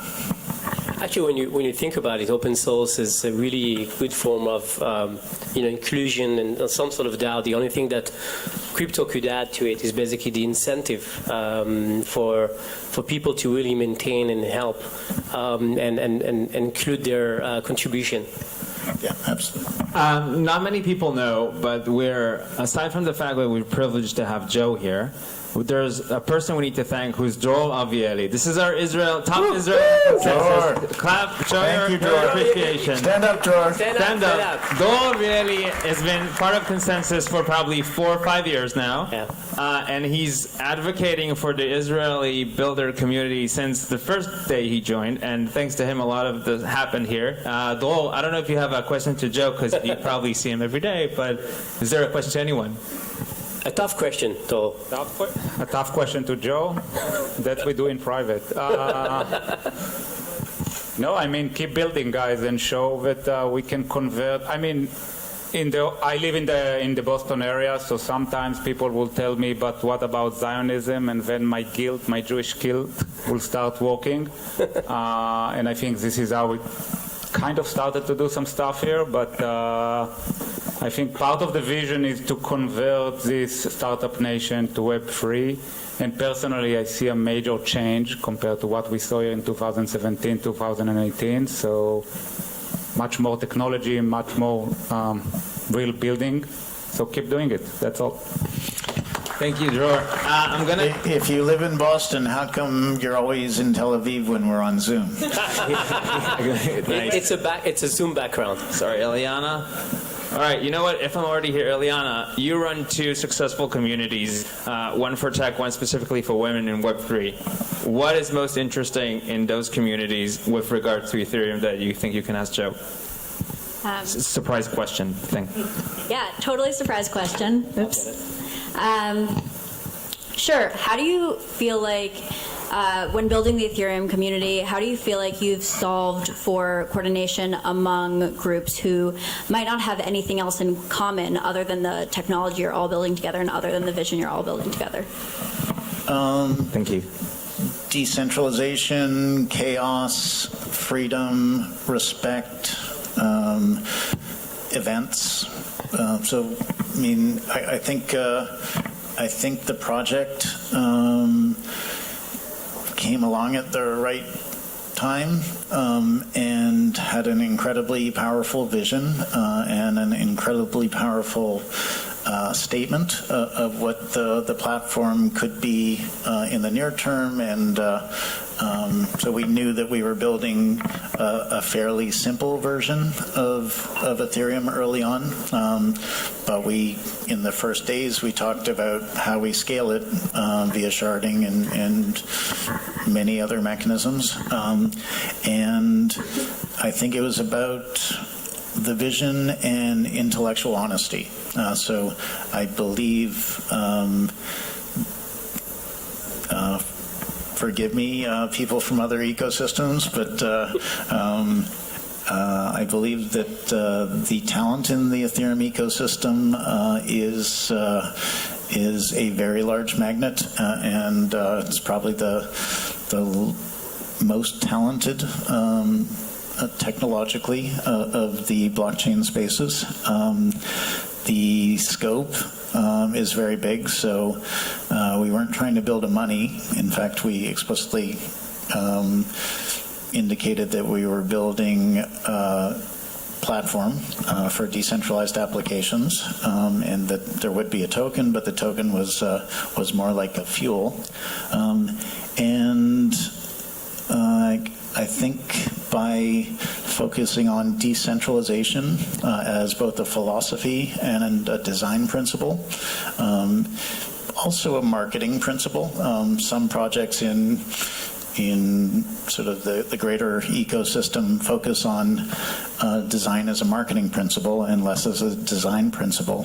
So I think holding true to the vision and being as intellectually honest as we can be, certainly the core of the community, I think that's hard to beat. Thank you. And I've heard Tal from Solana saying none taken.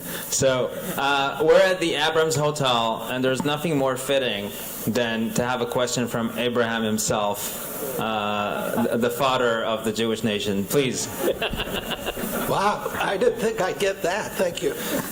When I started the staking Ethereum 2 way back when in the first month with everybody else, the only question that I had was, will this ever be unlocked and will I ever see my money back? And I didn't think about anything else because it would be self-destructive.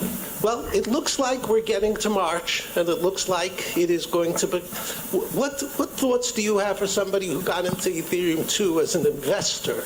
What new ideas? Because I haven't thought about this in 2 years. Thank you. Ed, this is not an investment advice. Yeah, so you're either a true believer or you're crazy. You must have been a true believer in the Ethereum vision. Well, yes. And so we've hit a lot of milestones over the years that people from outside who wanted to doubt or whose agendas required them to publicly doubt made a lot of noise about. And I think it's remarkable that we haven't been that late on all of these very difficult goals. So landing the merge was enormous, an incredibly complex endeavor, but hitting milestones like that gives more and more people on the planet greater confidence that that the roadmap will be achieved. So this is another big piece, I think. And thank you for investing in Ethereum. We all thank you here in the room. Last question, Elon. It better be a really good question. No stress. Go. So I think Adam talked about, what we're trying to do here, and a lot of it is, to talk about the foundations of building in the space, to learn from your experiences and, what you've learned basically along the way. And my question is, what advice would you give to people who are either getting started, who are like builders or early builders in the space, or maybe even haven't even begun like developing, but maybe because of this conference they're interested. So do you have any advice? Yeah, so I touched on it already. We're building a brand new economy. It's a paradigm shift. It's going to turn the trust vector of the planet from authorities down to decentralized trust up. And there will be transpositions of things that we understand as businesses into new decentralized paradigms, but there's going to be so much that we can't even imagine that will be realized as decentralized protocols or decentralized applications. So it's all out there, available to learn, and the future's yours to write, and the growth is going to be astonishing. I also wanted to thank Collider very much. I thought the venue was brilliant because I've been colliding with people every time I move around here, so very thoughtful. And thank you, Joe, for your time. I mean, we're very grateful to have some time to ask you a question. I think that's a wrap. Thank you, everyone. Thanks, everyone. Yes, thank you so much, Adam and Joe. This was a brilliant conversation, and the first time you got 400 Israelis to be quiet. I'm sorry, probably 380 Israelis and 100 foreigners probably. All right, so the next session, if you could continue this quiet, it would be amazing. Joe, if you don't mind just being on stage the whole time. The next session is about how to manage your psychology as a builder. Now, not a lot of people know this, but as a startup founder, a CEO, or someone from the founding team, more often than not, you want to kill yourself and all your employees. But you don't do that because you actually want to win and you want to succeed, and you need to manage that. You need to manage your relationships with your family, with your significant other, with your friends, and that is a very hard thing to do because all you want to do is talk about work. So let's to this stage. Let's get the folks who are in the psychology session. Uriel, the main psychopath. Thank you. Amos from Node Capital, who's very psychotic and is trying to pull the stage down. Roy Levav, co-founder of Efficient Frontier, and obviously the mental. And Jonathan Sela, always in my back, of course. If we can get, one more chair, that's great. And one more chair for Joe, because he was able to keep it quiet. Now, don't feel bad. People will come back to their chairs. So, who wants to moderate? I guess the mental person, Amos. Big round of applause to this amazing panel, please.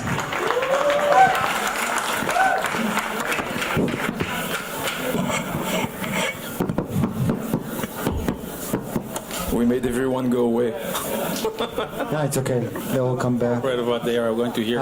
Anyway, we're going to have like a salon, right, conversation. So it's fine. It's just us, and you guys are joining. So, yeah, I mean, I'll start with a very, very short introduction. Who wants to start? Roy, start. Sorry, what was introduction? Yeah, just sure. very short. So I'm Roy. I'm CEO and co-founder of Efficient Frontier. We're an algo trading company and a market maker.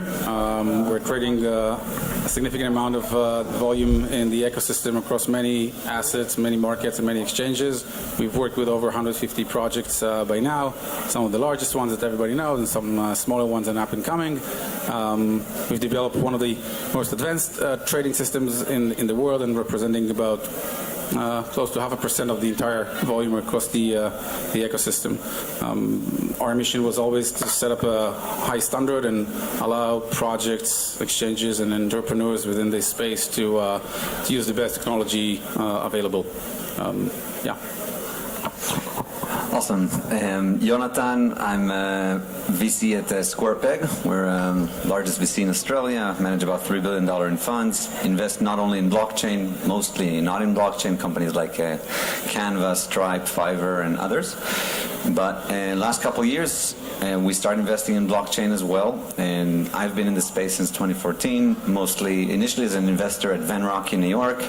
Later as a builder, I started a crypto project called Props, ran it for a few years and raised $25 million for it. It was about creating, basically enabling Web2 apps to become, operate more like user-owned networks, and invested in many projects, and over the past couple of years leading the crypto practice for SquarePeg, also investing in non-crypto.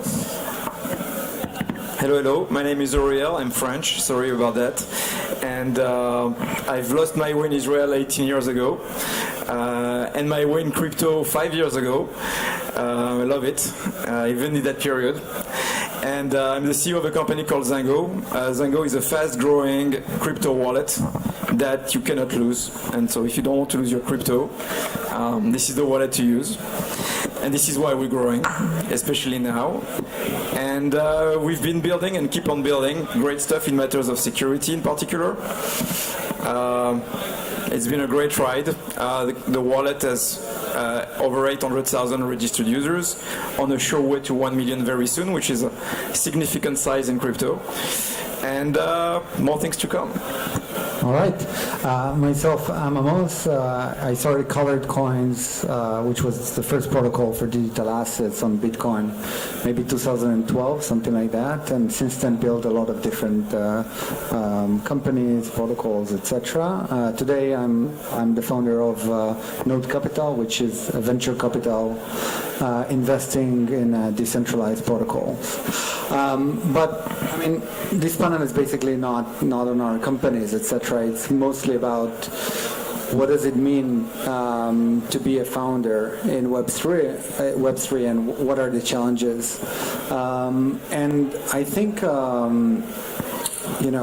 being an entrepreneur in general, right? Just building something, raising money from VCs or not raising money for VCs by itself, it's mission impossible, right? Why do you think, and do you think building a protocol company in Web3 is something that is harder?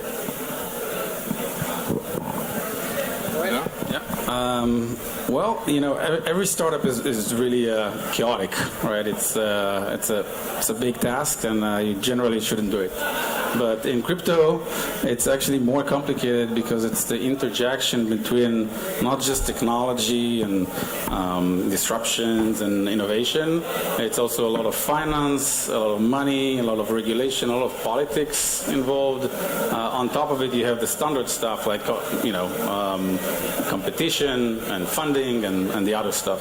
So I think it really makes it complicated. And I think there's one more thing that is comes to mind to me when thinking about the complexity here is the jumping on the shiniest new trend and stuff. If I had $1 for every time we were offered to do like crazy shit, like building an exchange or doing some NFT or a project like this or a protocol like that, if I had $1 for this, I would get out of the bear market myself. But we've never lost focus, and it's really important that you stay on track of what you're trying to build for the long horn. Yes, so maybe let's try and stay on focus. Like, how do you stay focused in Web3 where, this year something could be the biggest trend and the next year a total different thing could be the trend, and once, everyone keeping their money in exchanges, the other time they're looking for self-custody solutions. So how do you keep track or sane?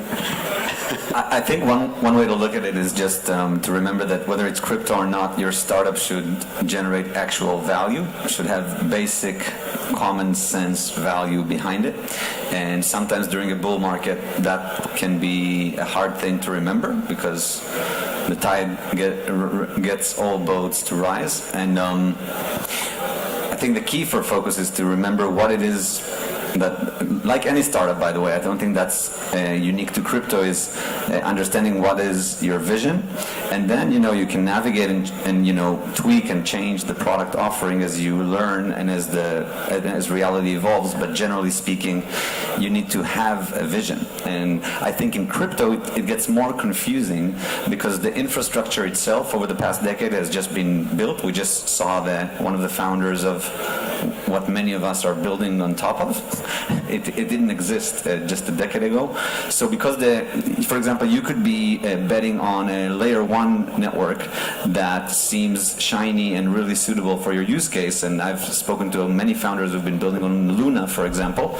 Today, that infrastructure is gone, and that just adds another layer of complexity. Same goes with regulations. Same goes with the hottest trend in the capital markets of crypto. So I think staying true to your vision and understanding that you need to generate value is the key for keeping focus. Yeah, I mean, I agree, right? But that's a very hard thing to do. Like to say, and I know you've been through all of that, right? So you have the right to say, but you have the investor from one side, you have the pressure from employees on the other side, you have the market going down and up on the other side. I'll say, maybe you want to reduce some of the variables to the extent that you can. I'll give an example. If you're adding a token in, you are going to, by definition, add an amazing thousands, maybe tens of thousands of additional constituents who feel like they have some sort of ownership and some sort of say in the direction of your protocol. And in reality, they do, especially if you walk your talk.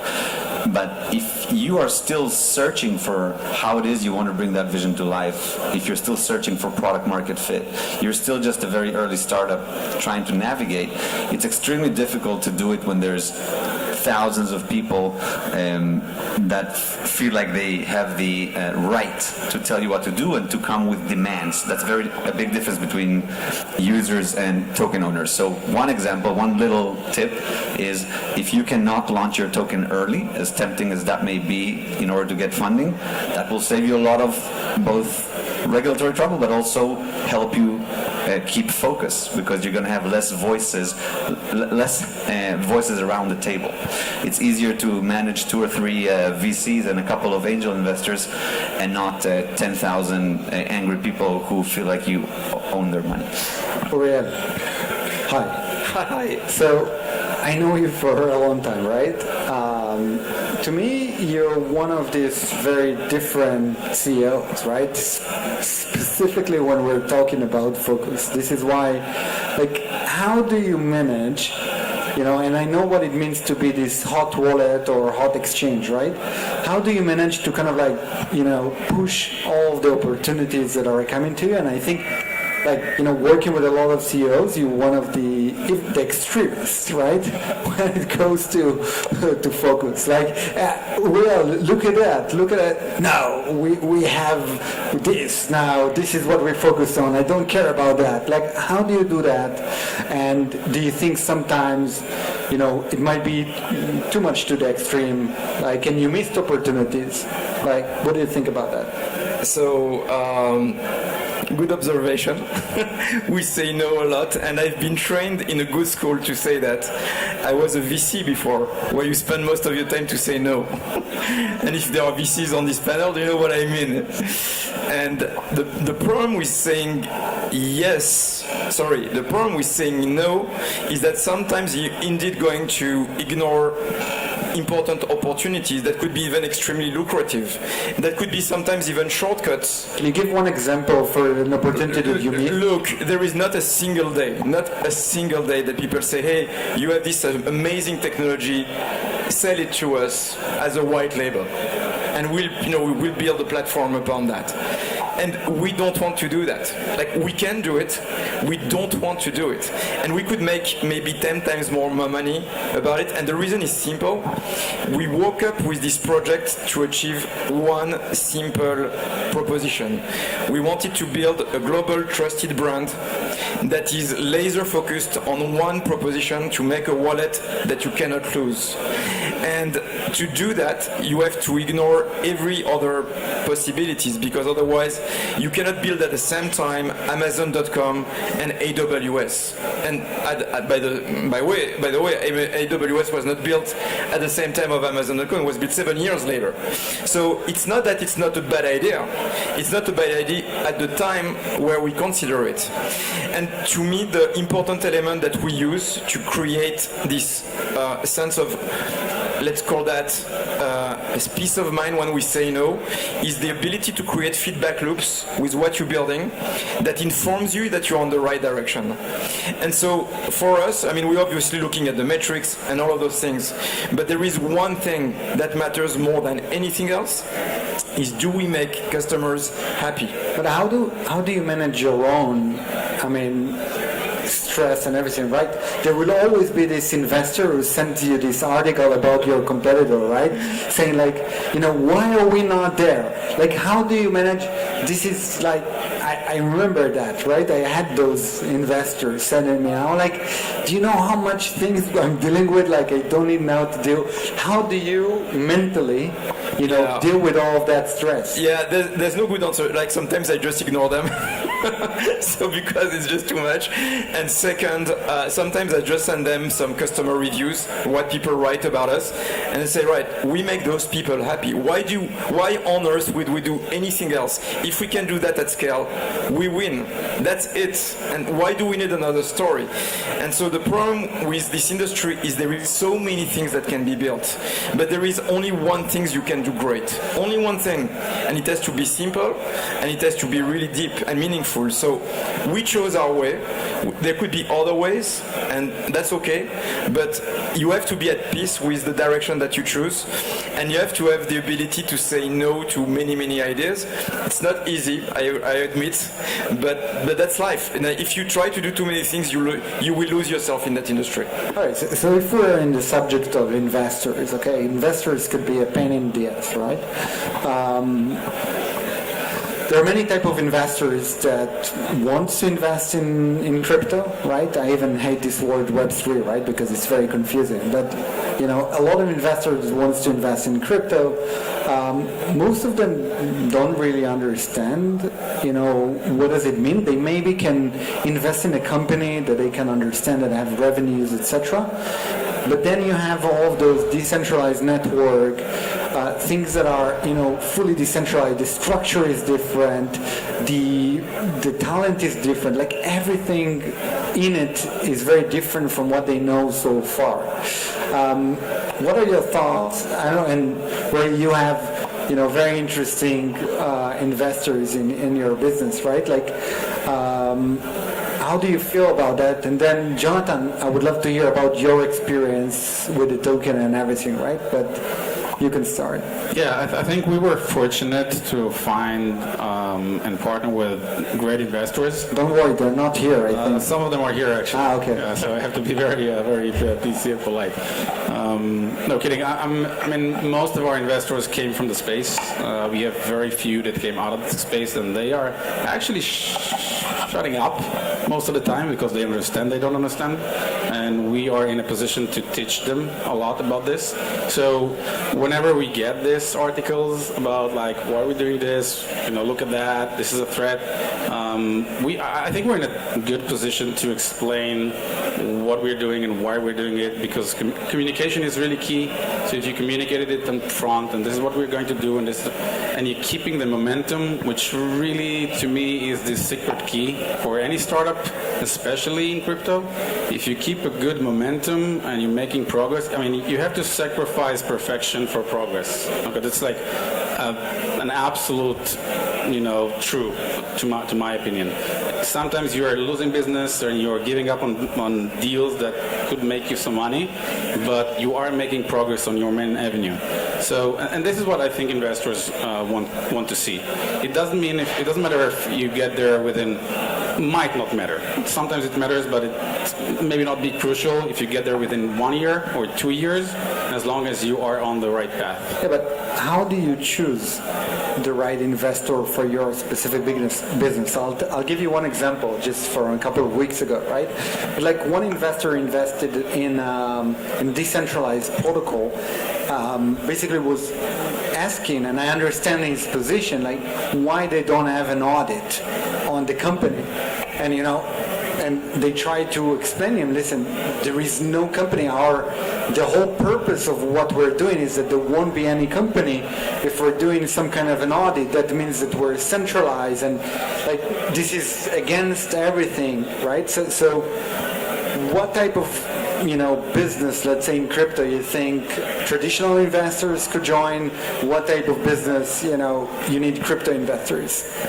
Yeah, I think I had the questionable privilege of playing this in 3 different directions: as a crypto founder, as an angel investor in crypto, and as a VC who's part of a traditional VC entering crypto. I think there's many nuances, but by and large you can separate businesses in crypto to 2 types of businesses. Businesses that are not really a business, they are a protocol with a token. They are basically trying to create a decentralized alternative to something that exists or to a new need, but it is generally either a small organization that intends to dissolve at a certain point if they are truly true to the mission of decentralization, and they would ultimately, the value there's a good probability that it would accrue to a token rather than to equity. The other types of businesses are more akin to businesses like Fireblocks or Coinbase or other businesses that are centralized entities providing a necessary service in crypto. They usually have a cap table with equity. In crypto, sometimes they also launch a token. That's a different conversation, but generally the value accrues to the equity. By and large, VCs and traditional investors understand those businesses very well. They may not know the very last mile nuance of the crypto angle that they're choosing, but it's a story that those founders can tell. It's a business that investors, for the most part, can more easily understand. If you're doing that kind of business, I think you should go to any VC who's remotely interested in crypto. If you have a good personal fit, if it's a good firm, they may be able to help you, given everything that they've learned about building businesses outside of crypto. Maybe even more so than a crypto investor. The best thing would be to have the mix, network within the crypto world, deep understanding of the needs of crypto people, as well as general startup building, company building, SaaS metrics, etc. Type of help. So I think that's an easier conversation, more similar to the standard world. In the second type of businesses, where you're building a protocol, I actually think you would much rather start in the early days with investors who are full-time crypto investors, have understanding of the nuances, understand the different regulatory issues, have no problem holding tokens, have no problem waiting for a token, understanding the limitations of that, and the role they may need to play in governance, etc. Having said all of that, which is the TLDR is basically a mix of investor, including a lead who's a traditional investor would be great for the first type of business. Crypto specific would be much preferable for the second type of business. A personal fit, I think, is critical because you're looking for someone who's looking for long term and not looking for a quick buck, and will have the patience to work with you over years, over crypto cycles. When your token price goes up and down, they have more of a stomach for it because they are long term, whether they're a VC or a hedge fund in crypto. But my inclination would be to a good personal fit and a long term view. can you give us, I know you've been through very, very big ups and downs, right? Yeah. And it's interesting to hear about it regardless, but also from the angle of dealing with the investors and all of the stress. So I'm happy if you can share with everyone your story, both from the angle of this regulation side, but also from dealing with the employees and dealing with the investors, etc. Yeah, I'll try to keep it brief. It's a very long story, but the bottom line is it's the end of the previous question, which is delay as much as you can or don't get retail investors until you have established product market fit, until you are a much larger business. There's a reason why companies don't go public when they're in seed stage, and the fact that we're working in a crypto land doesn't change that. It is extremely difficult to manage the expectations of 10,000 retail investors, and it gets you into a lot of complications. So that's the last tip on which investors to choose. My story is that we're referring to here is about starting props. We basically raised $25 million from a mix of top VCs like Union Square Ventures and others, but also from many retail investors. And part of the difficulties there was managing the expectations of all these people. For example, when for regulatory reasons we had to delay the launch of our token by a few months, that pushed us beyond what we had originally basically told everybody who invested that we're going to launch within a few months. It got delayed, and at that point we decided, and that was a very difficult point and an example of a challenge of managing investor expectations. We had to go back to all of our investors, and we decided to basically take the highway, as Hillary would say, and offered all of them a full refund to what they've invested. Now, we raised the money at the height of a bull run. When we did that move, it was when the market was already going into a bear market in 2018. So we basically picked up the phone to about 300 people, explained to them what we're doing, why we're doing great, and why for regulatory reasons we have to delay, and told them you have the option of taking all of your money back, or you can stick with us. It was a mega effort. We went to the top 300 investors and then communicated it to 2,000 other investors. We were able to keep 90% of the funds, but that was an extremely stressful situation because raising money once is hard enough, raising it twice is worse. So that's an example of a stressful situation that's created because you take other people's money or you do something prematurely. And so that's part of my advice. Be very straightforward about setting up expectations, under promise and over deliver, especially if you're going public. And if you have the option, choose to work with the type of investors that I talked about earlier. Okay, that's good advice. Right, we're living in a market that goes up and down. And just being in the market in those times, it's super stressful as a founder. To me, by the way, personally, I don't know why it is. When the market is up, my mood is it's much better, and when it's down, although sometimes I even I have no exposure. You're human. So I mean, to me, it really affects a lot of things, right? So how do you deal with that? Also with employees, right? From one time they're coming the king of the words. All of their family want to understand what they're doing and what is crypto. The day after, they're kind of crypto is a scam, and you're scared to tell people that you're even in this industry, right? So it's one thing that's already hard to do that as a founder. If you have a token in the market, I guess it's even craziness. I know, for me, it was. Uriel, do you want to share how do you deal specifically with the stress from employees? Yeah, well, first we made a very foundational and I think material decision that to this day has enabled us to survive is we decided to never, ever token in the company. It doesn't make sense. Yeah, it could. You can find ways. You can be creative about how to use a token. People have done it multiple times, but we chose not to do that because the second you becoming public early, then you have a major distraction to handle, in addition to all the stress there is already to handle a company. So no tokens, no problems. All right, let's start with that, at least when you're early.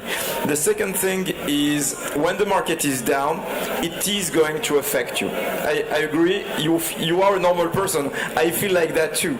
But as with every single pain in life, you're getting used to it after a while, and you learn to kind of accept it. Like it's cost of business, of dealing with ups and downs all the time. And when it happens, it doesn't feel right, but you're okay with it because you know up is going to come right after. So I think there is like usage of dealing with that pain. And number three, while this happens, you always need to look for the signals of what is going right. And there are things that are going right. Not necessarily the price of Bitcoin or the price of Ethereum, but other types of metrics that are either related to your business or related to the industry. One thing that personally I love to keep track of, and I know not everyone is doing that, is how many developers are involved in the industry and how many commits there is to the major libraries in crypto. And when you see that this doesn't change, actually doesn't change, it's actually changed in the right direction, well, you know that eventually good things are going to happen. So I would say try to disconnect your attention from the price, accept it, okay, but disconnect and look for other type of signals. Ray, what do you think? How do you deal with your business is affected, right, from... Somewhat. I mean, we're not really directional, but it is, getting harder to close deals. There's less like projects and stuff, but most of our activity is market neutral anyway. So we don't really care about the price if it's up or down. We care about volumes and expanding into new markets. I do relate to what you said, like, Bitcoin at 8,000, you were the smartest. 4,000, you were dumb. 20,000, you were smart. 10,000, you were a scammer. 70,000, you were smart. It's always like... I always say that it's not a bear market if you're still proud to say that you're in crypto, right? Like it needs to be... By the way, as we speak, Bitcoin is up. I'm just saying. That's why we're a smart So leader. how, this is like crazy, right? Like looking at the price all the time. Yeah, well, no, I just happened to look because Just to push that, I think you have to have like really strong conviction in what we do here, and it is getting harder by destruction of the market, but you really need to kind of develop this skill of looking at things long term and just really believe in what you do and your intuition. That's, Cool. I'd add to that with just one more thing. Is like it's hard enough to be a founder, even harder and worse, or like more uncertainty and more mental toll when you're a crypto founder. If you can remove when you're in crypto, you get exposed to a lot of opportunities to invest in all these projects, to buy all these tokens. You hear about these things. If you can remove that additional stress of being a day trader, that's a great thing to do. So I would strongly advise not to get into that, even though you're already there. It's fine to make some bets, but make them long-term bets in people you trust or a thesis that you strongly believe in. Let it run for a few years and stop watching the price all the time, because it will drive you nuts. It will kill your productivity and create additional mental challenges for you to handle. So I don't know, like personally, I've been through a lot, like during the past 7 years, being an entrepreneur, from building a crypto company when there was no such thing, a crypto company, to issuing a token, returning all of the money of the token to all of the investors, to a public company on the cap table being bankrupt and suing all the entrepreneurs, to really like crazy times, and I had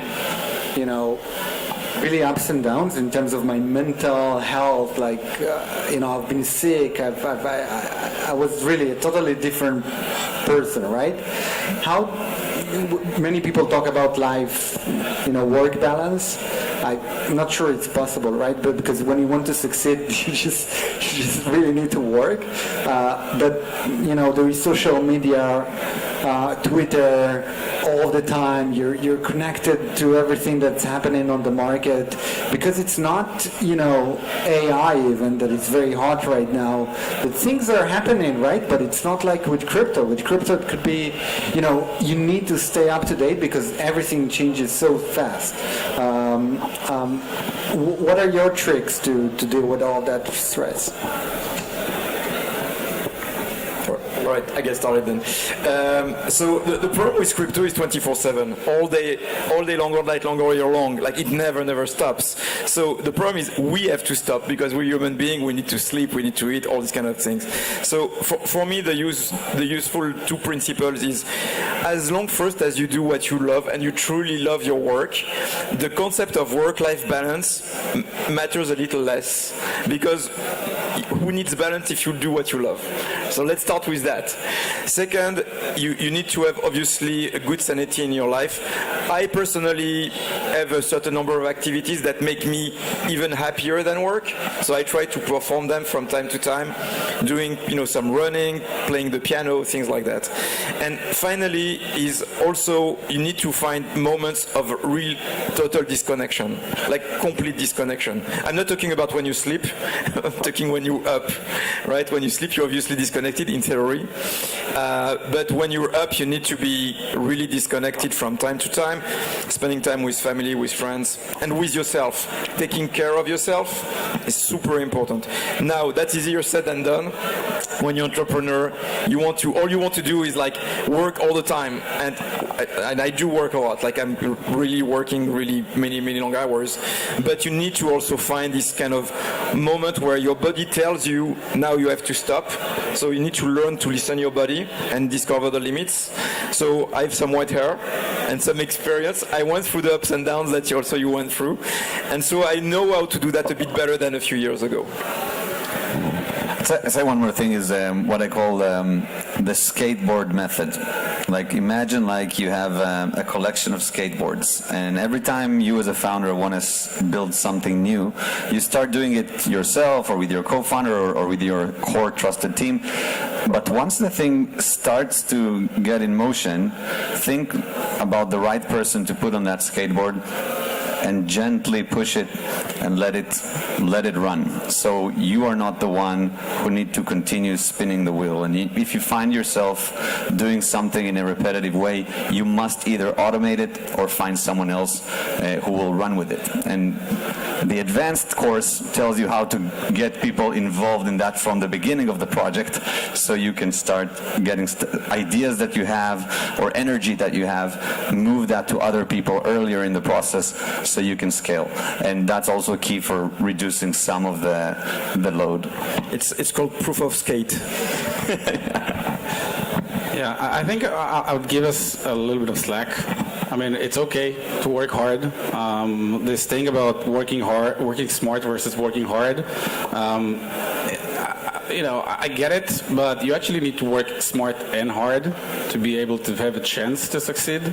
So it's okay that you work a lot. And, I don't know if you want to hear from me about work-life balance. I got divorced during this process, so I don't know if I'm the best advocate for work-life balance. But I do think it's a tough environment out there. There's a lot of competition. There's a lot of work to do, and you do need to work hard, and you need to be super passionate about this. I think one of the things that helps me is really identifying what I'm passionate about and focusing on this stuff, and find the best people that I can fully trust to do the other stuff. Because at the end of the day, you can't do a lot. You can do some things very good, but you can not do everything, great.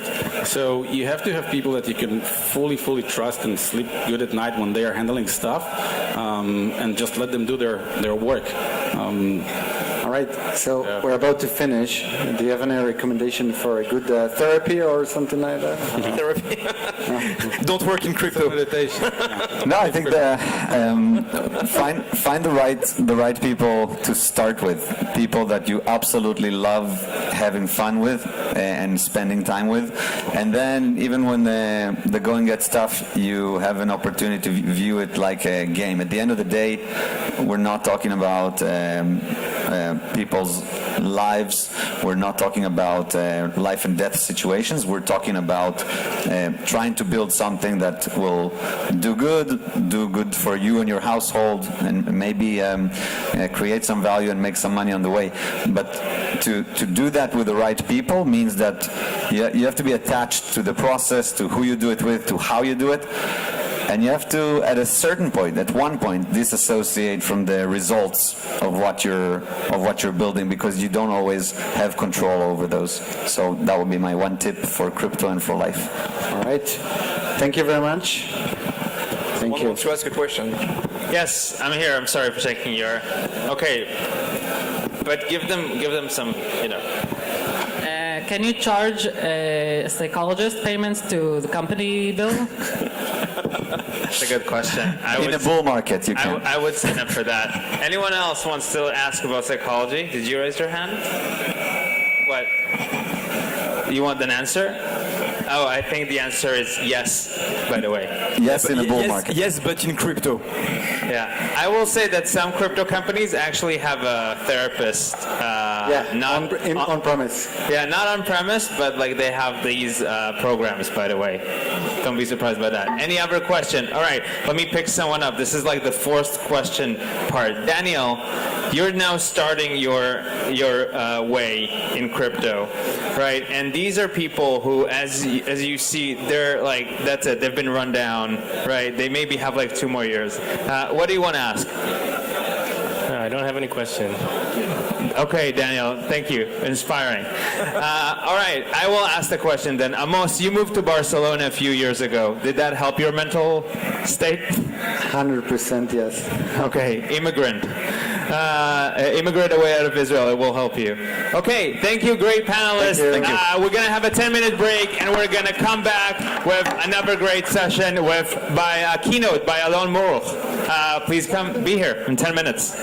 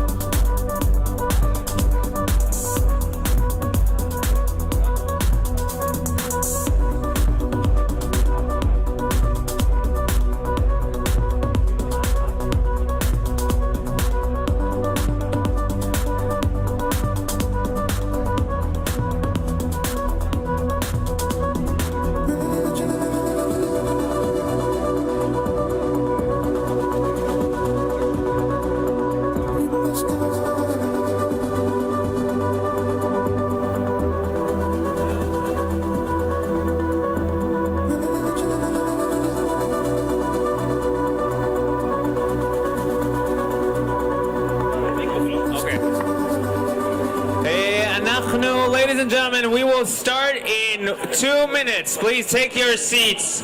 Alon Moruch will be giving us his keynote speech about how he survived 3 bear markets, still alive to tell about it. He has all of his hair, even though it's gray. Take your seat.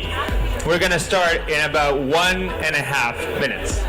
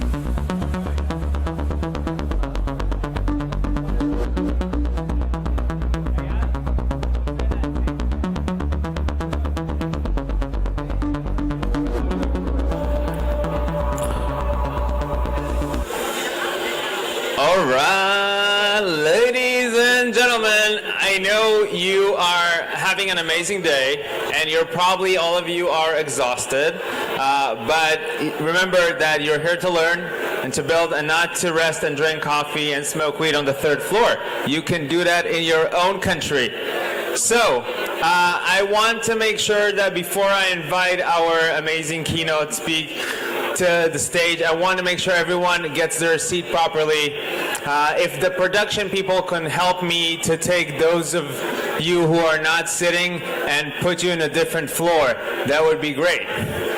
If you are smart, you want to listen to Alon.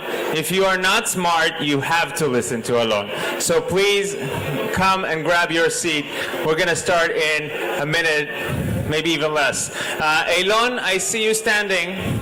Make sure you bring your amazing friends and sit. Gal, this is not drinking time. This is now, I'm calling names now.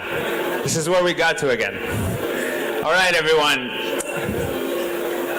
Thank you. Please be quiet if you want to get seated and hear about the gems and the pearls of one of Israel's smartest innovators and entrepreneurs. This is the time. If not, then please go to the roof. Thank you. All right, what can I say about Alon? He has a slide about this, so I won't say it. But Alon is actually one of the veterans of the crypto space. He already sold a company. He's now running another company. He's done ICOs. He didn't shill anything. He never gave me a financial advice except for buying Ethereum at the ICO. So without further ado, Alon, please teach us, how did you survive?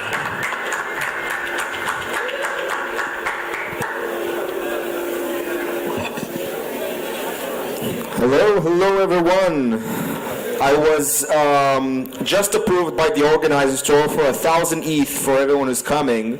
That's absolutely true. And so if you want 1,000 ETH, please join us sitting here. At least I got some attention and laughs. All right. I've been asked to talk about kind of the lessons I've learned in my journey towards the last really 10 years in the crypto space, in the blockchain space, and kind of share a few lessons from my journey that might serve others. A bit about me: I've been in the crypto space for 10 years, since 2013. I did a bunch of different things. I started